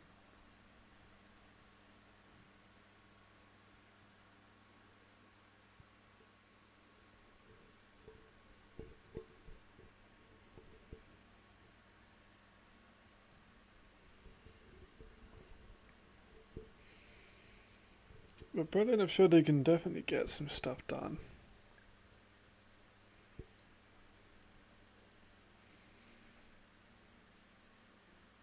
But I think I've just off the hands. I think it's kind of an unfortunate situation for Berlin where they're still in purgatory. And they've been in purgatory for years. I don't think they're going to get out of purgatory. Just kind of middle of the pack. Get a few wins here, get a few wins there. But never really beating the best teams like Wroclaw.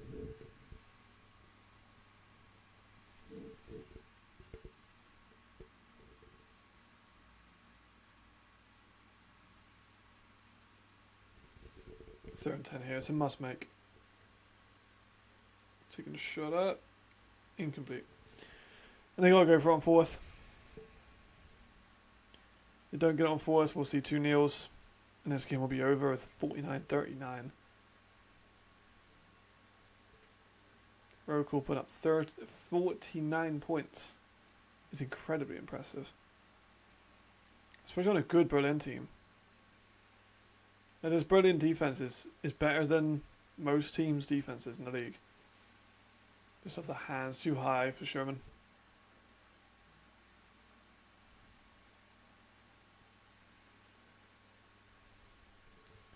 Sort of again, last chance really. Avoids pressure, throws the ball up. Oh, it's caught. It's caught by Robin Vilcek. They're not exactly rushing to get back to the line though.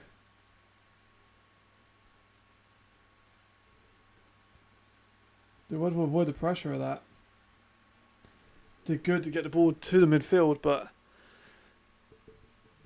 they're going to have to get these plays off snappy because they've got under a minute. I don't think screens are the way that it's going to work. It's got to be shots at this point.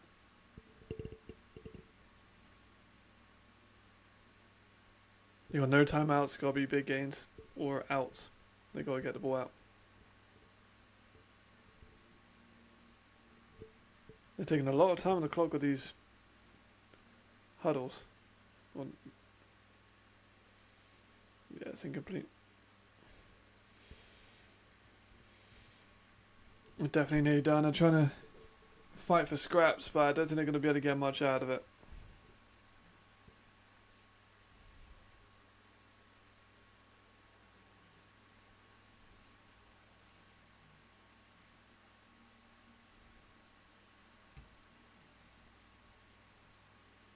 It's a bit too far right. Robin couldn't create the separation he needed.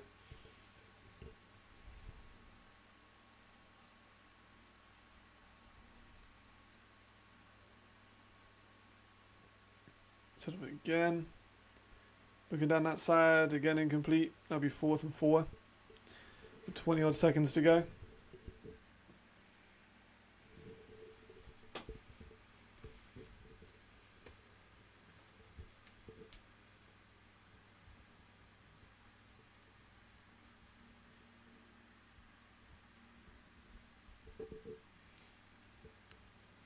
Very grey clouds in Prague. We actually don't think we've had any rain games so far, which is unusual. It was summertime, but... Right, 4th and 4, last play for Berlin, really. Or not, because they've caught the ball. They got 10 seconds left. They might get one more play. Just for pride, I think. Bias has done extremely well.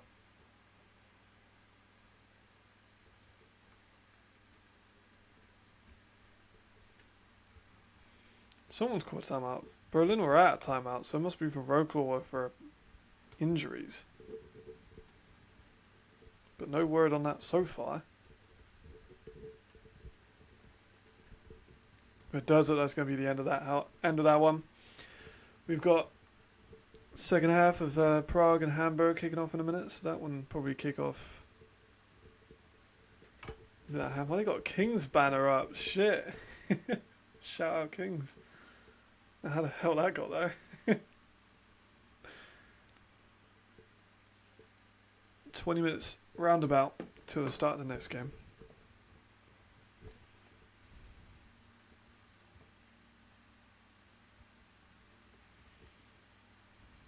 So the difficult part for Prague now is they don't get the ball back. They got to give the ball back to Hamburg, and Hamburg could potentially go up, but even more.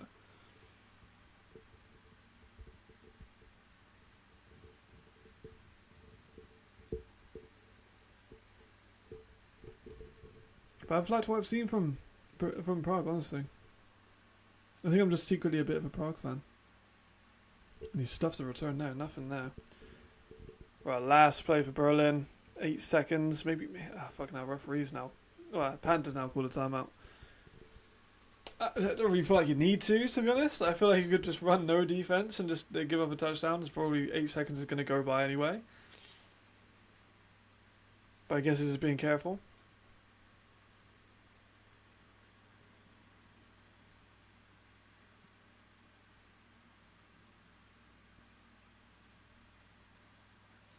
Here is Javarian Smith back out.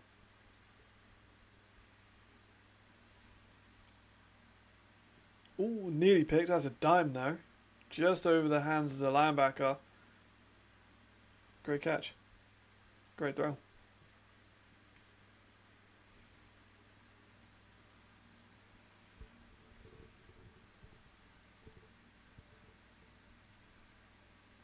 It was a real nice throw. Just perfect placement. Here you are. Hamburg. Berlin. Sending a prayer up. Nothing. Zeros. Game over. Hell of a game. Hell of a game. Wroclaw 49. Berlin 39. Wroclaw completing the comeback too, because they were down considerably. And what, 20-7 at one point? 3 consecutive touchdowns like giving up. There's quite a lot of Kings fans there, isn't it? I don't know why, but like I'm alright with it. Love the Kings. Without having that game, can now go to 2. Don't have to have 2 screens up anymore.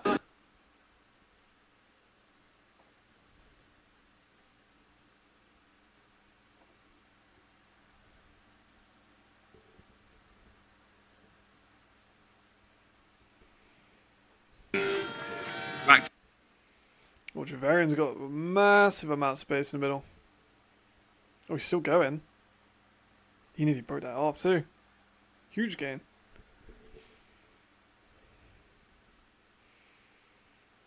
Our final game kicks off in about 15 minutes, which will be the last game of the day.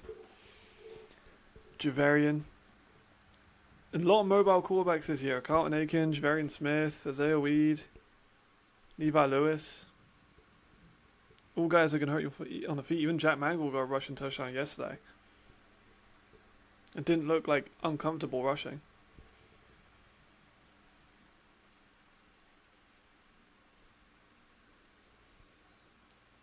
Rolling away, a lot of space again. Flags are up. Hits the fucking deck. Oh, that's Noah. The French linebacker. It's French-Spanish linebacker. Number 0. Someone I was pretty hot on for the start of the year.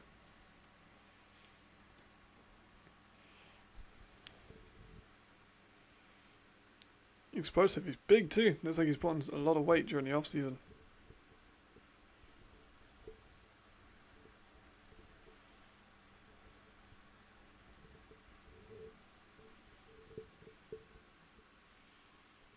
There was a flag on that one now. So they're going to be pulled back, which is unfortunate. He took a big fucking hit just for it to get called back.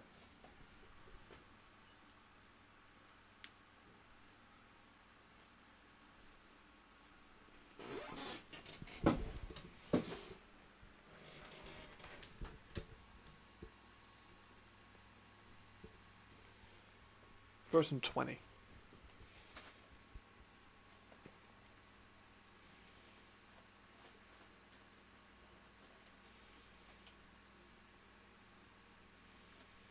I think there's a team, probably Hamburg, that had like so many big questions around it for the start of the year, given the amount of losses, like even on a coaching staff level.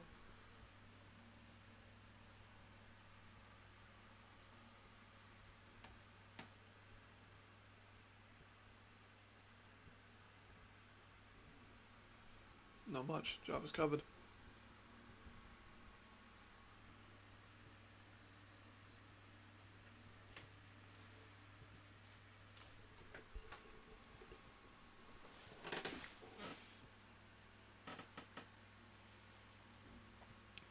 Just a little bit off of him. He was open for a minute, but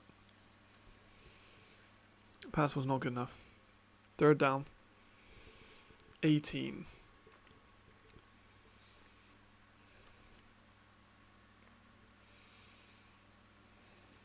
James Brooks kind of getting through, but get back, maybe back to the original line of scrimmage, maybe a little bit forwards for Landstrom. We could have lost the first touchdown for DL. Big shame that I wasn't able to really see that, just due to the thing kind of fucking up. Good route though, good hands.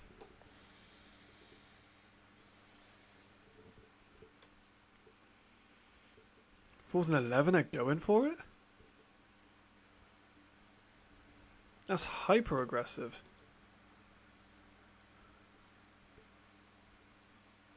So 4th and 11, you run a 5-yard out?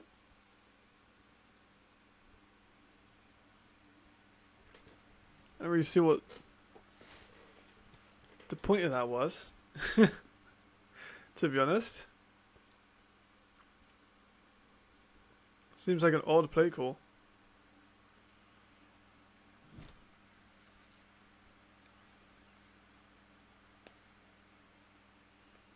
That was a really odd play call. Why would you run a 5-yard route on a 4th and 11?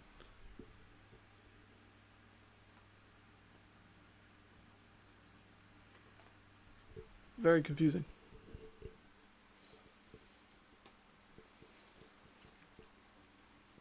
Adams getting some better looks now too. Started off wasn't getting the looks that he needed. As the game has progressed, seeing that a lot more. It's opening up.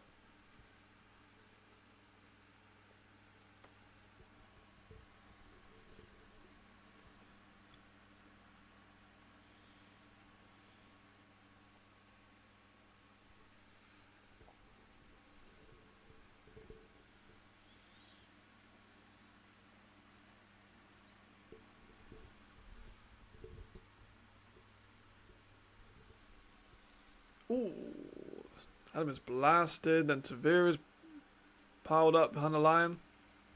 That was a good play by the defense.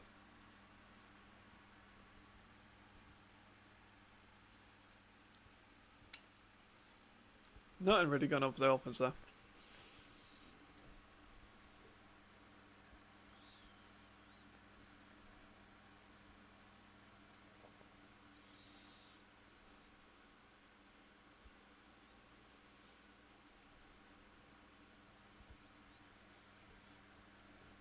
Right, 3rd and 5.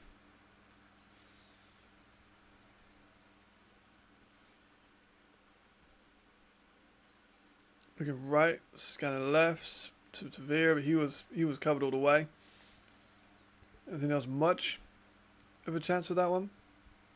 He was kind of a little bit more clear without trying to go with Tavir there.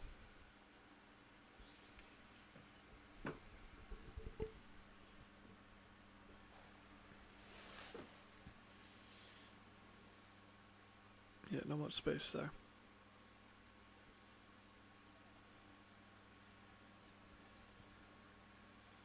And I'll just hit something early to cool down a little bit, just getting into the 3rd quarter.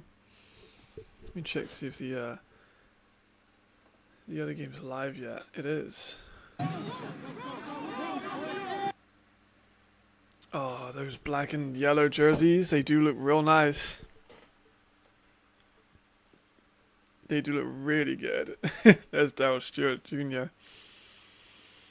He's going to be a problem this year. Full season, I can't wait to see what he does.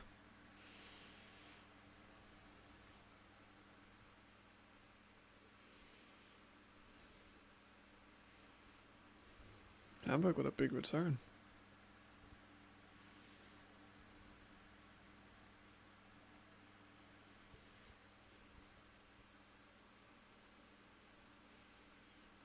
But flags on the play.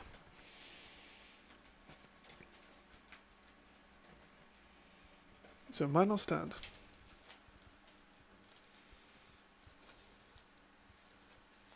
But this is a huge game. So many implications for this, even though it's week 1.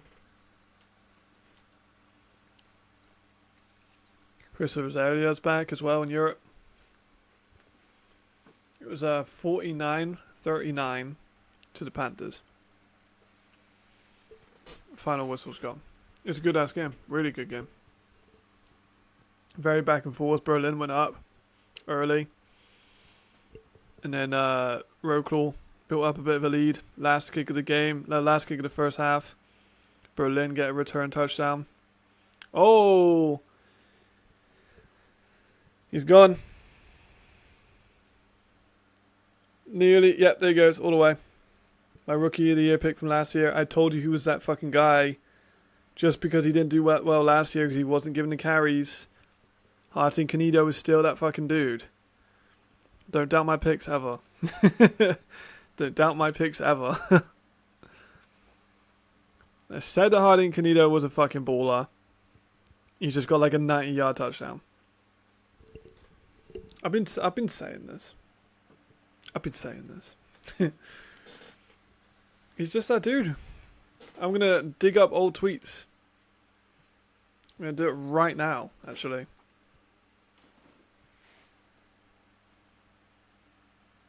I'm on a vengeful spree.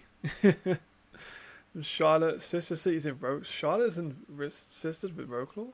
Damn. I did not know that. It's kind of cool though. Yeah, Wroclaw did really well. Offense was fired on all cylinders.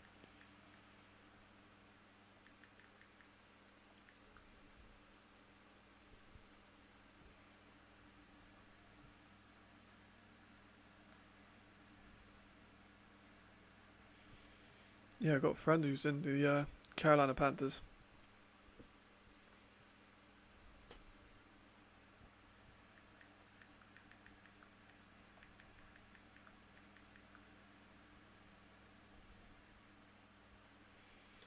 Yeah, Wroclaw, it was a good game. I think Wroclaw have a lot offensively. Their running backs were used effectively in a run and a pass. I mean, Gentry got like 3 touchdowns as a starting running back. So he was balling.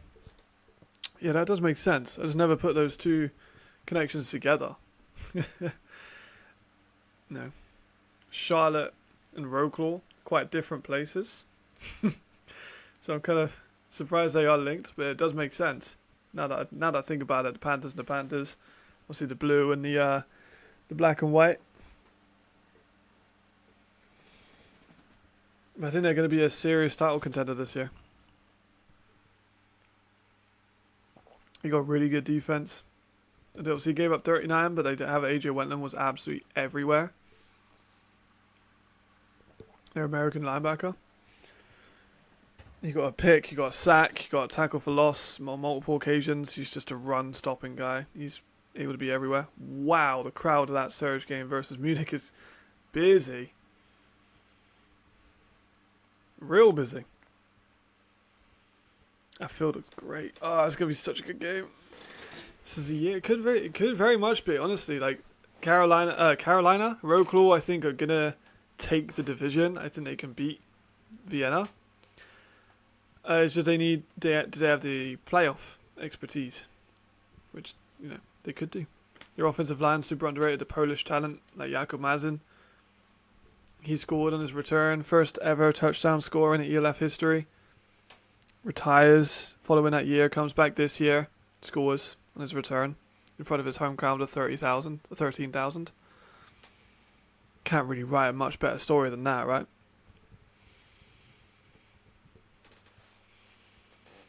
And Ultimate came out to win. Good back and forth game.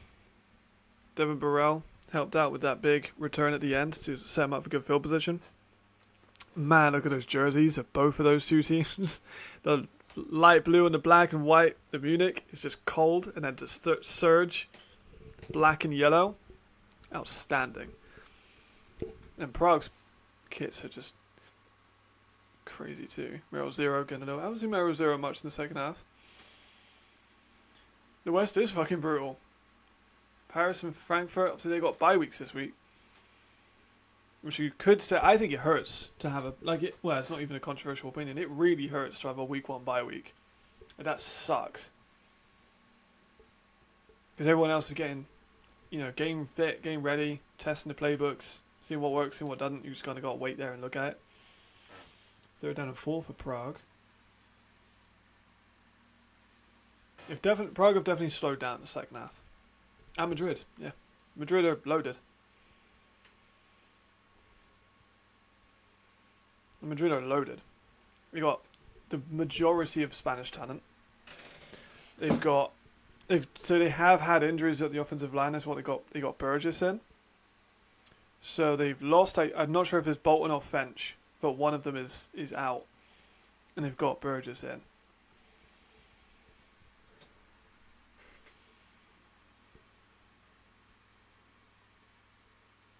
Here's Prague again, rolling out. I think all the divisions this year are kind of like the quality of the ELF this season is a lot higher than last year. And last year was really good. We had a lot of blowouts. Like, it's kind of predictable where the games would go. And like, we haven't had any big upsets, I don't think, this week, but the games have been fun.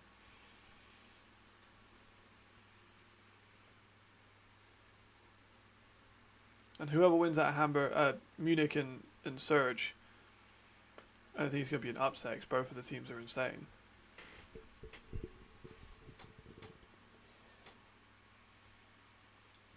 I'd like to see Prague score again. Because he got real close, but I feel like that fumble at the 1 yard line is really like shaking them.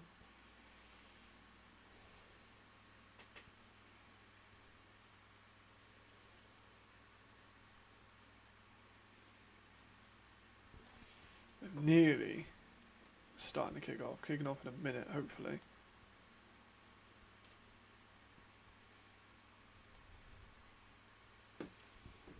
Prague getting some running games sorted.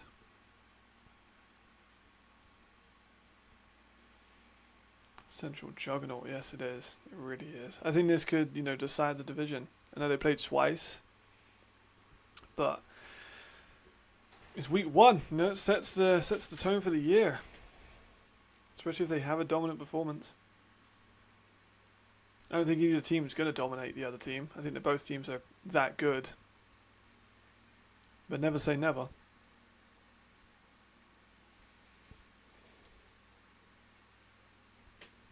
I do think that Tommy Ware is going to be a big handful. He's looking real great. Appreciate it, John. Thank you very much. Have fun.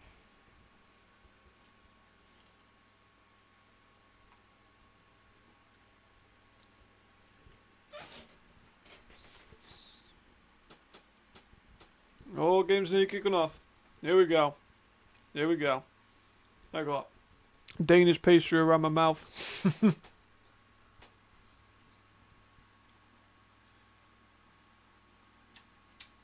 Here we go. Kicking off.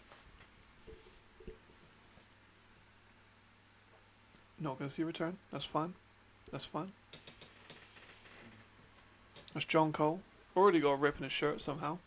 This area, formerly the Munich of the fucking Baltimore Ravens.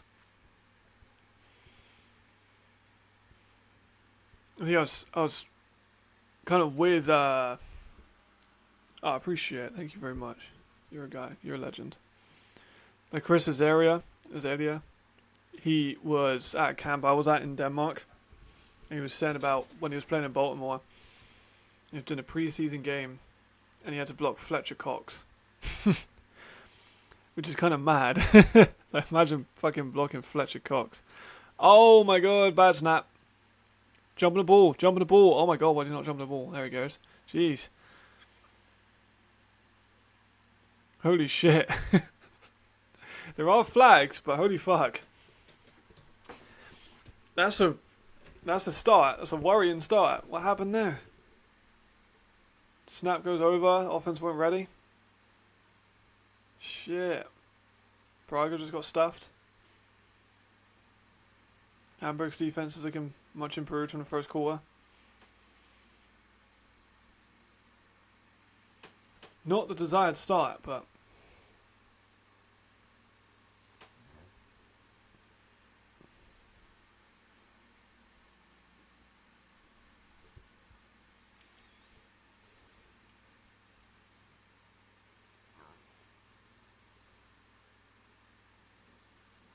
Right, Lyles is taking it through into the ground. Big second down here already for Munich. Pinned up against their own line. This Tomiwa finds a bit of space, able to give him a bit more breathing room. Lyles had a screen on there, but just wasn't able to get the ball out.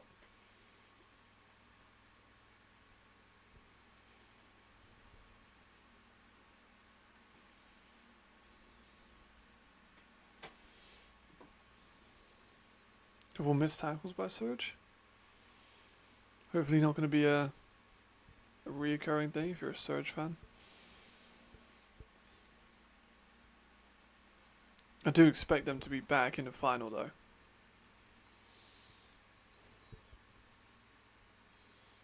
Chad Jeffries, first pass of the day.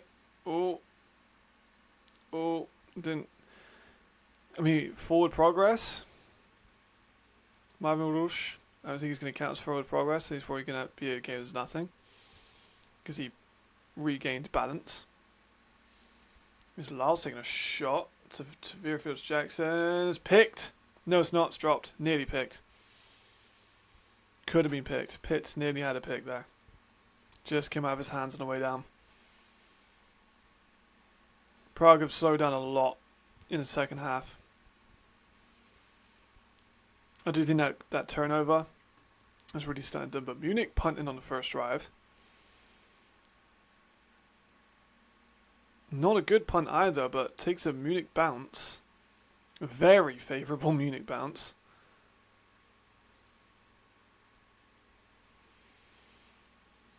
Here we are, first look at the Surge offense in 2024. Riley Hennessy, one of my favourite quarterbacks in the league. Can Munich overcome their bad defense last year? It's much improved.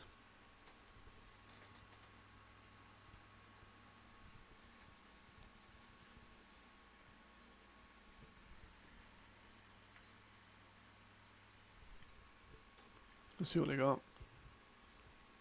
That O-line for Surge is so good too. And Daryl Stewart and that receiver core is just monstrous. There you go, quick hitter. Good game. Lewis Geyer. They're the original wonder kid for the league, honestly. He's been in the league since the start with the Surge, moved to Cologne for a year, came back to the Surge last season. It's just improved every year. Expecting him to be a player that is near 800 yards, 800 yards. Oh, a big run. Nicely done.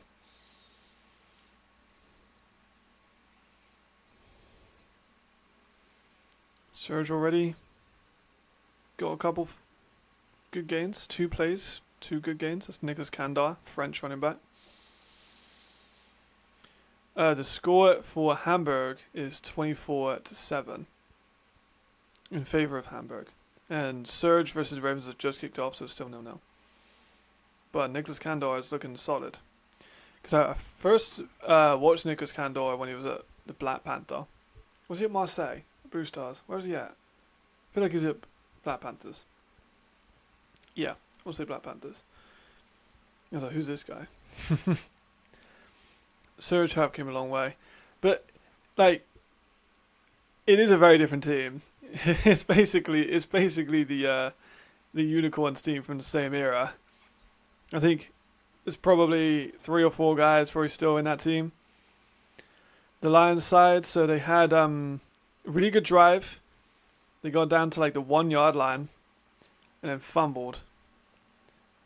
Oh, did he catch that? Great play, Dale Stewart. Awesome catch. So they had like a incoming slant from to Veerfields Jackson. Got down to 1. Lee Pitts punches the ball out. They recover the ball on the 1 yard line, and then next play they score a 99-yard touchdown. I think from that, it was like all the momentum was over there. I think that they kind of took over the game when that happened. Oh man, Daryl Stewart is such a good receiver. So now the Surge are inside the red zone. It's what I'm saying with Riley Hennessy. I said about, I think in the tier list one, he can just take over games. You really can. Yeah, Jarvis has been efficient. It's been good. Run games had a few big plays. A sack there for Prague though. QB play has been it's been all right. I don't think he's stood out. He's had a few really good passes. I think he's been solid. But I think the big run and the big pass have made up most of their offense. Like, it was a 99-yard pass, so his stats will look excellent. Oh, I was nearly picked by Nitzlander.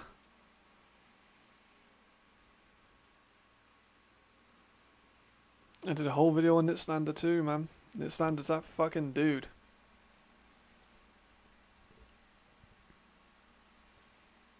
Hennessy just needs to keep clear. He said before to me that, he can get, he takes rivalries very seriously. So you just got to lock in. That ball was deflected, which was unfortunate, but Nitzlander just couldn't haul it in.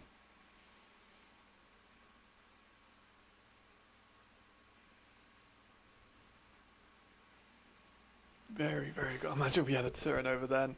But this game's already shaping up interestingly. Surge are definitely looking a better team offensively, which we kind of thought could be the case. Because the Surge do have more weapons.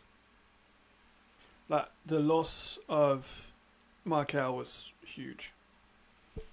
Like, absolutely huge. And Tomo was fantastic. And I think Marvin Rouge is a good number 2 or number 3 receiver. Hold on, let me just... Oh. Did he catch that? I think Jarvis made a great catch on third down. I think that Marvin Rouge is a good number 2 or number 3 receiver, but he's not as good as Lewis Geyer or Yannick Meyer. And that is the 2 receivers under Darryl Stewart in Surge, and Darryl Stewart is also better than John Cole. So every receiver that Surge have is better than Munich. Oh, I thought I was picked for a second. I can't remember who I picked to win. I think I just spun a wheel with the first time, but I'm leaning Surge with the momentum at the moment. It makes sense. It's 3rd and 15 now. Couple good plays. But the Surge defense at the line, tipping the ball.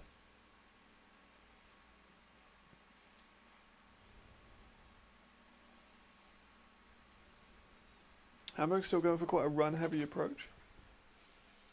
Moving the ball pretty well. It's kind of run-heavy and then get it to Jarvis. Seems to be the aim of the game. Because Simon Homadi and Lucas Harding-Canedo are 2 very good running backs to have on a rotation. Short game by the Surge. 4th down, likely to kick. There's a short play out to Yannick Meyer. Yannick Meyer is absolutely like a top 3 European receiver. I think I have Anthony Mahonwu, Jordan Bua, and then Yannick Meyer.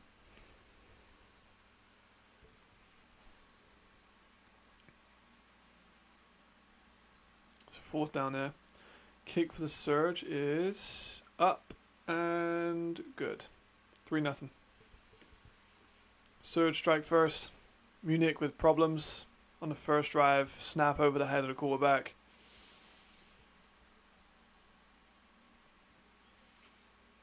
Surge looking like the favourites.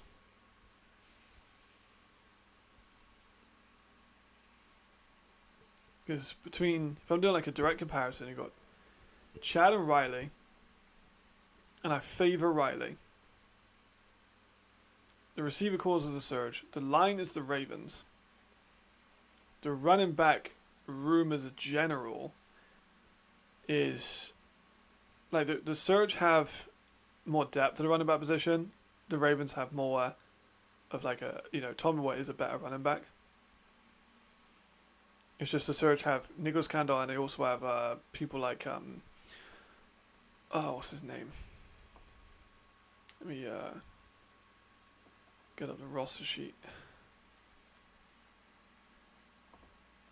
Kai Hunter, that's what I'm thinking of. And Kai Hunter is a good secondary back. 3rd and 7 for Hamburg.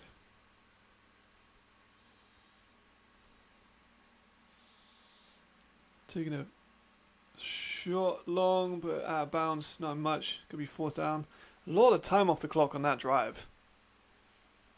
Couple first down, but I feel like they took a good 4 minutes, 5 minutes off the clock with just that one drive, and they didn't really go very far.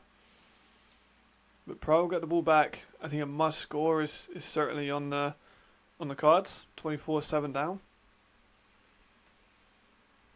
They haven't been able to get much off since his first couple of drives. Same with Cologne. Like Cologne had a really good couple of first drives. They kind of slowed down. Kind of seeing the same with Prague.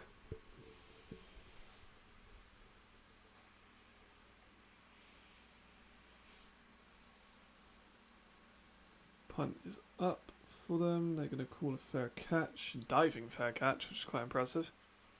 By Radim Kalius. Would like to see more Radim too. He's a good second receiver to have on the team. Right. Ravens get the ball back. Not returning again. Need to see what John Cole looks like. Haven't seen the ball thrown to him yet. I've seen the ball by Marvin Rouge once. And a couple runs by Tommy One.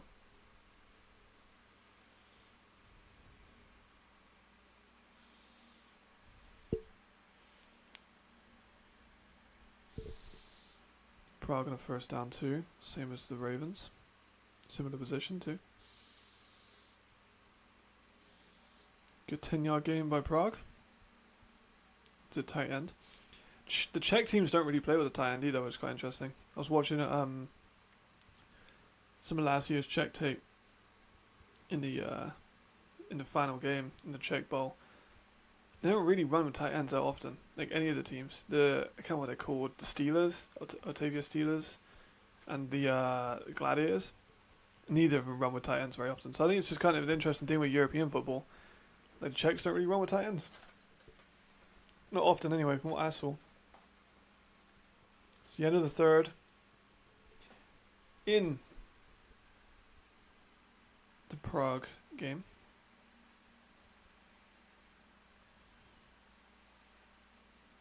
Chad Jeffries with his shouts to the sideline. Was that John Cole? Yes, first catch of the year left. Congratulations.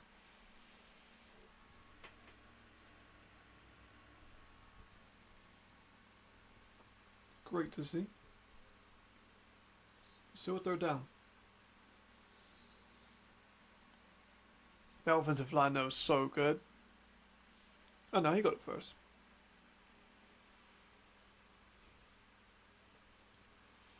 And that offensive line is so good. Chad has so much time.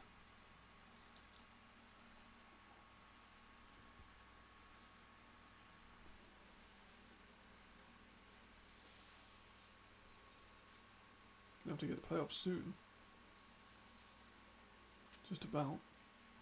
He goes to Tommy 1-0. He's daft. Who was that by? If it was by Sasan, I'm not surprised. No, it's not by Sasan. Who's that by? Can't tell. It might be Chris and Tutt. I do like Chris and Tutt. Mine is a savage former Auburn safety. Prague is still struggling offensively, man. Defense for Hamburg has been good. To really shut them off in the second half. Second 11 for Munich. Hit with the middle, nothing. Incomplete, too far left. Inside breaking route to the right. Ball was just too far left.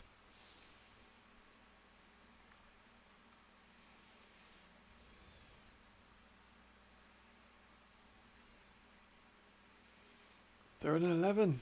We're going to get 2. I mean, they're nearer the halfway line. It's further than they got last time. Oh, incomplete for Prague. 4th down for them. Nearly picked. Just off the hand.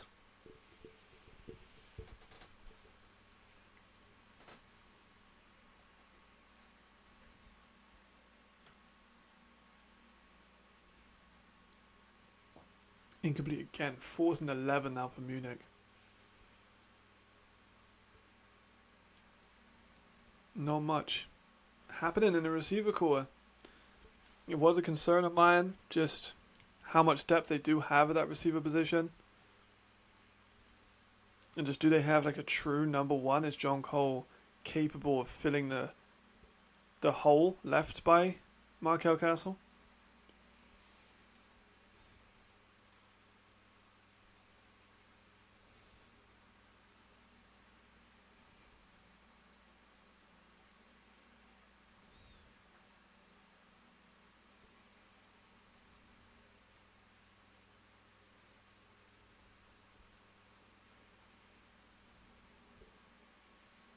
Both teams on breaks. But he did, his first game's going, like, the Munich Ravens surge game is going so quickly. Already 7 minutes gone of the game. Flying by.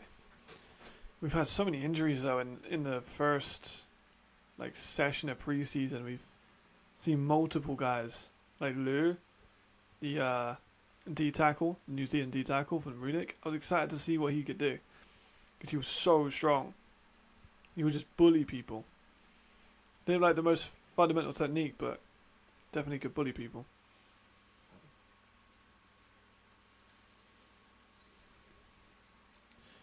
Tunnel screen is blown up by Munich. The Munich defense is very different to what it was last season. Doing side by side with the surge. D-line is close, but I'll probably give the edge to Munich. Linebackers, I'll probably give to the surge. Safeties, probably still go surge. But it's close. I just like Kristen Tutt. Hamburg is down with a run central. I think they're just trying to get some of the clock off.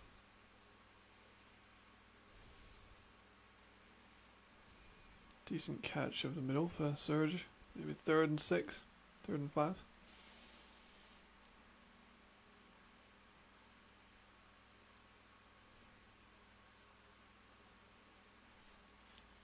Oh, we got Darius St. Robinson back too. I forgot. First time we've seen him in a while. He had the injury last season. Good to see him back on the field. Harting Canedo with another big run. I'm happy that he's starting to get the action he deserves. Riley Hennessy ran out for the first. Easy to like.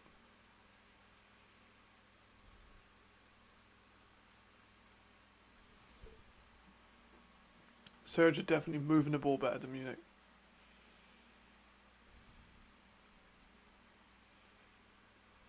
I think that's pretty clear at the moment.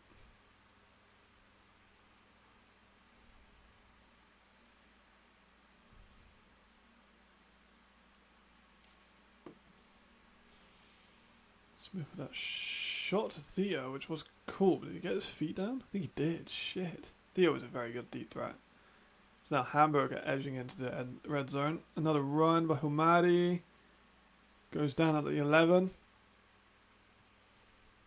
Both of those running backs are probably getting close to 75, 80, 90 yards now. I know that Harting Canedo definitely is. He had that big 90-yard run.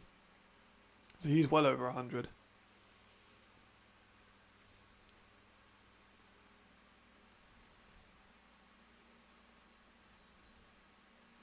Surge, Riley looking. Gonna go for the first down. Yeah, man. I told you last year that Harting Canedo's a fucking dude. We didn't get the playtime.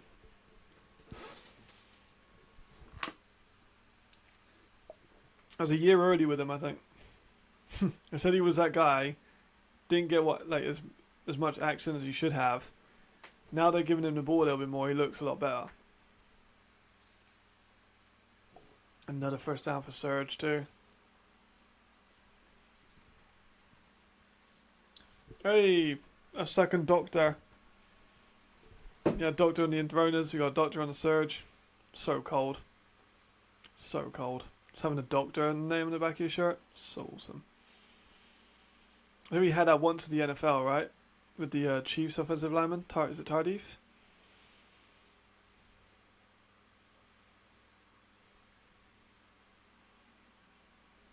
So he's in Prague, Hamburg.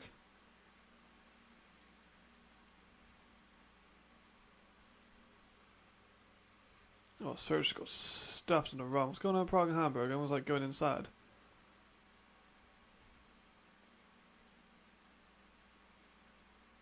Weather delay, maybe?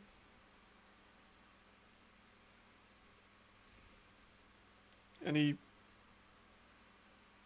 talk on the comment? I don't have the commentary on, so I can't hear the commentary, but any reason why the Hamburg are going in Prague?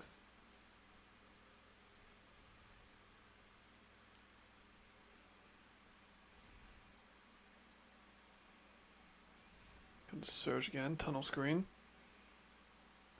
Yannick Meyer for a 13-yard gain. I told you he was elite level speed.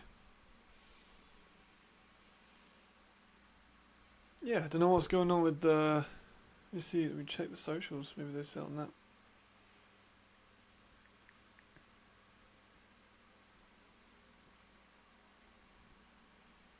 It hasn't come up with the bottom ticker or anything like weather delay. It does look pretty grey, so.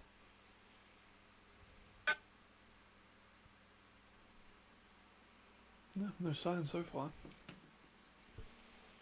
Another game for the Surge. It's moving the ball.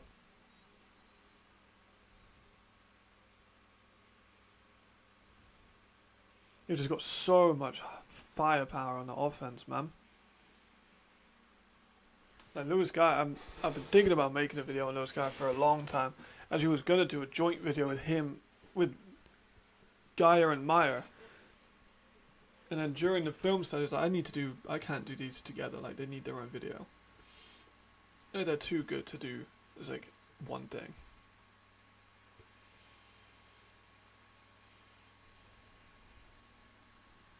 Timeout for that one. Still no official. Oh, game break due to bad weather. Yeah, so it must be thunder and lightning. Because it's not. It doesn't look like it's raining, but I can't really tell from here.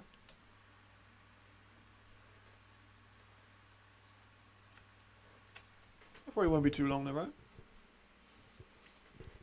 10 minutes, 20 minutes?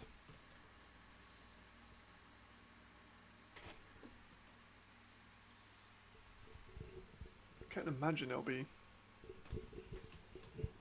a long period.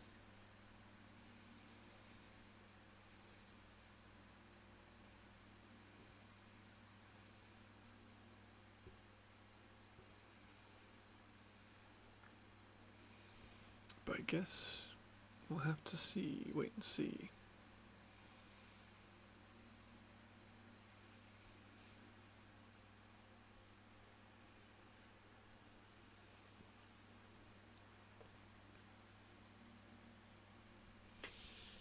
There we go.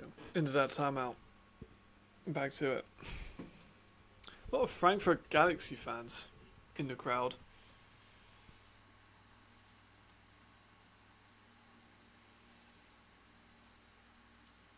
Second of 5. Riley scanning. Avoids a bit of pressure. Takes off. Gets a gain of 5. Nice. He's a big dude. People forget how big Riley is. Riley's able to get physical. He's definitely got size on him.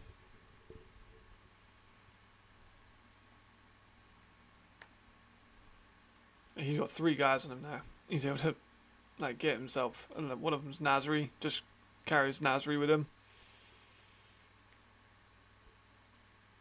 3rd and 0, interesting.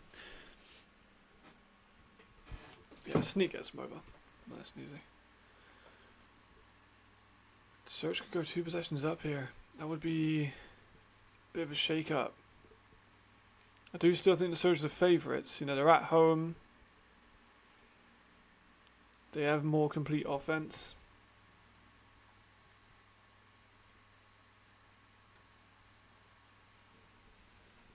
They are probably the better team on paper. They've got more experience. They've got championship experience. They've got NFL experience within their roster.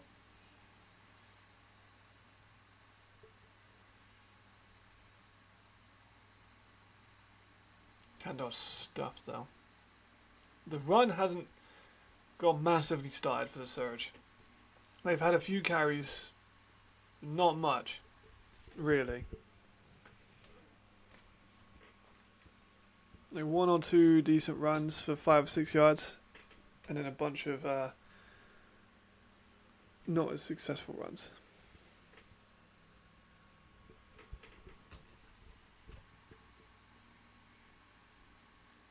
That's the end of the quarter. First quarter's flown by. Only 3-0, so still all to play for.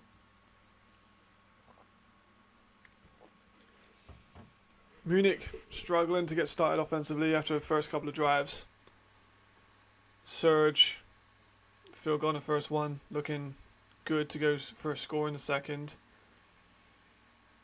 Prague versus Hamburg delayed due to weather. Can't see much going on over there, but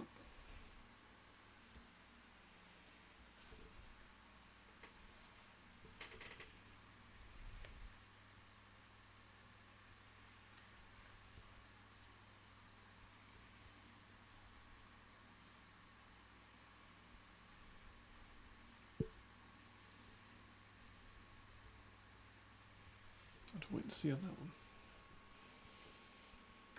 Prague just need to get something started. They've not had much offensive momentum since the first couple of drives, and that has seriously hurt them, like a lot.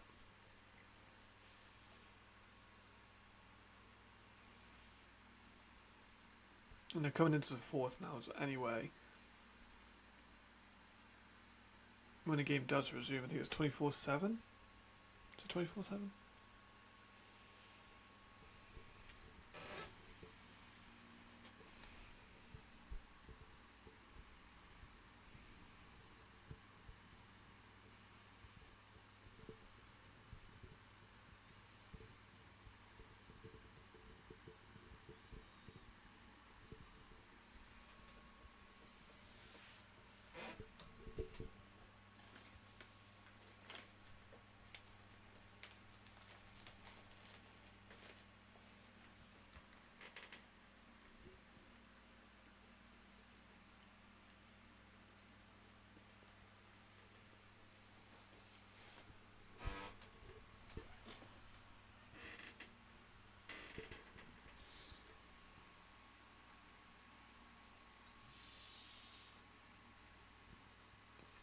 Alright, here we go. Second quarter. The stadium looks packed. That whole stand is like a pretty healthy amount of numbers.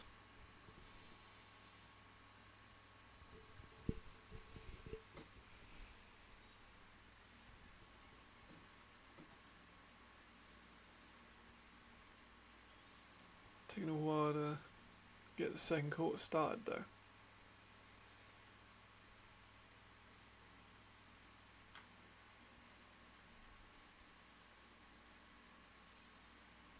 And immediate flags. Man, yeah. Man, flags off the big breaks and then flag. We've had a lot of them. Oh, that's fucking awesome. How's the atmosphere? Because, I mean, it looks awesome. It looks great. It looks very full. It must be about 10,000, surely.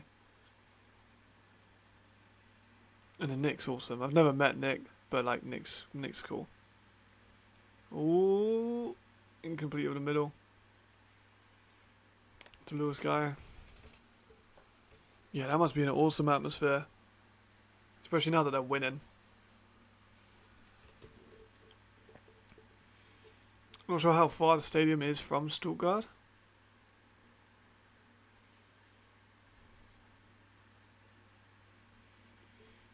But Munich's defense is stepped up, 3rd and 20.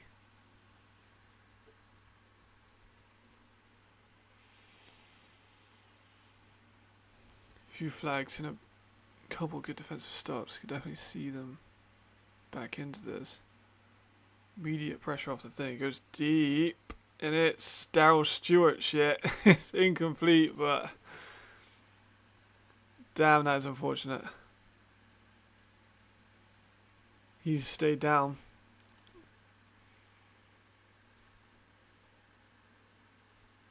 So look at that replay. I don't know how he brings in that ball, even if it's incomplete. It's still a crazy catch. It's going to be 4th and 20. I'm going to kick the field goal. It's a long one considering the amount of kicking problems we've had so far. It's a 42-yarder. That is quite the kick. It's certainly not an easy kick to make. It's up and it looks to be good. Yeah, there you go. Nice kick. 6-0.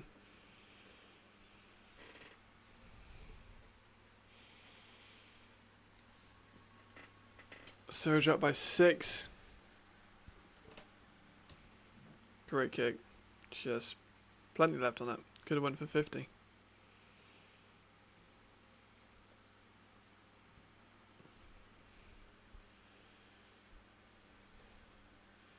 Hamburg's still delayed.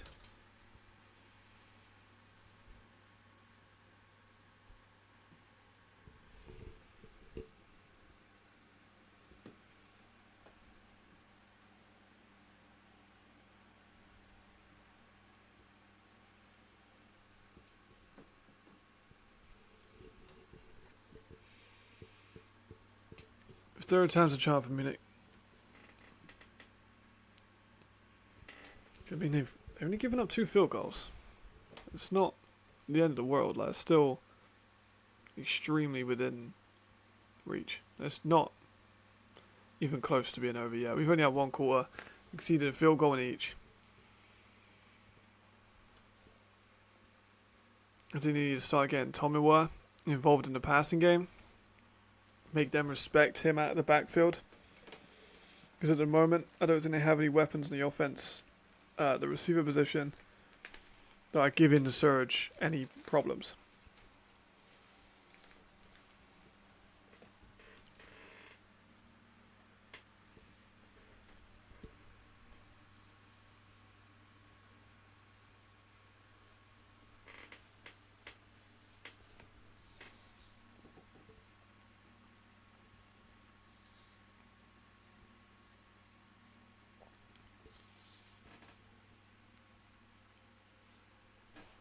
Not a bad return. Need to see more from Cole as a receiver too. I showed that he's got the punt return ability, kick return ability. Just need to see him really break out as a receiver.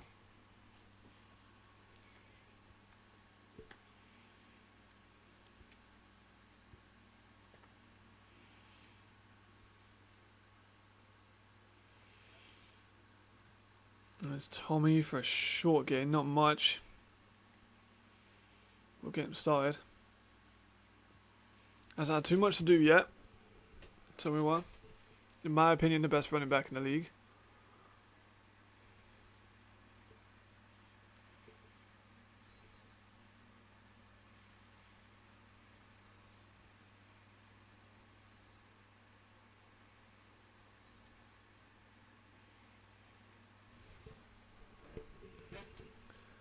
Defensive line is did a lot of motions before snaps for Munich too. A lot of edges. 3 down and 1 edge at least. There's a rollout. Sees it over the field. That's a great throw and catch by Chad Jeffries. Across the body. Middle of the field. Conway. Great throw. That's one of the best throws we've seen all day. That's an excellent throw. And that's not a normal throw to make. Very nicely done.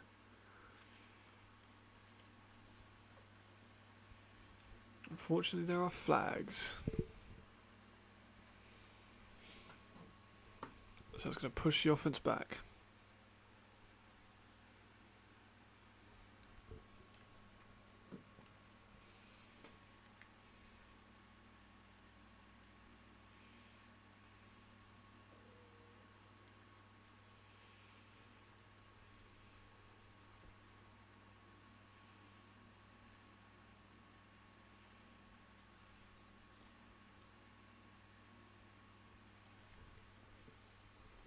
First and 15.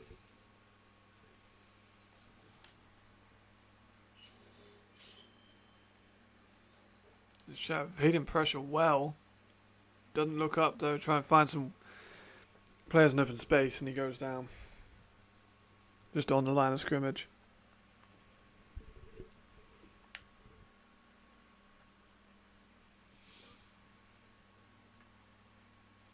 Gonna tuck the ball out.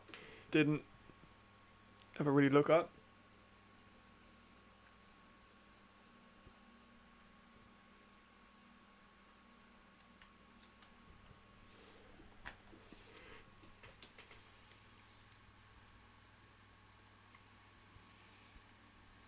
Second and 13.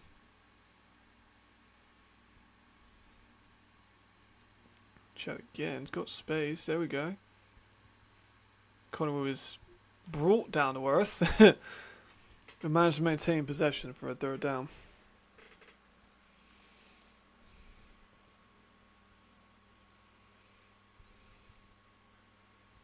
That's Tut. Christian Tut.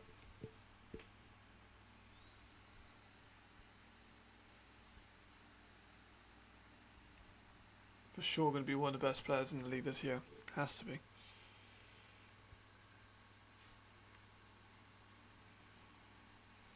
Huge 3rd and 6. They're over the halfway line mark, which they have not been over the halfway line in a while. If ever. Chad, maybe he's a yard short.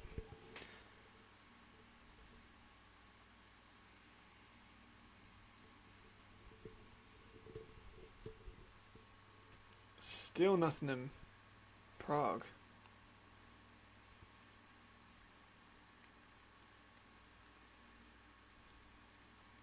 Still delay. Nothing happening there yet, which is odd.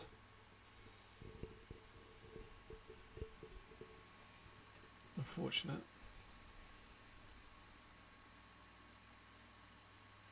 4th and 1 are going to go for it. Imagine they're going to try and...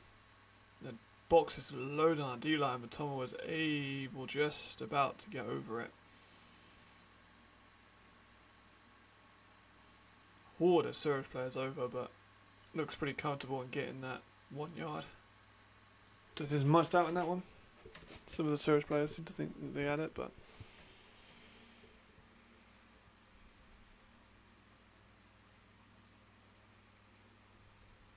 it's definitely over it, for sure. Not much doubt on that one, I don't think.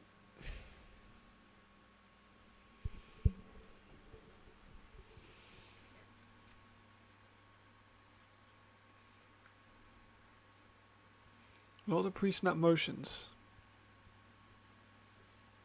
Yeah, Chad's seeing something, that's just part of the game plan, just to move them out. Try and reveal a little bit more about their coverage.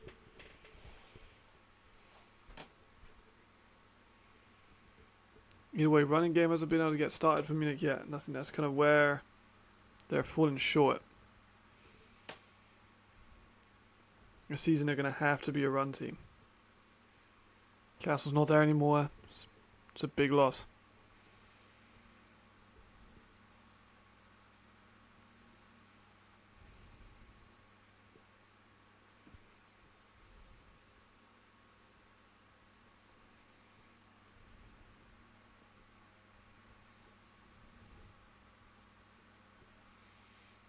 Here they go again. Seems flags? There's no flags have been thrown, but they've got a timeout for the Ravens.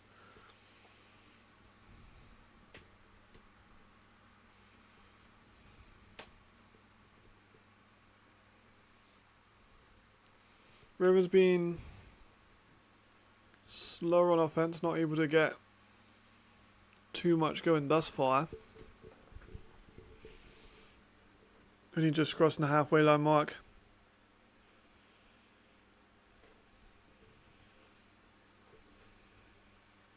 Obviously much large Regler, of course, former Frankfurt Galaxy champion.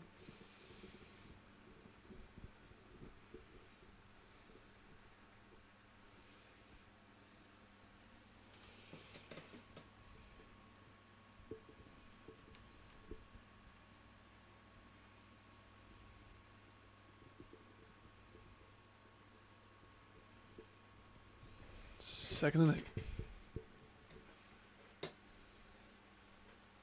I think this one is going to be quite a low-scoring game. I think it's going to be like Wroclaw and Berlin. Both defenses have just been lights out. And now Chad again. Chad's had to run again. Has been nailed. So, expected restart in about 10 minutes for the Hamburg versus Prague game. And of course, they're going to need to warm up and everything, so that will take 15 minutes.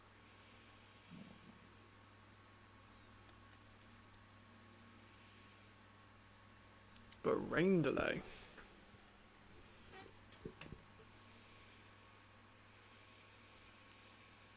Third and 5, sorry, for Munich. Chad hitting John Cole is short. No, Marouche is short. I don't think he got the 5 yards, he got 4. But I have no doubt they're going to go for it.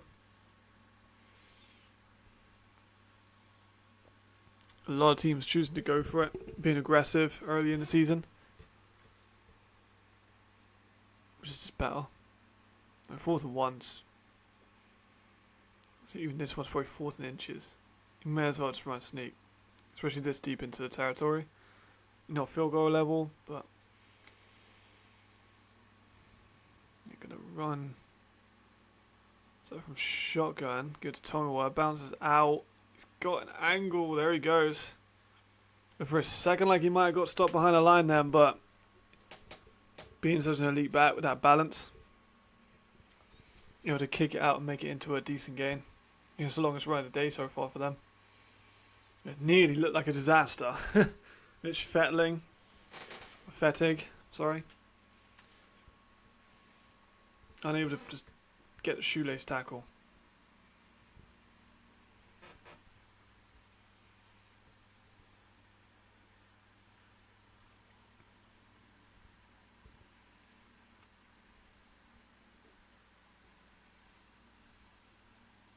Timeout. For the Surge. Teams burning through their timeouts.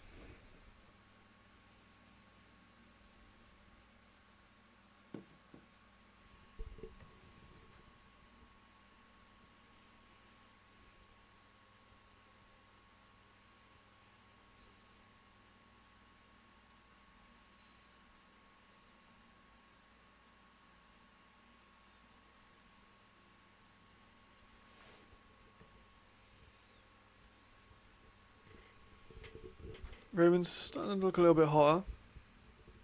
Putting a few decent plays together. First two drives, barely anything. This time, a couple first downs. Mostly running the ball, but a few key passes being made.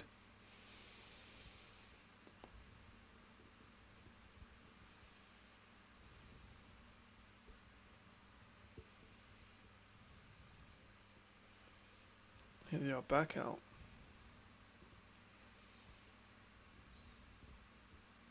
This Chad taking a shot. He's got him open. Cole can't bring it down. Big tight end just slipped. The ball slips out of his hands. 2nd and 10. That's Wentzler on the breakup. Yeah, that was a good play by the DB there. Just good active hand fighting. Just all the way through the progression of the catch.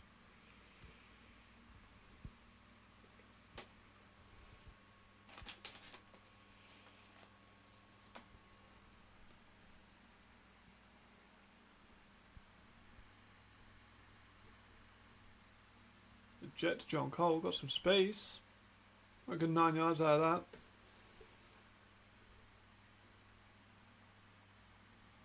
But use that speed because he's a different player to Castle. Castle's big, Castle's dominant in the deep balls. John Cole can be a bit more involved in the ground game. He's probably a little bit quicker, a little bit sharper with his change of direction. It's a drastic change in receiver profile.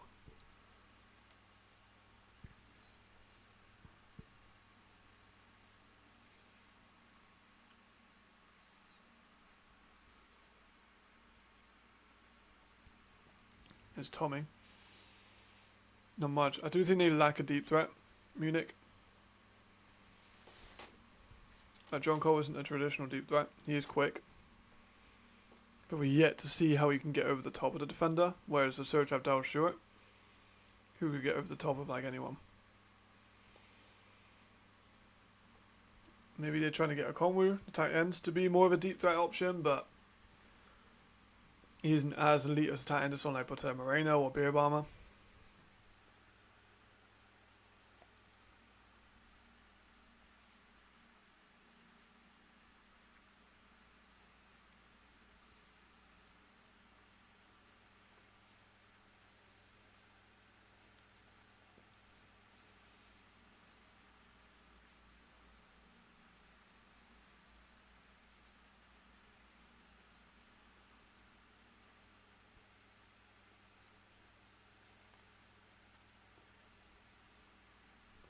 Try rolling out again. Got a little bit of space, but just kind of throws out the back of the end zone. Not much for him.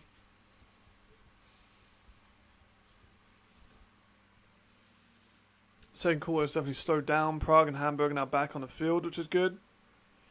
So you're going to start warming up. Hopefully we can get that game kicked back off.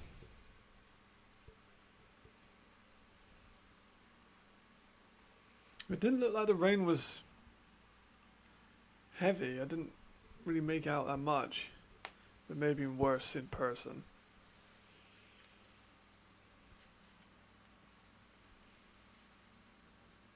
Let's try it again. Give it to Tomiwa. Runs for maybe a yard. 3rd and goal. Big one here. I wasn't Tomiwa, sorry, Rodney. It was Rodney.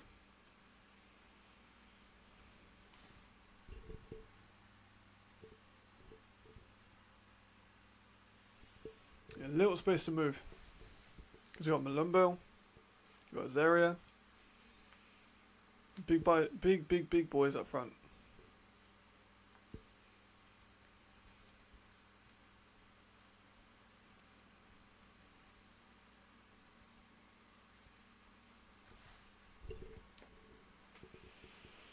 Shot again, giving a handoff. Nothing at all. Running back spun down. Rodney again, spun down. Not a hole for him there, I don't think.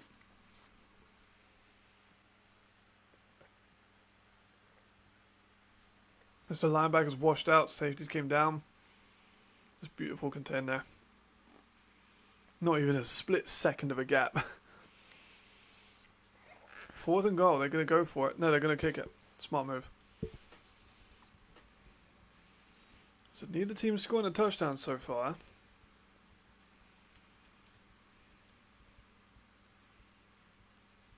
Kick is up and good. 6-3. Low scoring affair though so far. Neither team finding the end zone.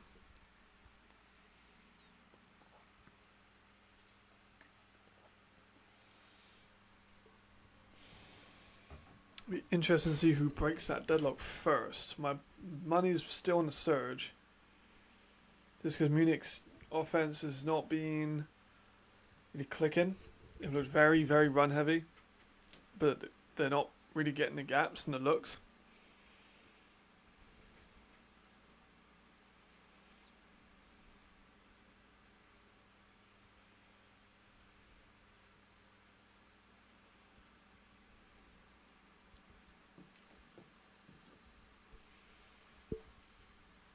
Yeah, they'll resume soon.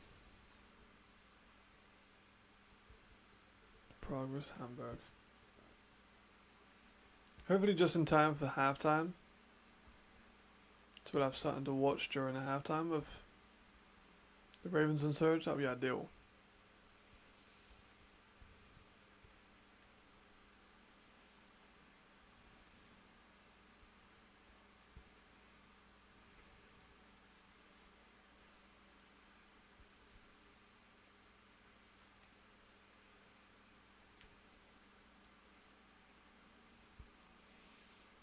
Honestly, a fresh restart for Prague might do them quite well.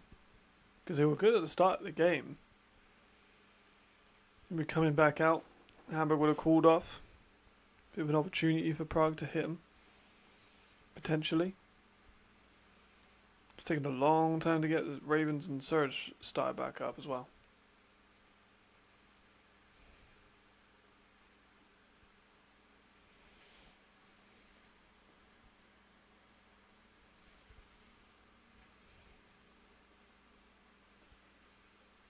Incredibly long time. Why is it taking them so long? Seems to be quite a lot of that in week 1. Just long delays between like the kickoffs and stuff like that. Quite a common one. Let's see how they deal with this restart though, Prague. I'm very interested to see how they'll come out given the long break. Here's Yannick Meyer on a return for Surge. Got a bit of space. It's out near the halfway line. Is it the kicker that made the tackle? Fair fucking play. Fair fucking play if it was. Hamburg and Prague nearly starting back up. I have no idea what the down and distance is, considering they stopped halfway. But it is 24-7. I can't remember who's on the ball. I think Hamburg are. Still 11 minutes 26 seconds of the game. And given that break in play, it's Riley Hennessy who's still up and eventually brought down.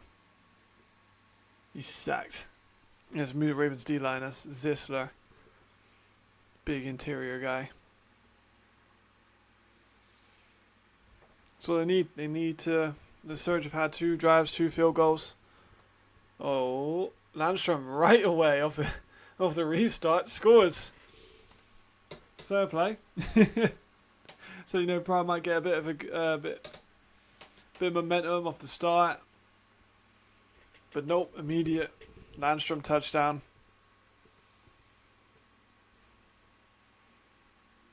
Big run here by the Surge, goes for 12. Yeah, I think Theo Landstrom's just too big for the DB there. He uses physicality, uses body. I'll make it 30. Gonna run away with this one. Probably looked solid for the opening few drives, but struggled since.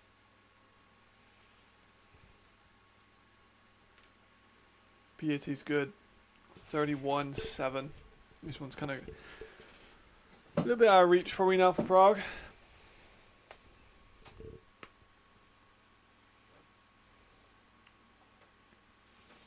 Surge of quarter timeout.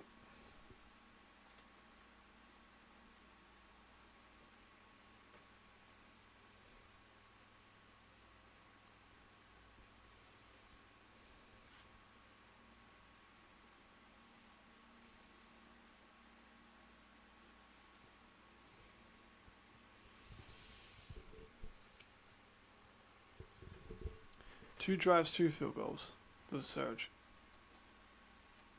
Starting strong at a 50 there. They had a big run. They had a sack, but they made up for it with the run. It's a nice draw play. Kandar cuts left. Breaks the tackle, and Nislander pushes him out. Here we go again. 3rd and 5. Another timeout. Back-to-back timeouts. Well, the kick goes sailing over in Hamburg versus the Lions.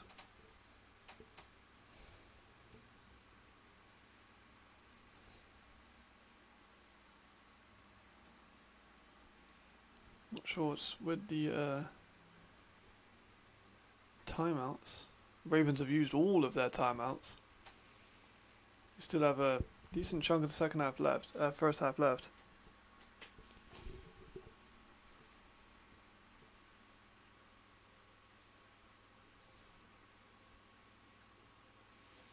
Three and a half minutes. But it seems as if they're trying to settle for this defensive drive, not preparing for an offensive one. Is allows the pass out, slips on the wet grass. Here's the middle incomplete, 4th down. They will get another chance at a score here than the Ravens, assuming they don't go for it on 4th, which would be definitely advised against, but we've got some scraps.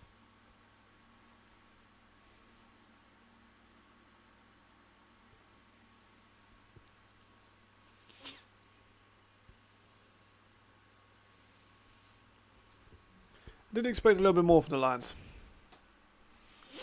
Let's hyping them up. We had some good moments. They just ultimately have fallen short.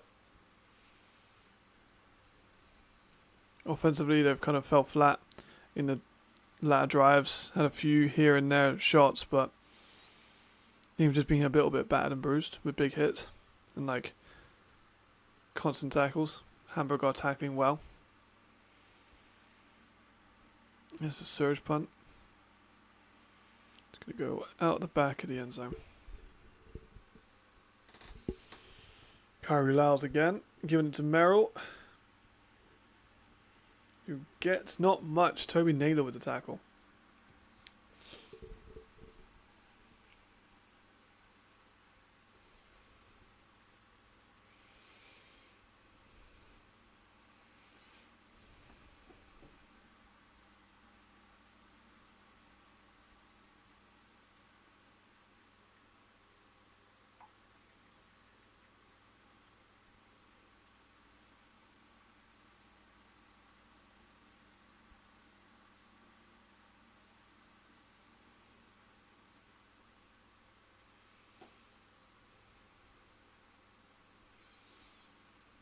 Here's Chad. Got a little bit of heat on him. Ball's too high. Falls incomplete. That was a good catch by Redeem there, though.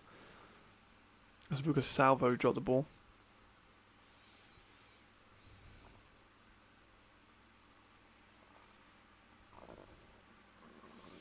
Maybe a bit of momentum here by Prague. There's still a lot of time left on the clock, so they could definitely put a few scores up. Redeem with just an over-the-top pass. Just beat Burns, the DB. Able to get over the top of him. Still 9 minutes left in the 4th. So there's definitely a possibility for Prague to get some points out of this.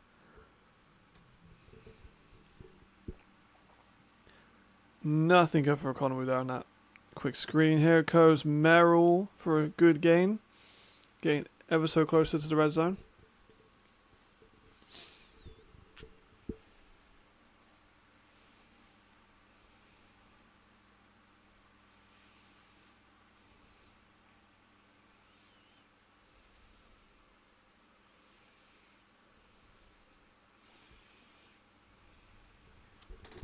Getting closer.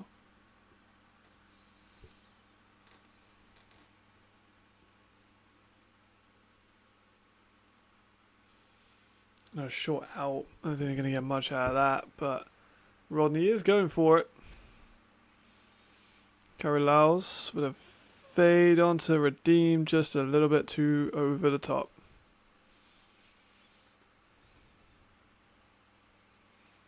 Incomplete.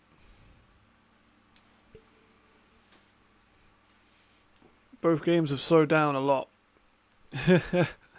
Both games have slowed down a lot.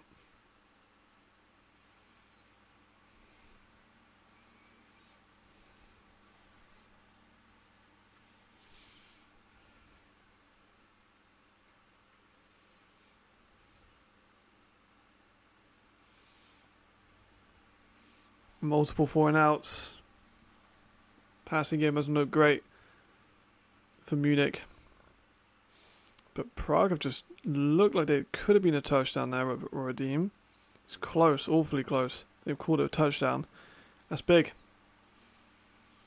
Redeem with the first touchdown back in his home country, which is cool for him to do. He has been effective so far. He's just not been able to get the ball as much. The Hamburg defense has been stingy. Just a slant there. Beats Pitts. able to extend across the plane. And Prague kicks. So they're all good. 14 now. 31-14. Favor of the Hamburg Sea Devils. To get a stop here and a score again, it could be very much being in contention. It's just they haven't really looked able to.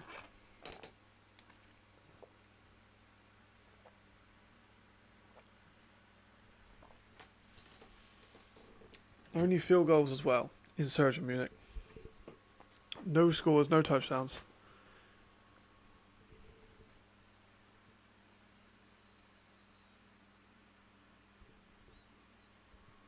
Yeah. Rather slow ending, to be honest. Like, we had a real quick couple of games at the start. These two have kind of been slower. Momentum-wise, feeling-wise, obviously the big break with Hamburg and Prague has made the game feel a lot longer than it is.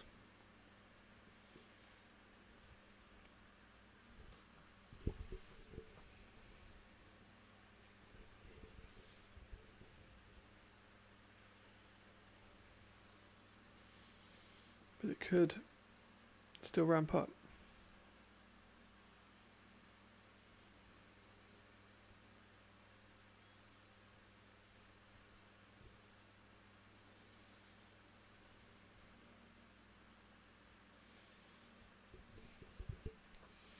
I do think going forward there, I probably would have only do one of these games. Because after 4.5 hours on stream, I am pretty tired. And these games are pretty slow.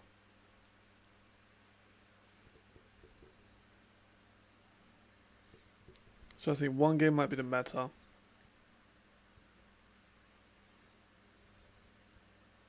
And then catch up with the other games afterwards.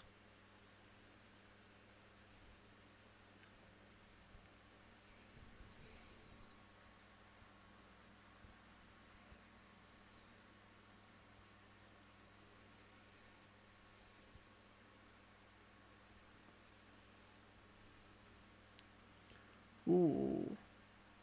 Big game there by Yannick Meyer.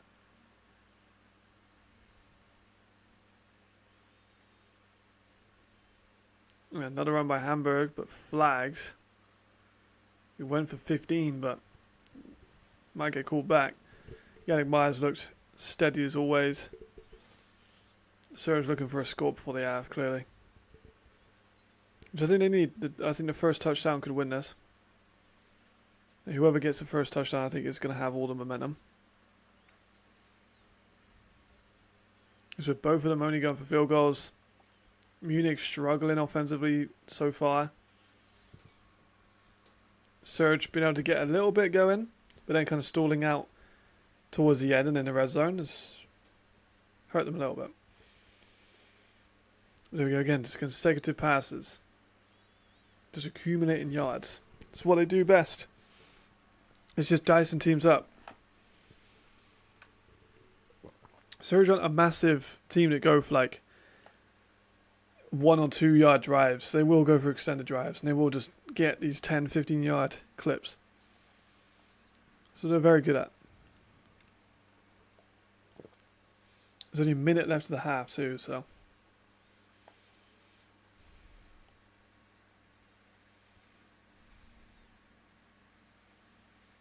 Oh, fumble by Hennessy.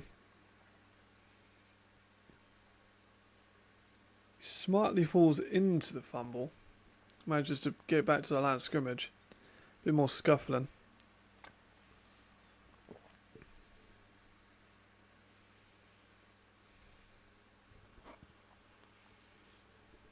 This is a heated rivalry, so I think a lot of the players are rather invested in that.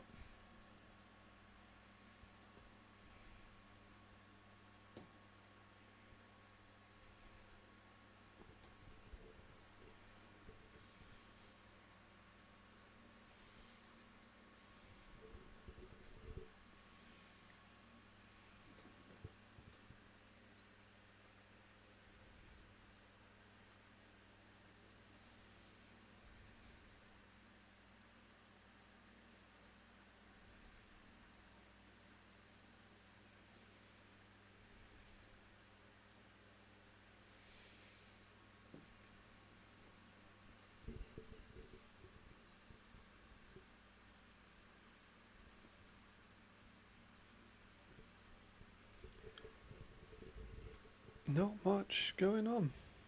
So there we go. Right, both teams taking timeouts at the same time is unfortunate. 22 seconds after the half, a surge, 6-3. Here's he looking, scanning, hit, touchdown, surge. First of the game. Is it Steigerwald? I think it might be. No, it's not. Who's 81? Let me have a check. 81, yeah. Oh, it's Jan Poech. I don't know how to say German names. But that's the first score. I think that's going to be huge. I think that's going to win them the game. It's going to be a low scoring one, I think, even in the second half. Only 17 seconds after this one. In the first half, we've got the second half, which would be, I think, more of the same. Floodgates might open, potentially. Munich, not much offensively. The kick is good, but there are flags.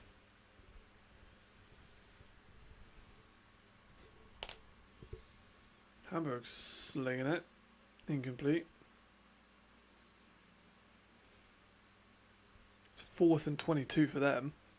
6.5 minutes after that. Sup, Khaled. These games are dry, bruv, honestly. The games are dry. There is not much going on. Surge have just scored, but there's been a lot of flags, a lot of stoppages. This game's been going on for a minute. We had a rain delay in Hamburg and Prague, so that game's been going on for like 3 hours already. So you've not missed much. The first games were good. The first games had us on a high, and then these latter games have kind of brought the energy down a little bit. I'm not going to lie to you.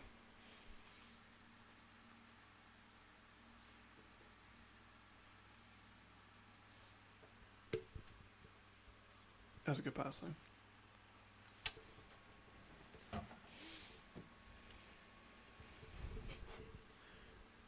Rhein getting out to go on 40. Prague could get another score here.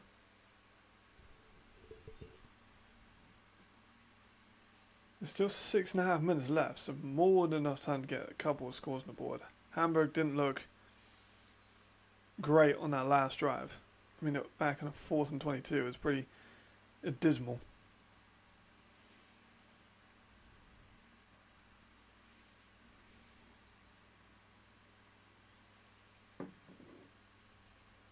Trickery, like a jet sweep pass a few times over to the quarterback, and then the receiver drops the intended pass. And they're still going, but it's a flag. Nothing coming out of that. Crazy, weird trick play. Didn't work. Too many jets and sweeps. D-line didn't fall for it.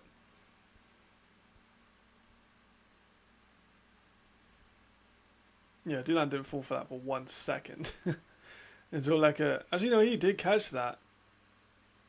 He got that between his legs. That was a catch. I don't know if they're going to count that as a catch, but it was definitely a catch. But there's flags in it anyway.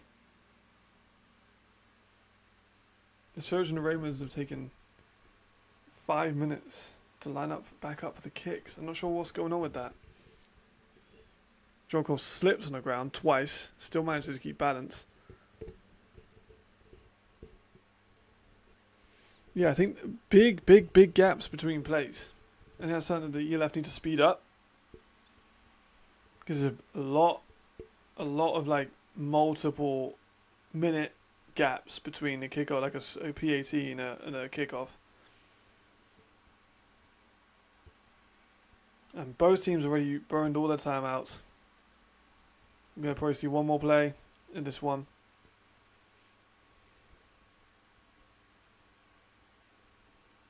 And now lead at halftime is 3-13. Low scoring.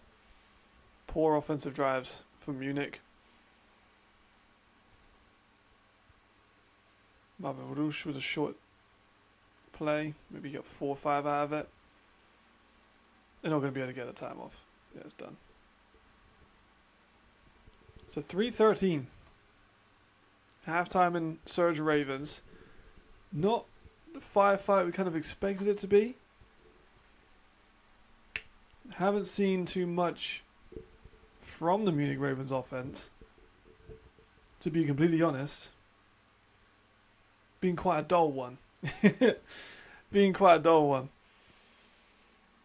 Munich just haven't been able to get anything started. And the Surge haven't been exactly clinical. They've been a lot better. They're starting to work into it. And then Prague have been cold since the first couple of drives. Hamburg have done a good job in taking what they're given and scoring. Defense has been really solid for Hamburg. Forced a couple of that really big fumble on the goal line. So Wilfried Jackson has been a player to watch. Definitely think he's going to be someone that can contribute. It's just, can he do it for the whole season when he's going to get targeted more? Because a lot of people didn't know about him because he was an Arena League football player. And Arena League football players are a certain type of player. They usually got good hands, but like their routes are poor or they can't move very well. But looks good. Looks real good. I just want to see a bit more from the Surge. I want to see the Ravens open up the playbook. Kind of the same thing we had with the Raiders and Milan game yesterday. Fuck me, that was boring. I like defensive football, but that was just a really boring game. Because the Raiders just took control early and both of their offensive play calling was dull. And then the Dragons Mercenary game at the same time, which was a good game. And even still, that had some problems with both offensive lines were poor. But they had scoring. And Surge and Ravens do not currently have scoring. 1 touchdown between the two of them. 3 field goals. The kicking has been better today. The kicking was fucking awful yesterday.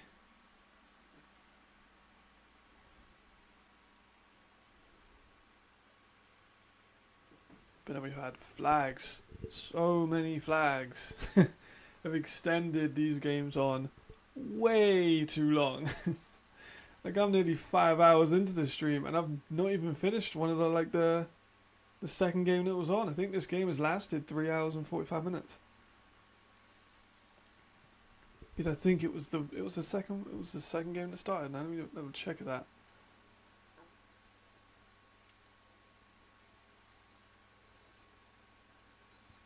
ELF's been all over the posting for the highlights. Yeah, so they started at 2:30 Central, that's 1:30. So it's been on for hours. And it's still not done. Still got 6 minutes of game time left. Due to the rain delays and the flags and the just delays in kicks and the time it's taken for them to do flags. Like even in this one, they've still not rejoined. Good, it is week 1, but I think a lot of that will be sped up during the season. I hope it's sped up during the season.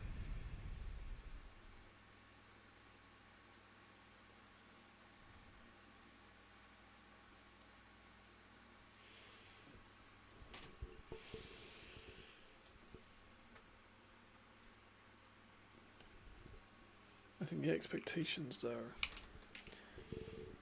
for the second half, Munich need to start passing the ball, getting some momentum in the passing game. The offensive line that we've all been praising has been fine, but like it's not really opening up the running holes. Here's Kyrie Lyles though. Taking a shot to the sideline, that's just gone out of bounds. And another flag. Oh my gosh. Oh my goodness. What time is it now? So it's now 43. I'm going to see when they actually start again with these flags. There's flags every other play, man.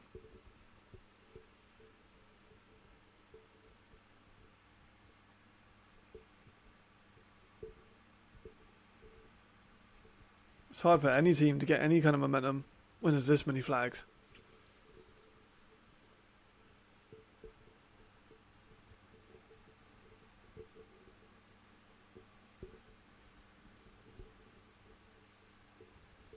Okay, that one was shorter. It took him a minute to get that one done. Which you'd love to see.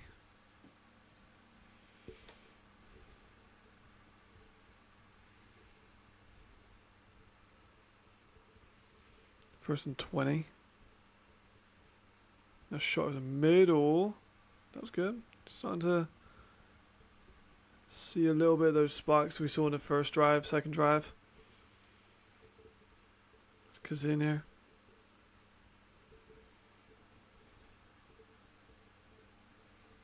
Just as sustainability. They're not able to sustain these drives. Long drives, I think, are hurting them. Because this drive has been really long. Like in time. And they needed to get on the scoreboard quick because they're down by multiple possessions.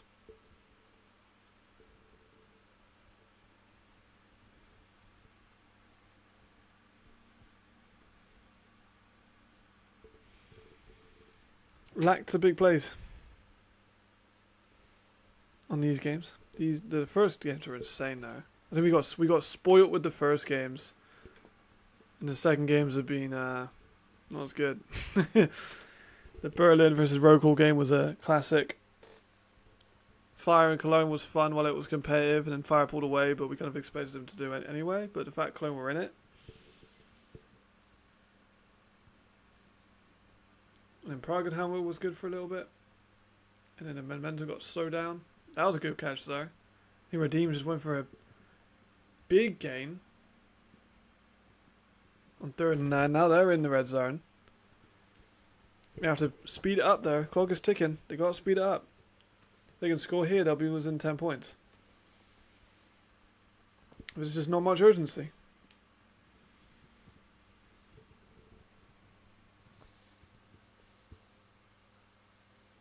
Yeah, 4.5 minutes and people are walking. What are they doing? I don't get why they're not trying to get a quick huddle off. There's really not that long left of the game.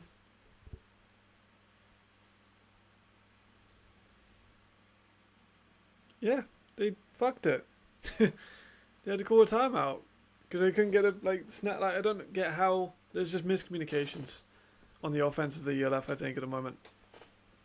How do you get a big play, get down to the 3-yard line, people aren't running to the ball, and then you have to call a timeout because you're not ready within 30 seconds?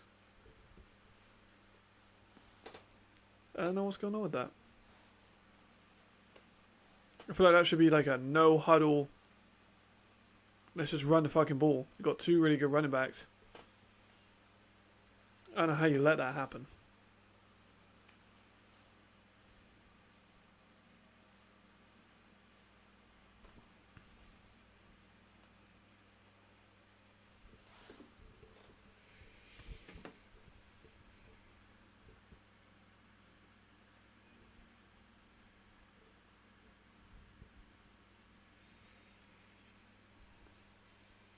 First and goal, 4 minutes. It's time to kick it in a little bit, try and get some points. Redeem motioning in, carry Laos, with a quick pass out, another flag. Ball's incomplete, but there's another flag. We've had 5 flags in this drive.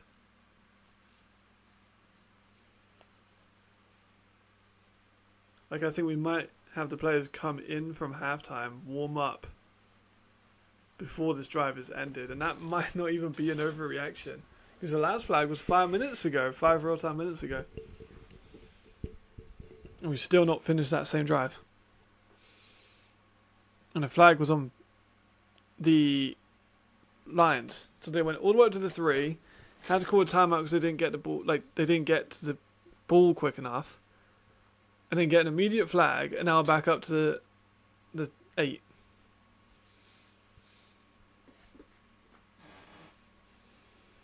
They have potential, they just need to sort out the little things.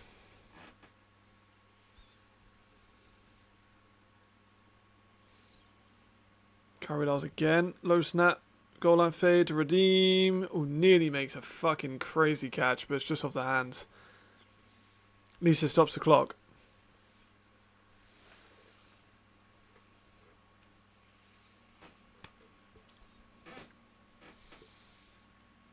Karilas has showed flashes, but his accuracy is going to be pretty low, I think.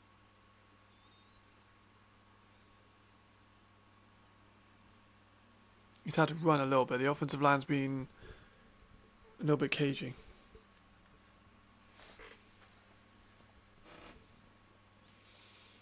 Lyles again. Another deep ball. Reeled in. Nice catch. That was a beautiful throw. That was a great throw. So Prague are kind of eking their way back into this.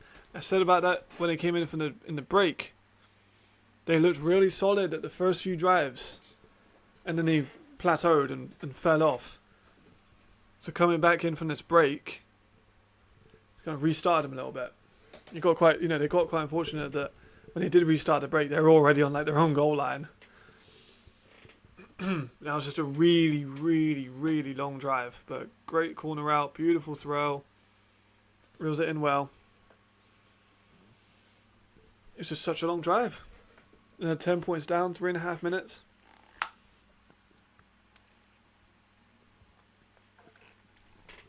Like I think that drive was 20 minutes. Because they're starting to show up like the graphics for the them coming out for the halftime, which is wild. Probably an onside kick here from Prague. 10 points down, 3.5 minutes, 1 timeout. I think they've got to make some kind of onside kick here. They've got to do the PAT first, but yeah. Still a 2-possession game no matter what way you spin it.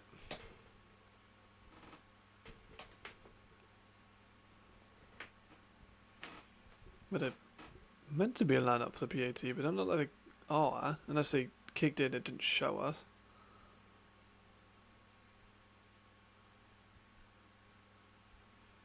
Not entirely sure.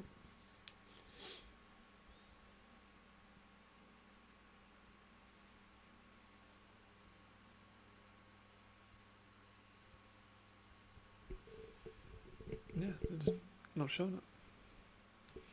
Yeah, the team's coming back out. So that drive for Prague was the whole of halftime. Now, one drive was like the whole of halftime.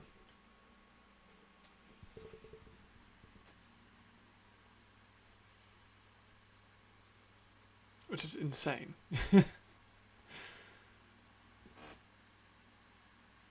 Yeah, they are going to go for an onside kick. Also, you have to declare when you're going for an onside kick and eat your left. Because you have to do certain kickoff rules. Onside kicks have about a 20% chance, give or take, of working. They need this one. They need either a score or a stop, and then they need another score or a stop. Kick is bouncing, but smartly, Pitts just takes the ball and runs out of bounds. Good call. Don't even risk the fumble. Just get out. I think likely, though, that'll be the end of this one. See Hamburg just running the ball, taking the clock off. Prague have got a timeout and a 2-minute warning, which isn't going to be enough.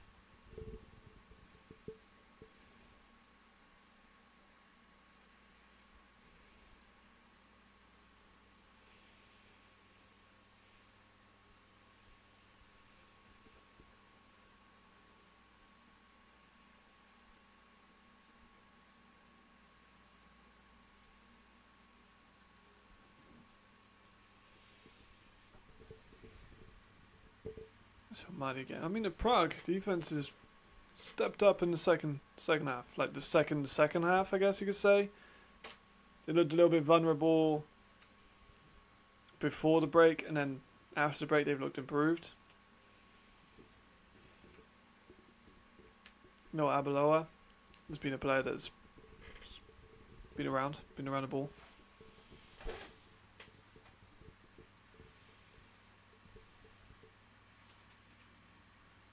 Offside. Free play. More flags. You know, more flags.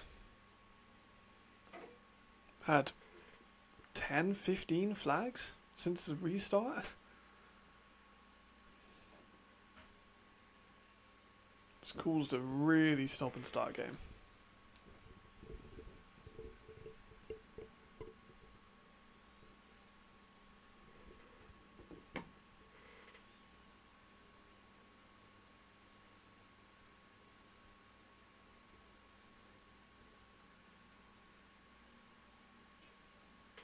This game started at 1:30 UK time. It's now 5. It's been a long one. The second half of the Ravens and Surge will kick off in a minute. And both of those teams have been quite dedicated to the run. So hopefully they'll able to clean up the discipline.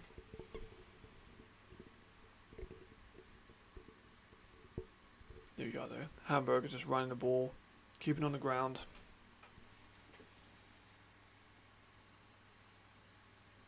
Third down now.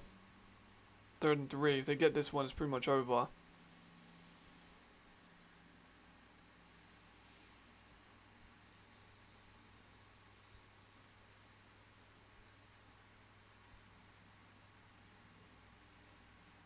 I'm taking the time there. Play caller must be. There we go. Flag.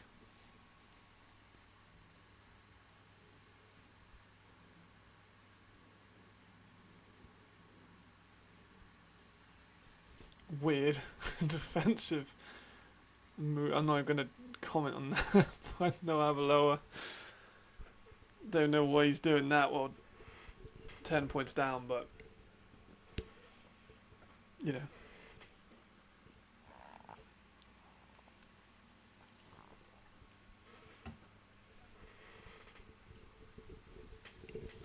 Is it 4th down? I can see them going for this on 4th. They're up 10 points. If they get the 4th down conversion, they've won. They are staying out for it. The Surge have just received the kickoff. There's already a flag. There's a flag immediately from the kickoff.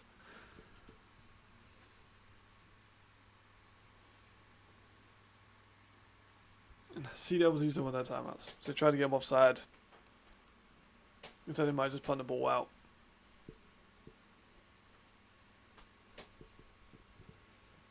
Yeah, I'm quite amazed by how many flags there have been. To be completely honest. This might be the most flags I've ever seen in one day. Here's a run-in game for the Surge restarting straight away. 7-8 yards. Immediate Nicholas Kandar. There's a lot of very talented French running backs that are not playing in France. Or for the French team, I should say. You've got Nicholas Kandar, got Mero Zero. Jason Augmont, I think, is Augmont in Paris? I can't remember. But Augmont used to play for Rhein. It's 4th and 3. They are staying out there. Hamburg are staying out there on 4th and 3. There's another run by Nicholas. Gets another 4, so it's going to be about 3rd and 1. Hamburg going to take a risk. They've not snapped the ball yet. There's another flag. Oh my goodness. I can't believe how many flags there have been. I cannot believe it. The last 5 minutes of this game have lasted well over 40 minutes. I cannot believe how many flags there have been in this game. This must be the most penalised game I've ever seen.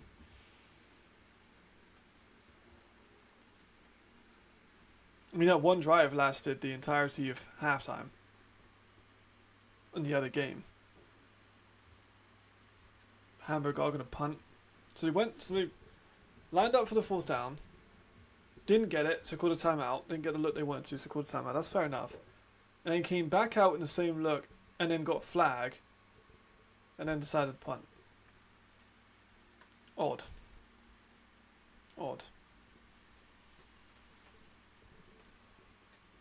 And Prague have got 2 minutes and 6, so they will get the 2 minute warning. They do have one timeout. It's going to have to be one hell of a comeback to make it happen. It would be pretty outstanding. Surge are already burning timeouts. Only a couple of minutes into the third quarter. I'm always a little bit... I don't massively agree with early timeouts. Maybe because I'm not a coach.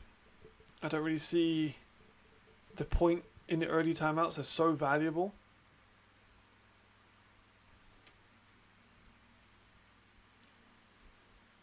To use one at the start of the third quarter, I'm confused by. But here's Kyrie Laus. He needs to make some clutch passes.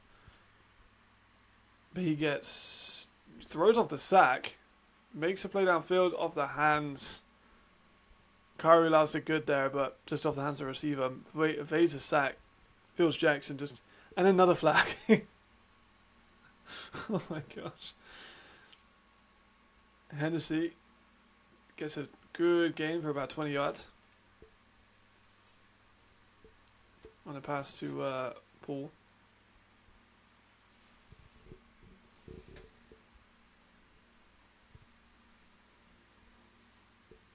We might even get the Surge game overtake the Hamburg game at this point. This is definitely on record. Maybe one of the longest games in ELF history. I think the Frankfurt versus Munich game. No, Frankfurt versus Milano game. I think is technically the longest game in ELF history. That was like 4.5 hours long. Because Luke threw it like 57 times. And his completion rate wasn't great, so the clock just kept stopping. And so did Frankfurt. They just kept throwing it. So the clock just didn't stop. The clock did stop a bunch of times rather. But yeah, more flags. Surprise, surprise. Surge have a very good opening drive into the second half though. A couple of minutes in, they've had a good couple of runs. They got a good pass over the middle for 20. Ready, Hennessy's going to run for another first down.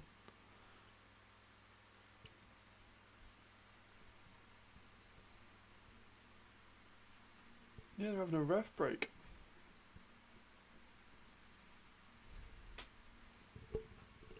Can't say I've seen that before.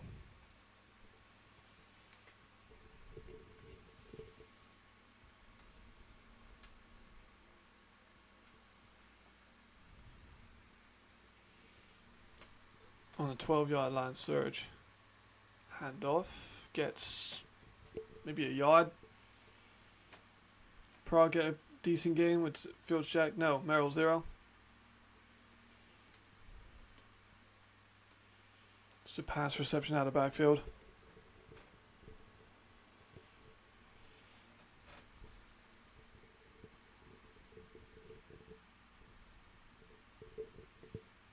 They got a lot of ground to make up. Even this, they had 2 minutes 6 seconds. It's been 40 seconds. And they've just gone backwards. Really not much coming out for Prague. Hennessy with a floater. Gets caught but out of bounds.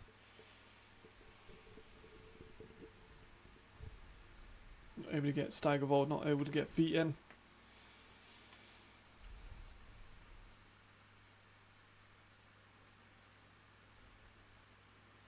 Fourth down for Prague. This is basically the game. They want anything at all. They've got to get a first down here. And it's a first down at 10 yards.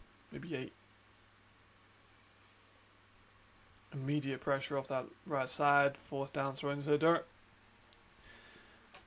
I know I didn't have Lawrence playing left tackle. There's a flag. They're calling touchdown on Yannick Meyer. But he's staying down. There are flags and players are celebrating touchdowns, but nothing official given yet.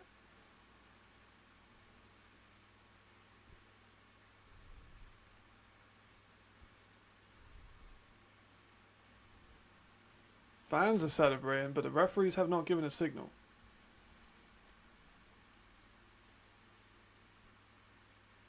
Touchdown. It's a touchdown. Yannick Meyer with a reception. That's big for them. They're starting to walk over Munich a little bit now.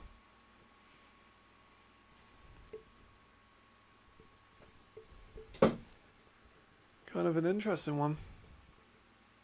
I don't think many people saw this one coming. Lions have called a timeout. You're down by 10, man. There's like 90 seconds left. Just let them kneel the ball. There's no point in calling timeouts. The game's over. It's like a Madden where you're just trying to waste people's time.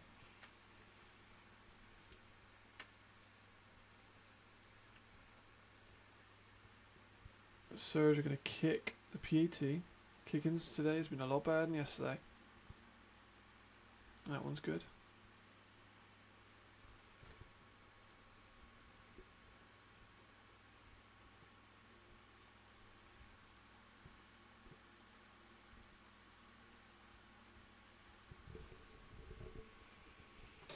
Wait until the end of the Lions one to officially announce the final score, but it does look pretty definitive that it's going to take 1-1-0. Let's have a look at that touchdown though. Yannick Meyer in the slot. No, he's out wide, just a jump ball. Did he maintain possession there though? So he goes up, hits the ground, the ball seems to come out. Even he seemed a little bit surprised it was called a touchdown. He had that yesterday with Jordan Boers though. Like, I think refs are a little bit more for the offensive style of game. Hamburg have beaten Prague 31-21. Pretty uneventful. Like, it was a good game. It's just lasted a really, really long time. Like, it's just ended. It was a good, like, few hours of of game. It was a bit of a slog at times, especially with the break due to the weather. That never helps with the momentum of the game.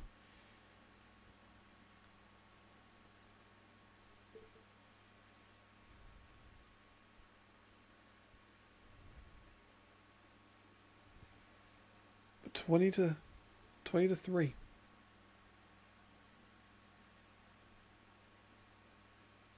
Here's a big one. Munich, great time of possession on offense. Kid of Munich on quick game. Munich a lot of man has used legs. Yeah, man. Like Munich, I just think are flat. They don't look good. They're not finding the holes in the run game. They're not finding many big lanes. The offensive line for the run hasn't been what we might have thought it has been. Defensively, Kandar getting a lot of runs, a lot of good yards, like you say. Hennessy using his legs. I think that Surge are more loaded than Munich. Surge's receiving core is unbelievable. And Munich have Tomiwa and Marvin Rush is a good 2 or 3. But Yannick Meyer and Lils Geyer are both better than Rush.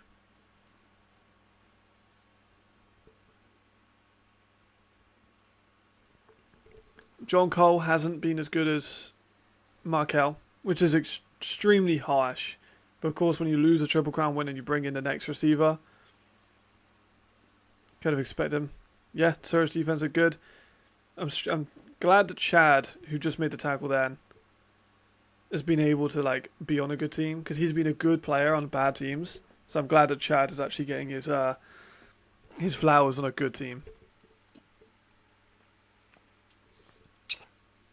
Yeah, they look really, especially on run defense. I thought that would kind of be the run, like the path for victory would be for Munich to run heavy. Don't really seem like that thing. Chad does it good. Chad's not been the issue for me. It's been receiver separation, lack of running holes, flags. But Chad has been solid. She has been effective.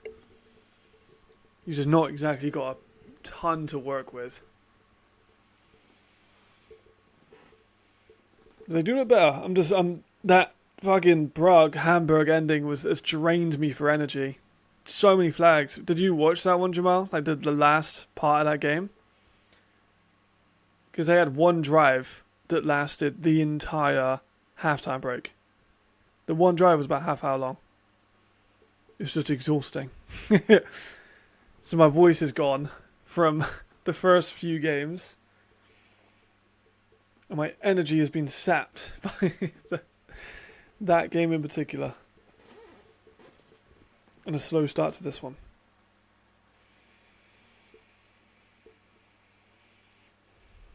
Yeah, you're not missing much, bro. It was not good. Fucking so many flags. So many flags. They had flags on top of flags. They called timeouts and then got flags. And then they came out of those timeouts and got flags. Did the play that had a flag on it. Got called back and then got a flag. Yeah, it was closer. But Prague ate so much of the clock off with that last drive that it was about 45 minutes, 30 minutes for one drive. But yeah, it was torturous. It was not fun.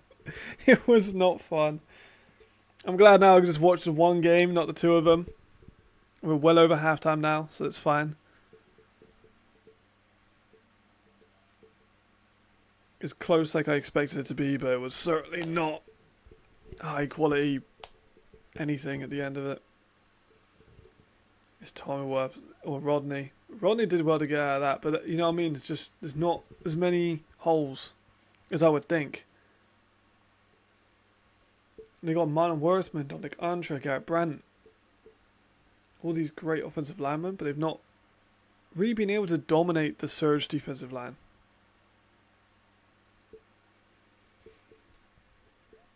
Which is what you'd expect, what you'd kind of want them to do. They haven't massively been able to do it.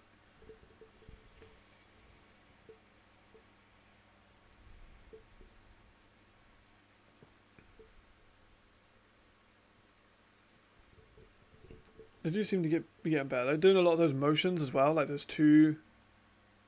And that was cool. But there's more flags because he's probably not set, but they're just going to throw it to him anyway.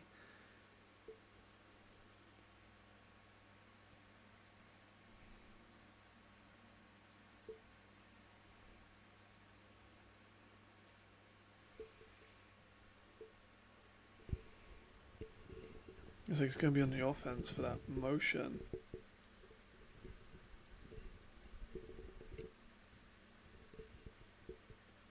Yeah. Yeah. Well, Callahan's a great OC, but he hasn't been able to get much out of this team so far. You are right, though. I do think that's a big advantage. They kind of seen what he brings.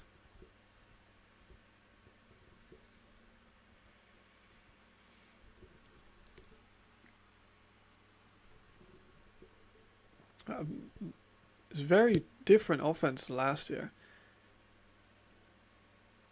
And we knew it would be. But last year their offense was better, for sure. And they played, I think it was Milan in week 1 last year, compared to Surge this year, which is obviously very different. Like Milan had the worst defense in the league last year. Was it the Raiders? I think it might be the Raiders they played last week. Or this time last year. But I think offensively they might take a step back this season. It's 4th and 2. Just about gets a good corner speed, John Cole. I'm still kind of waiting on John Cole to really explode. He's been quite limited in this game to just those couple of jet sweeps he's been able to get for those more yardage. But he hasn't been able to make a big play yet. Like I said earlier, I think they miss a true deep threat. Like an elite deep threat.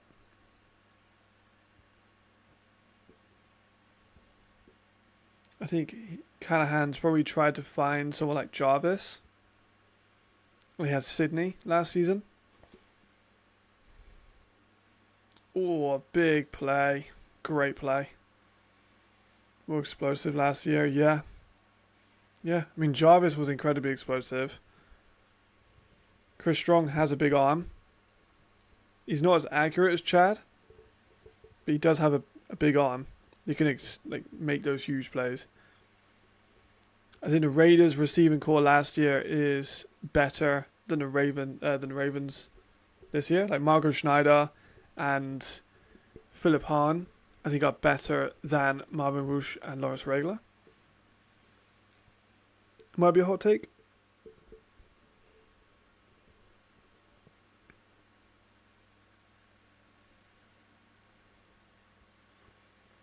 Another flag. Regler's first catch of the day, I think. I haven't seen too much of him.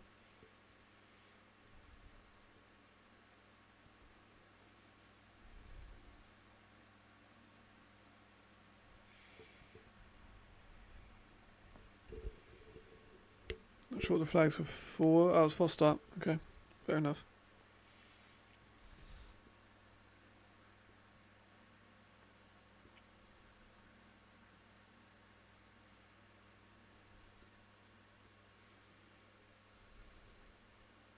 They're very dink and dunky too, the Ravens. Not many explosive players, like I said, not many chunk plays. I don't think I've seen them get over 20 yards in a play. If my memory is serving me correctly, I might be wrong, but I don't feel like they've got over 20 yards in a play yet.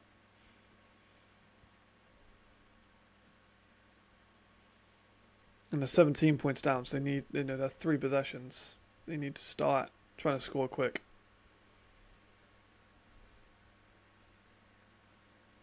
Tomiwa, a big hit.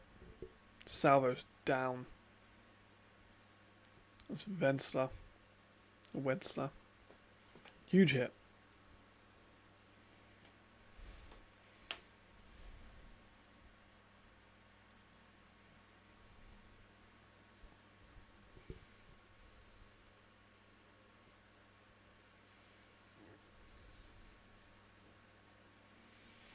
Yeah, Munich might... I'm not going to say fraud checked. I don't think they've been fraud checked. I won't go that far. But I think, Tommy Wood's not been in for a minute. So if he's hurt, then that's a big loss. Lucas Salvo just took a fucking lick. So he might not be playing for a minute.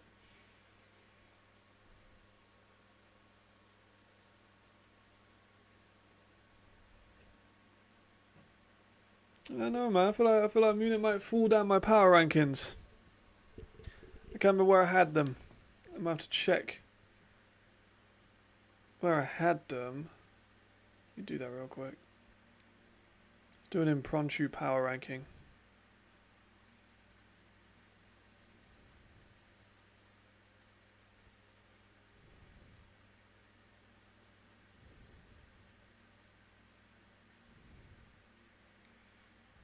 Yeah, I want to look where I had the Ravens.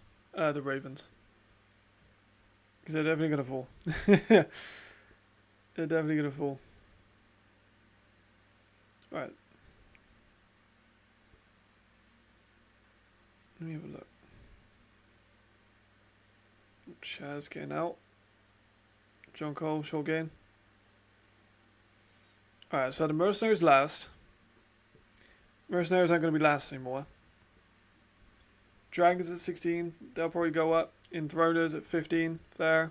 Lions are probably going to fall from 14.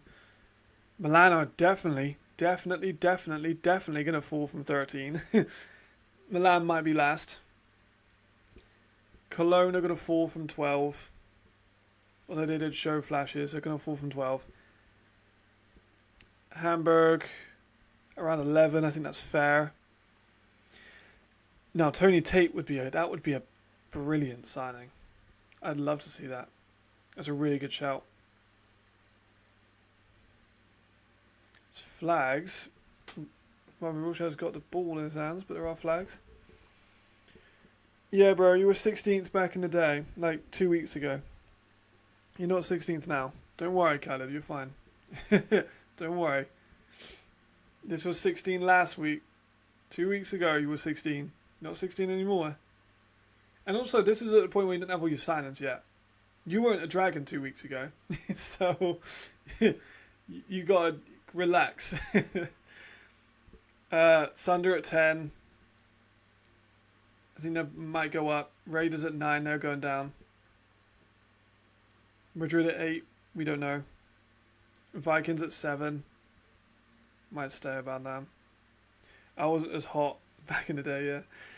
I wasn't as hot in the Vikings as a lot of other people were. I'm still not. After last year, not great. I mean, 2 weeks ago was a while ago. 2 weeks ago, we had Matt Cole as a receiver. Like, Heltevik still had a functioning team that had like all their signings completed. And it wasn't announcing signings a day before a game. It was a different era back then, bro. Galaxy 6, Wroclaw at 5. I think that's... Yeah, Wroclaw going to go up. So Munich at 4. Munich are going to go down. Paris at 3. There. Surge at 2. Yeah. Fire at 1. I think my top 3 are going to be unchanged. Spoiler alert. But I don't think people are going to be delving deep into a 5.5 hour stream to find out my the prerequisite for my power ranking. But yeah, I think the top 3 remain the same. Munich are going to fall a lot. Munich might fall 4 spaces, maybe. Maybe 3.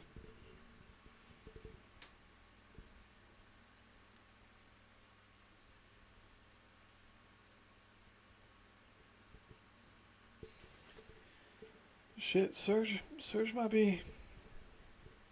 I did pick Surge to be in the title.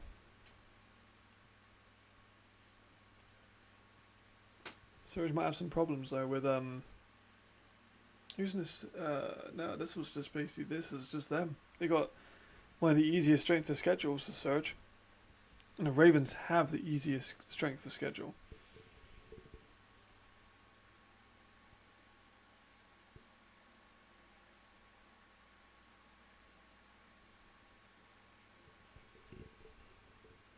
Here's he again, going up.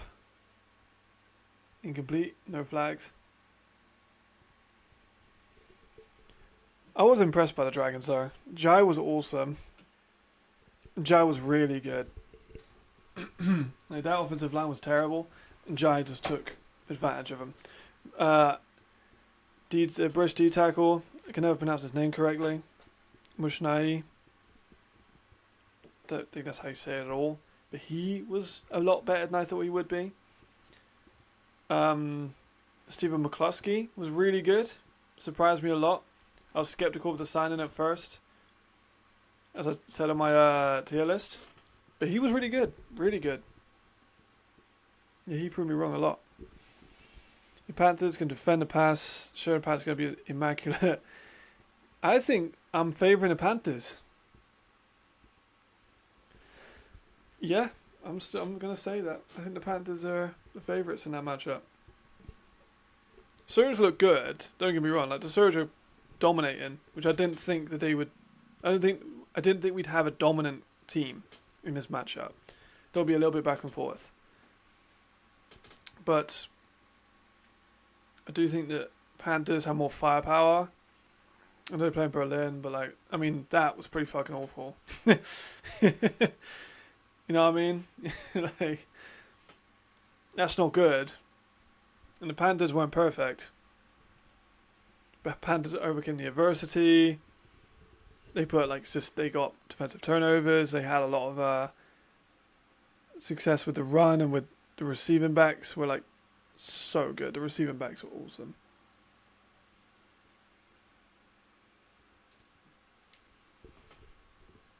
But that's 2 points. That's the first safety of the season. Surge have the best week 1 defense. Yes, they do. Statistically, yes.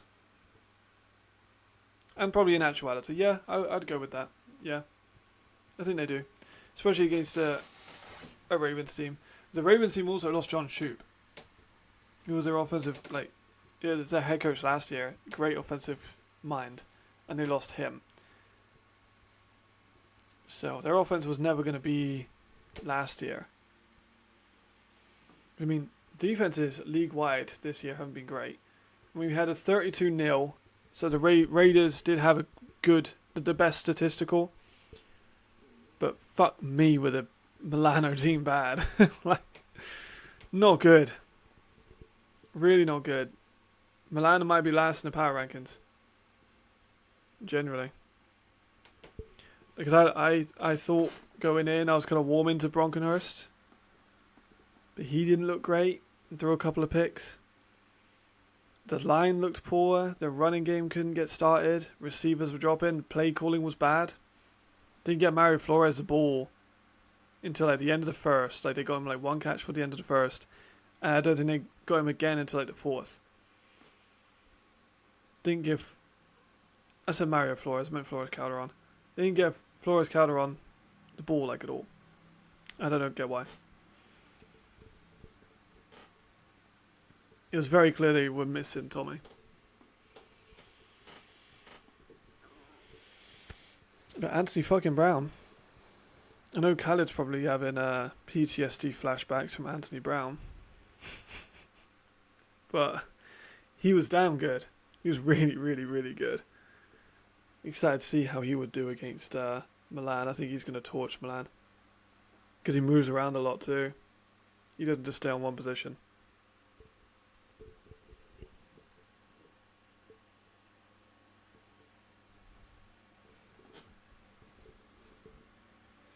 More of those adjustments. Anthony fucking Brown. AFB. Even then, Surge defense was all over that. Sorry, Khaled. But Jamal's the fan of the Mercenaries. You did good. I gave you praise in the live stream. Anthony Brown's a good fucking receiver. And I didn't know much about him because I hadn't seen much tape, and the Mercenaries, I didn't do the tape study for that much because, I haven't done the tier list yet. Because they announced all the guys so late. But Anthony Brown looks like a bit of a weapon. And Carlton Aiken is definitely trusting him in. It's your job to notice him on a switch. You're a DV. Gotta have your head in a swivel. Always have your eyes on the A. I actually need to watch the playback. I haven't seen the play since it happened. I mean, you still won, so you're all good.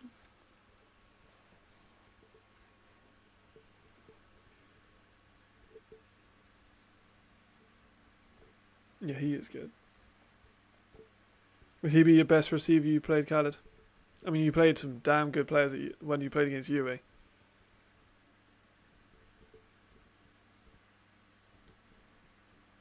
He's running for his life behind that offensive line, which you wouldn't think. Oh, what a play. Oh my gosh. Mitch Fettig.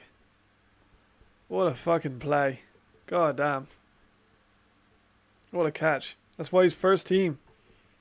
He's the most low-key first team all your left guy in the league. What a fucking catch. I'll see a replay of that. Full extension. Look, the offensive line just is kind of getting a little bit outworked. Simeon within a hair of him, but just a great defensive play. I think you're right though, Jamal. I think we could see Tony Tate for the Ravens.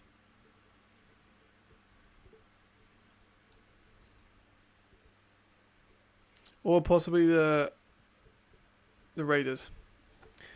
Because Chafin, I thought Chafin was good, but he did have a lot of drops. And we know how, what's the correct word for it, impatient the Raiders are. I mean, they let go Jarvis and Strong because they weren't performing as expected. So you know they can be pretty impatient and pretty impulsive.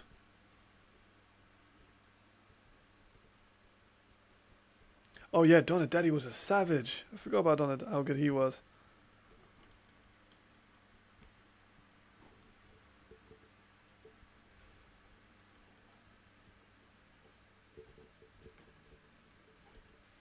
Yeah, Donadetti was a bad man.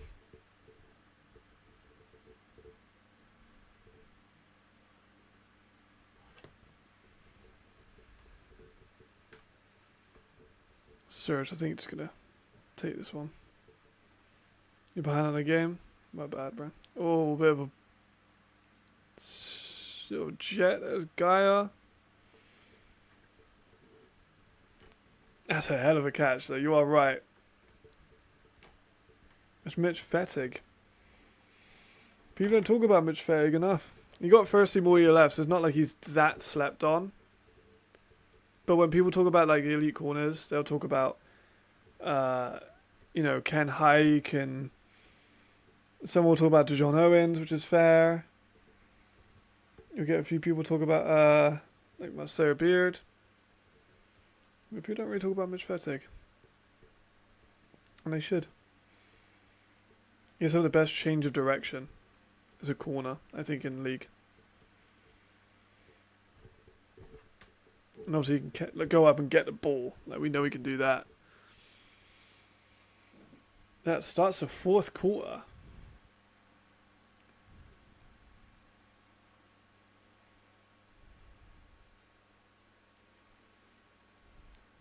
Second half of the game definitely more entertaining than the first. First was a little bit sluggish. I gotta lie.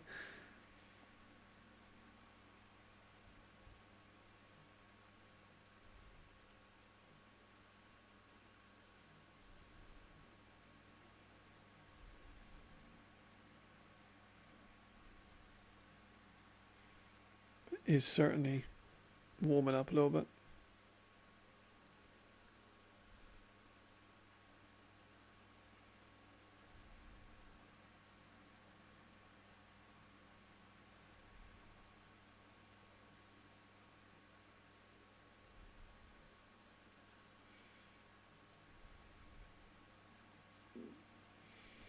Kerry Bajarian as well yesterday. Oh shit, what? What? Yeah, I missed something?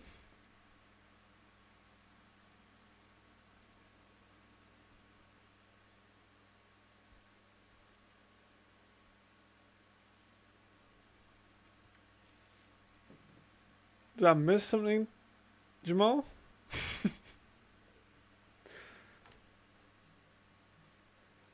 Let me have a look. So, week 2, top 3 games to watch. Let's have a look. We go on the actual website.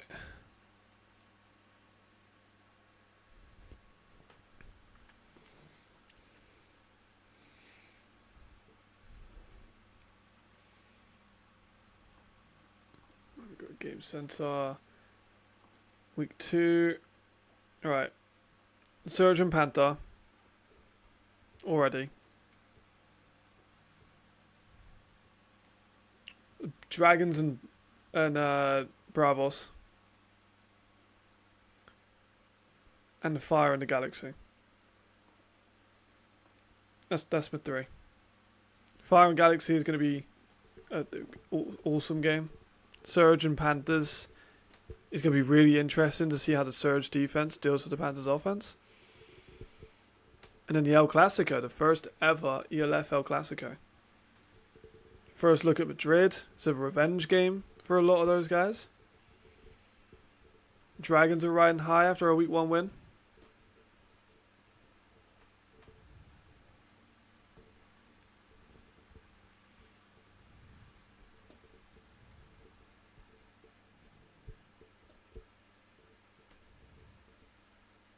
But that's some hell of a games. There's actually a lot of really good games next week. I think the Enthroners versus Cologne would low-key be a fun one. Ravens Milan, someone's going to have to score. Someone's going to have to score. And then you got the Austrian derby.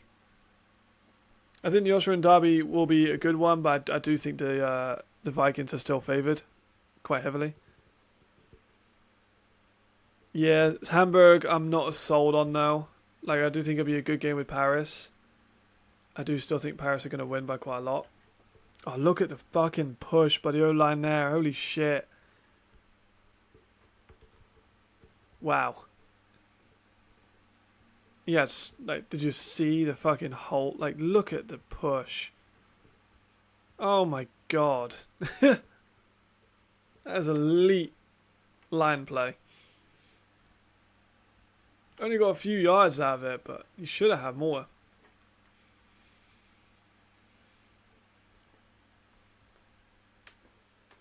Like, Hamburg, I'm not sold on.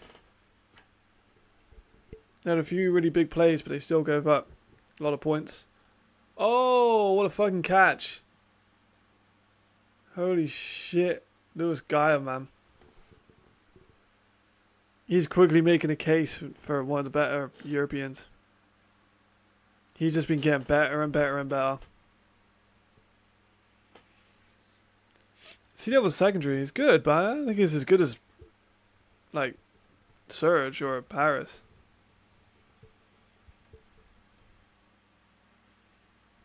I want to look at those guys' stats too. Because guys went up every season in his numbers.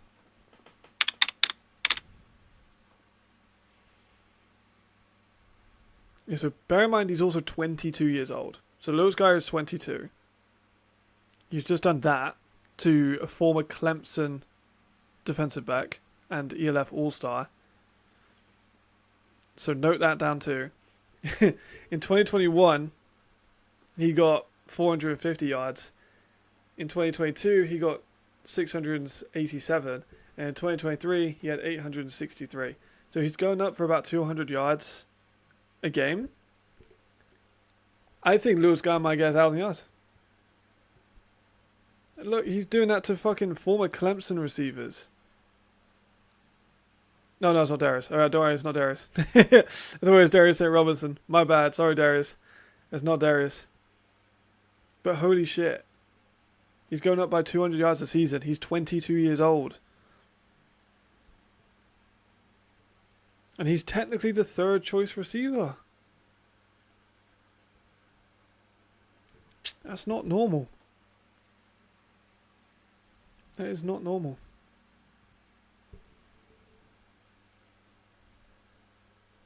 I don't care, bro. He just went up and over. And he's been great all game. That's not his only catch. And he was great last year, too. Guy's a savage. For German receivers, Guy's got to be in the top. Shit, he might be. So I got Haaland higher. Haaland is probably my number one. Yeah, Jay Flowers, so American.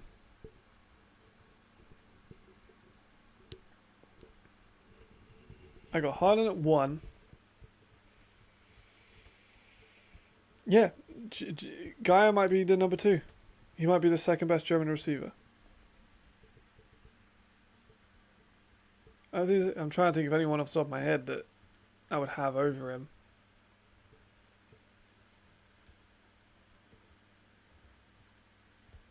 I don't think there are any. So he might legit be the second best German receiver in the league at 22 years old.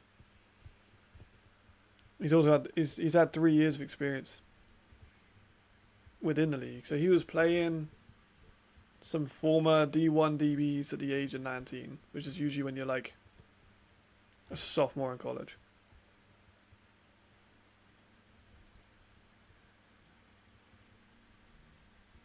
Insane. Yeah, I'm very high on Guile.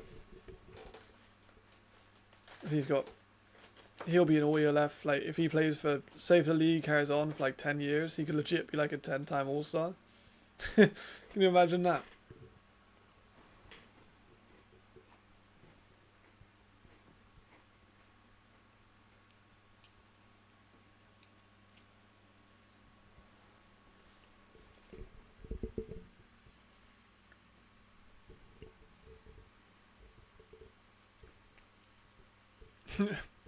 Trust you to be annoyed by someone doing good.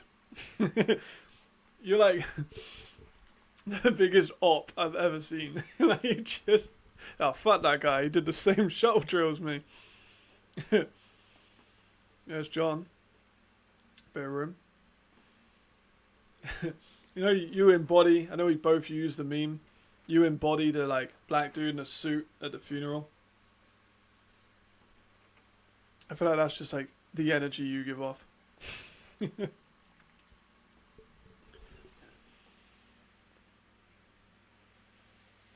I forgot about those PPI camps, can't lie. But I'd like to see the league develop too. And those younger guys are definitely doing the most for it. You know, the league was originally meant to be a lot different too. This is insider knowledge that you didn't hear from me.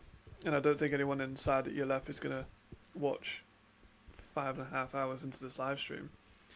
But originally, the league was meant to be 2 divisions. The league was meant to be like a ELF A and an ELF B, with promotion and relegation. Heard it here first. I'm not sure how far that really got into development, but it was absolutely discussed that there was going to be 2 leagues.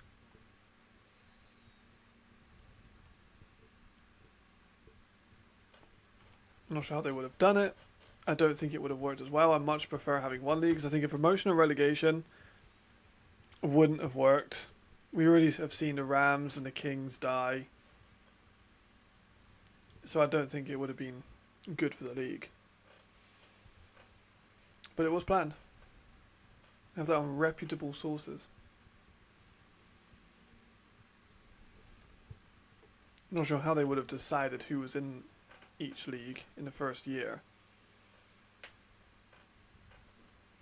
I think it would have led to a lot of players like leaving their teams.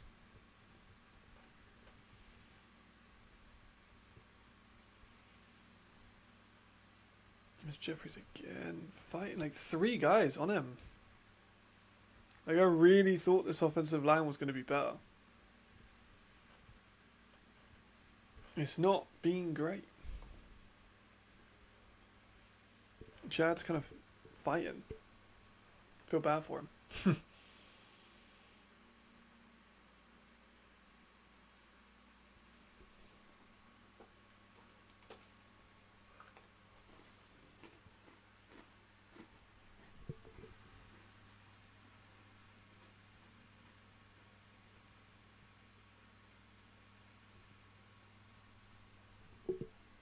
Another sack. What's going on? What's going on?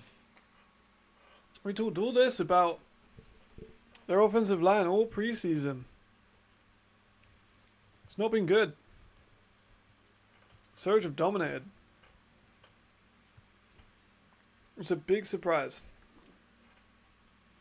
I thought they'd be the better team, but I really didn't think they'd dominate. I think I actually picked the Ravens to win this. I can't remember. It was kind of like a spur of the moment. I didn't know which one to pick. I don't even know who I'm going to pick now. 3rd and 27. 2 sacks and 2 plays.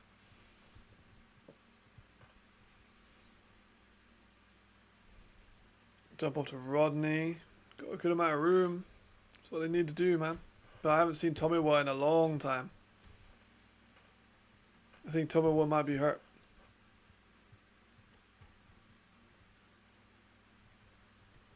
Or at least they're taking him out, I'm not sure. I hope he's okay.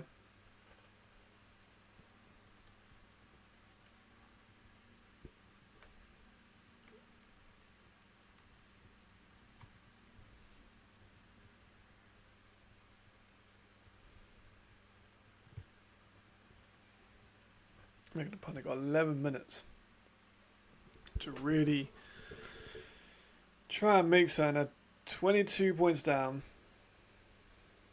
just 3 possessions. I don't know what the returner's doing around that. That's 3 possessions.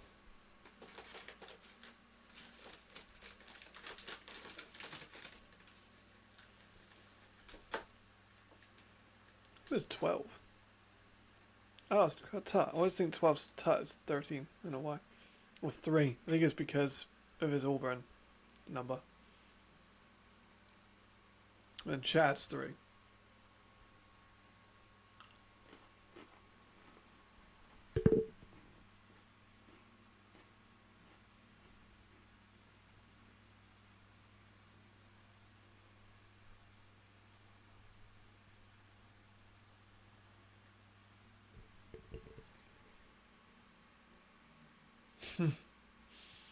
Actually, probably will. That's a really good tile. I probably will. Everything is not as it seems. I love that. I'm definitely going to steal that. I'll credit you in the description and probably in the video.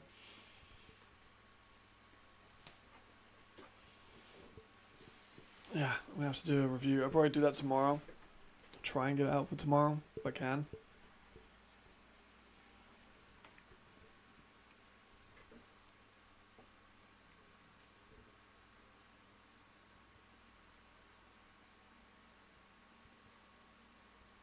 Decent. Yeah, probably do like a roundup with the power ranking. I'll probably do a power ranking tomorrow because the graphics are easier to make. And then just basically round up each game within that power ranking while explaining why they have fallen or why they have risen.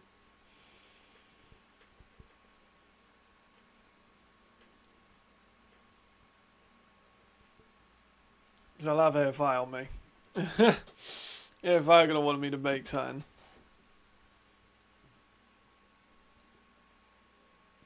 They probably want me to have something for the end of the day, but I'm definitely not going to be able to do that.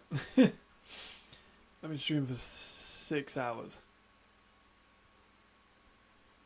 So I'm going to not work after this.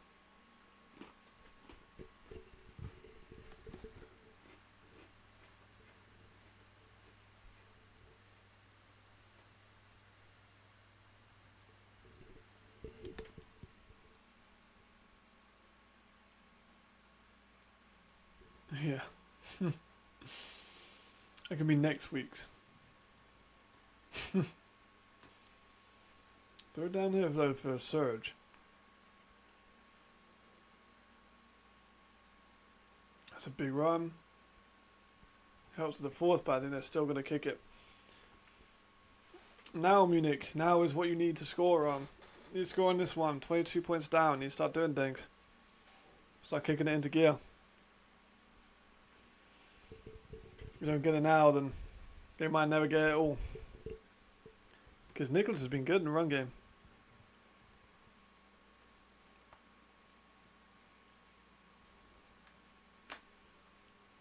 The stats I don't think are up of yesterday's games, which I didn't expect them to be. I think some people got a little bit funny about that, but like, it was only yesterday.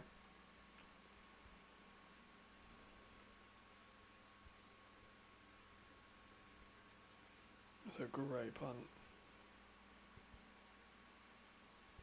Good spin though there by John Cole. It's nice. Didn't get a crazy amount out of it, but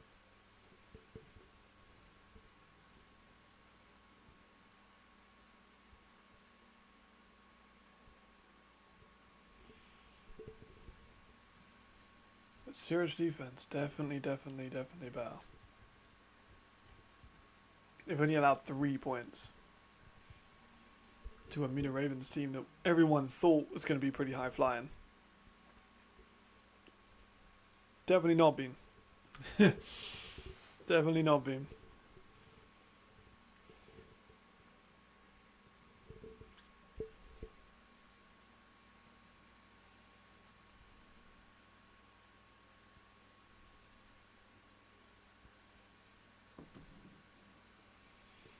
Eight minutes, 22 points. It's possible. But no Tommy Waddell. Ball just sailing over. Do you think Munich have kind of lost that now? Do you reckon Munich are just going to be able to even do much? Because just way over the intended target, or way under, depending on who he was going for. Either way, one accurate. And Chad's one of the best we have in the league, I have no doubt.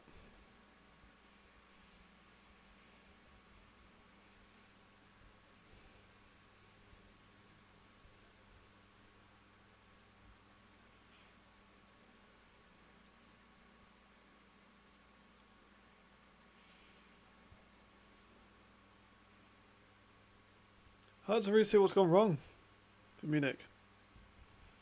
Poor offensive line play, lack of explosive plays, receiver separation, and running game holes. I think that's probably what I'd put it down to.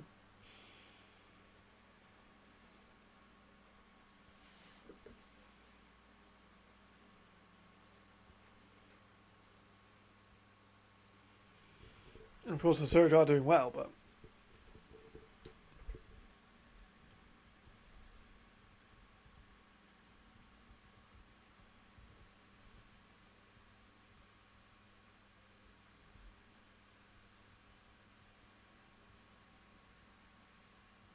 pitch.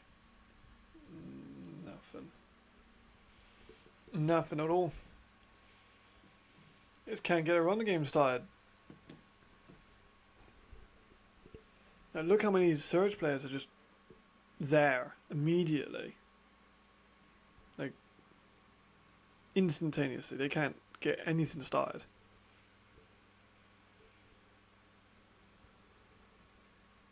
It's a 4th and 2.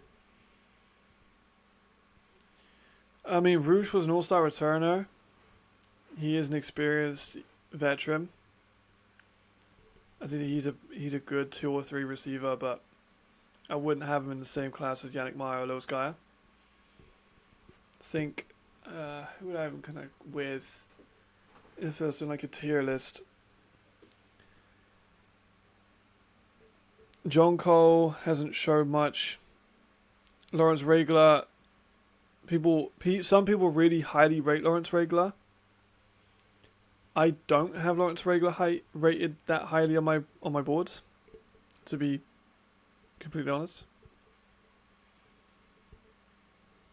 Some people were like, oh, Lawrence Regler's going to Munich. It's going to make them a title contender. I was like, no. So to answer your question, I don't think they have any crazy ones. Yeah, they do, man. Surge really do look like the team to beat. Surge really impressive. The offense is clicking.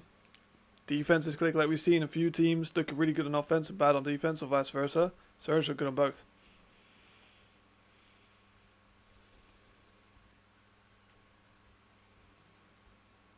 That was a good play. That was a really good play. That was nice. Now that was nice. More of that. Please, more of that.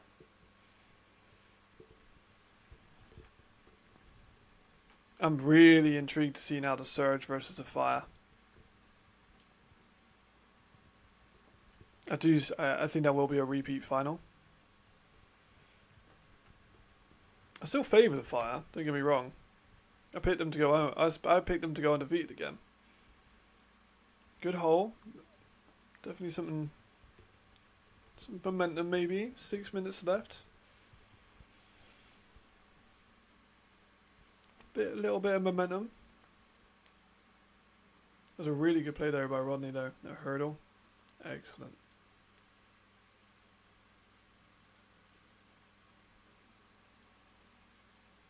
I got down to Vygard as well. Like, damn. I think they just kind of overran them. Oh, lines. Look how heavy that line is. They kind of manned up in the secondary. They have the athleticism and the speed. Chad's really fast. Tut's really fast. And they can just overwhelm the offensive line. I mean, they nearly got through there. He's got 4 Surge players around him. Like, how the hell is that possible? That they allowed 4 guys to be within a yard. Look at that. Just straight through. And even if you don't get the sack, there's still multiple guys around him. He's got to throw into a double coverage, which is not going to happen very often anyway. Is that Malumbo? You get in the middle? Unbelievable. Surge are serious.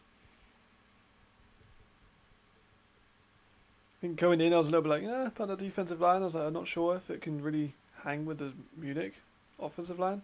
I was wrong. I was wrong. Very wrong.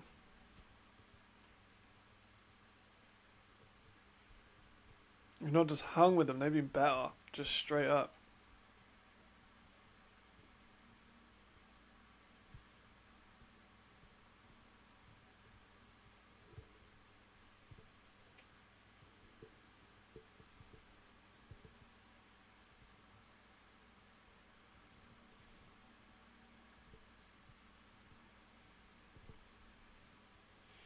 Fourth down. This one's a big one. Game's winding down.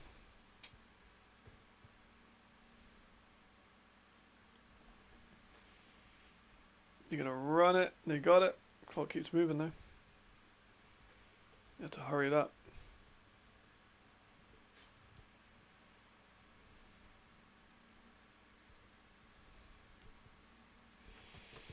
You're going to have to be quicker.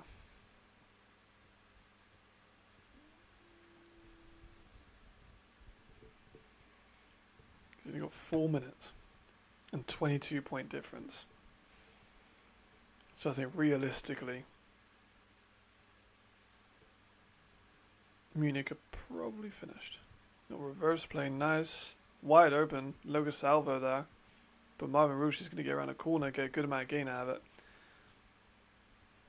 Need to throw the ball there though. Like, kind of feel like you needed the ball. He threw it away. I don't know why he threw the ball after that play. You need to hurry up, bro.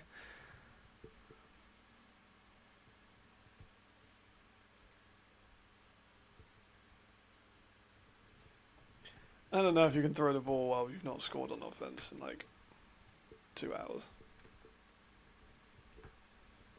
I mean, I'm just old-fashioned in that way.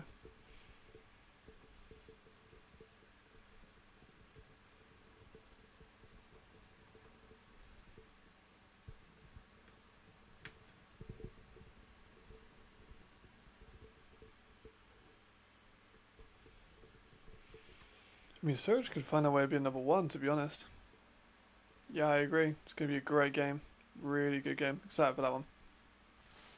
Panthers looked real nice offensively. Very, diverse offense. Really good play calling. I liked how they got both running backs involved. The receivers were able to get open and find space.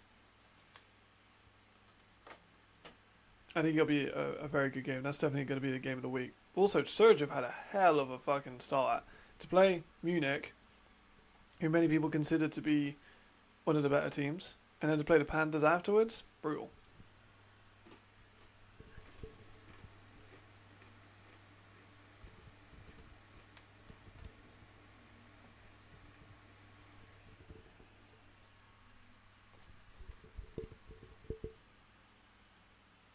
These down here, Ravens. Not that though. Not good, man. Really not good. I'm just, that's been the biggest shock. I think for me, it's been a Munich Ravens offensive line. Yeah, for real. I agree. Especially the O-line. We all thought the offensive line was going to be really good. It's been pretty poor. Especially on this drive. Like in the start, it didn't look like they could block for the run, and now they just can't block for the pass. Chad's getting beaten up. Like, again, getting hit every play. I can't remember the last time I saw Chad actually make a throw without getting hit.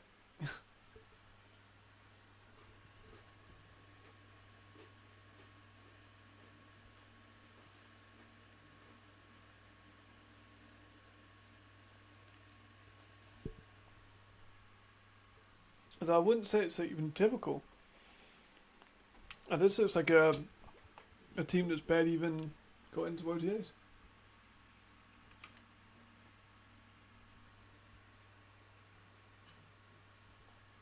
It's don't look good.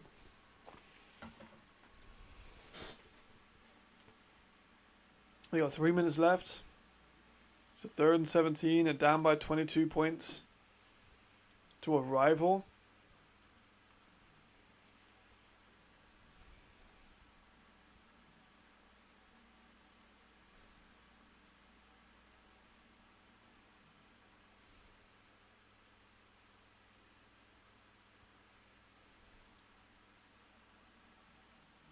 Now they got to kind of burn through their timeouts to try and get something, I guess.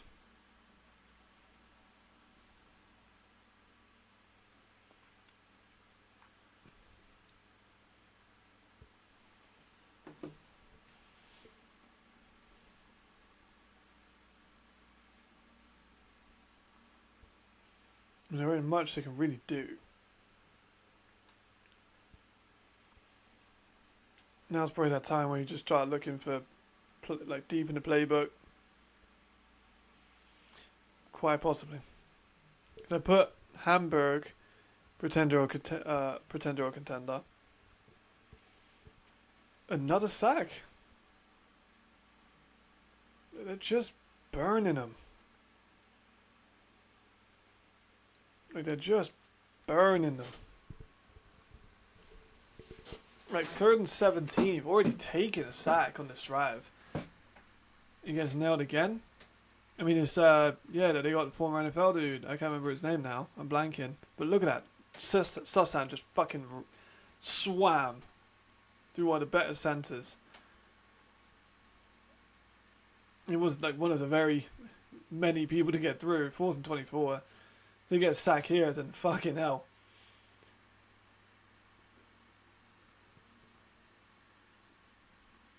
He's evading. Bro, you can't run. Like,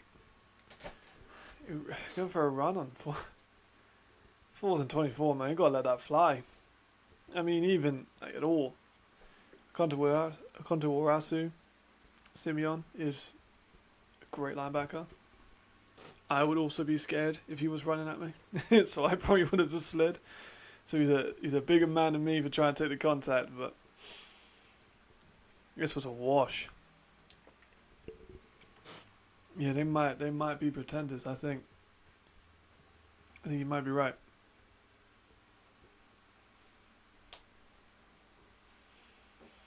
Surge might be number 1 in the power rankings in tomorrow's video. It's very possible. Very likely. Just a dismantling. Going to 2-minute warning. He runs until the end.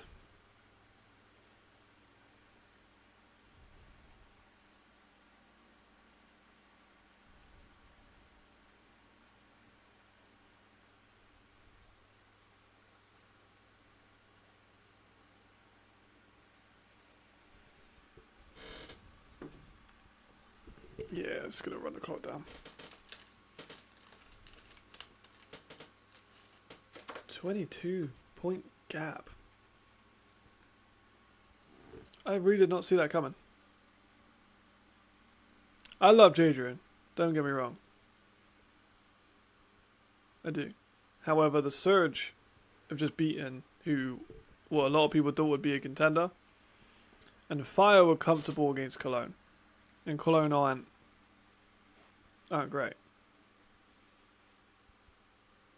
So I'm probably still going to... I'll still probably get Surge, honestly. That's not disrespectful to put a team as the second best in Europe. Because let's be real, GFL is not good. I love all Euroball, but man, some of the GFL stuff is just fucking bad. Like, I really wish that league to be good. It ain't. Just the import rules are a disaster. It's a shame, man. GFL could have been really good. GFL's been going for like 20, 30 years. And it's like already smaller than the ELF. Like, peak GFL is probably already smaller than the ELF is now. So, clearly the GFL ain't doing too much.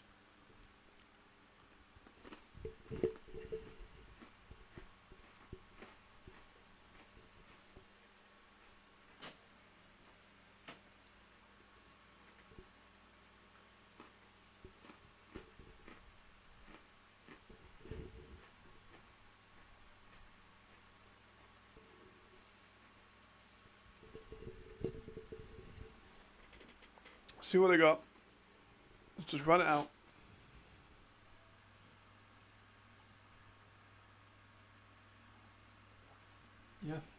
Yeah. But I think what we expected was their O-line to be really good because of Joe Thomas.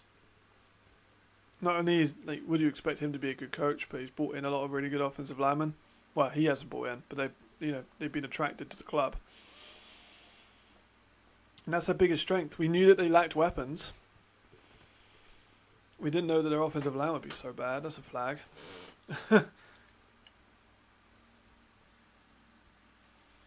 Yeah, it's a complete change of identity. They went from... Yeah, they are, exactly.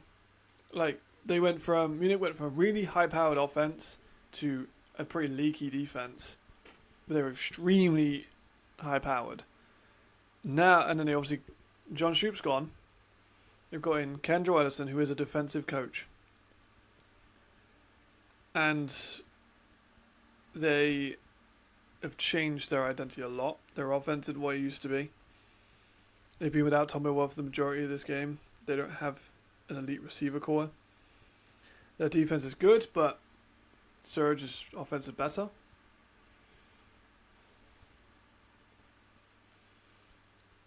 And there they go. They're just, even in, they've got backups in, they're still running pretty successful plays. And Yankson, I think, is the fourth guy. And he's getting 6 yards. I think he's the starting defense. And the Surge offensive line is also excellent.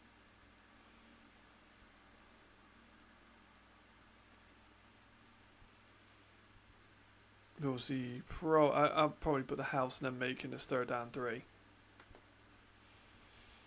Yeah, Jordan Newman is a very good winner. Was it last season when Surge lost? It's his first loss in 60 games or something like that. Was it more than that? Might be more than that. It was a ridiculous number. Appreciate it. Thank you very much. I do sometimes just ramble, but I do like it when people comment, so I can just kind of go off of, just have conversations, because this isn't commentary. This is just a watch along. So when people aren't here, I just do commentary. I do appreciate it. It is very valued. Everyone who comes in, I do appreciate a lot. Because I've been here for 6 hours and 10 minutes. I haven't stood up. I've got some Oreos, I had some cinnamon swirls, some coffee and water. That's all I've lived off today. And everyone who's been here, I do very much appreciate. I have a video for you tomorrow on power rankings and stuff like that. Kind of a roundup what happened. 3rd and 3, set up at my house on it, and I was good to do that. Yankson again with another 6-yard run. Percy Neal's here. Surge debuting their new all black kit, well, not all black, mostly black kits, to overwhelming success.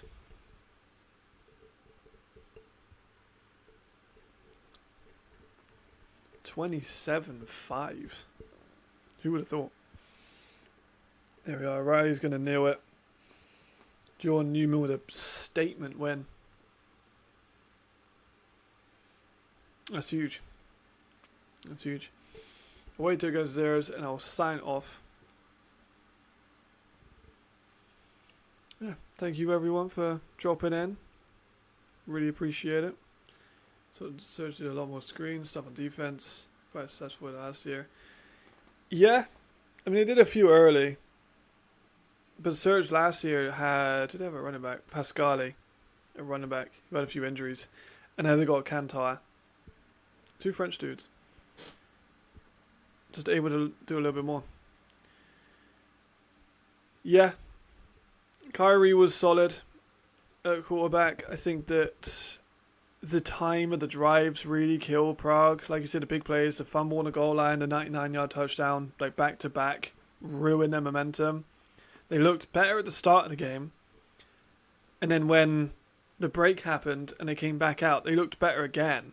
So I think they just have low stamina. Like, there's a, you know, I mean, like they do really good at the start and then kind of fall off. They came back out, started high, fell off. They just need to shore up the flags because there was a hell of a lot of flags, and they needed to shorten the time of the drives. Those drives went on for 45 minutes. Like, one of those drives was so long, they went in for halftime and came back out in the time of that drive, which is unreal. Yeah, that will conclude this one. Thank you all for watching. I will see you next week if I do a 4-game stream. Not sure if I should do 1 game or should do all of them. This was just for fun. But yeah, I have a video for tomorrow. Thank you everyone for tuning in. Much love. Thank you very much. Goodbye.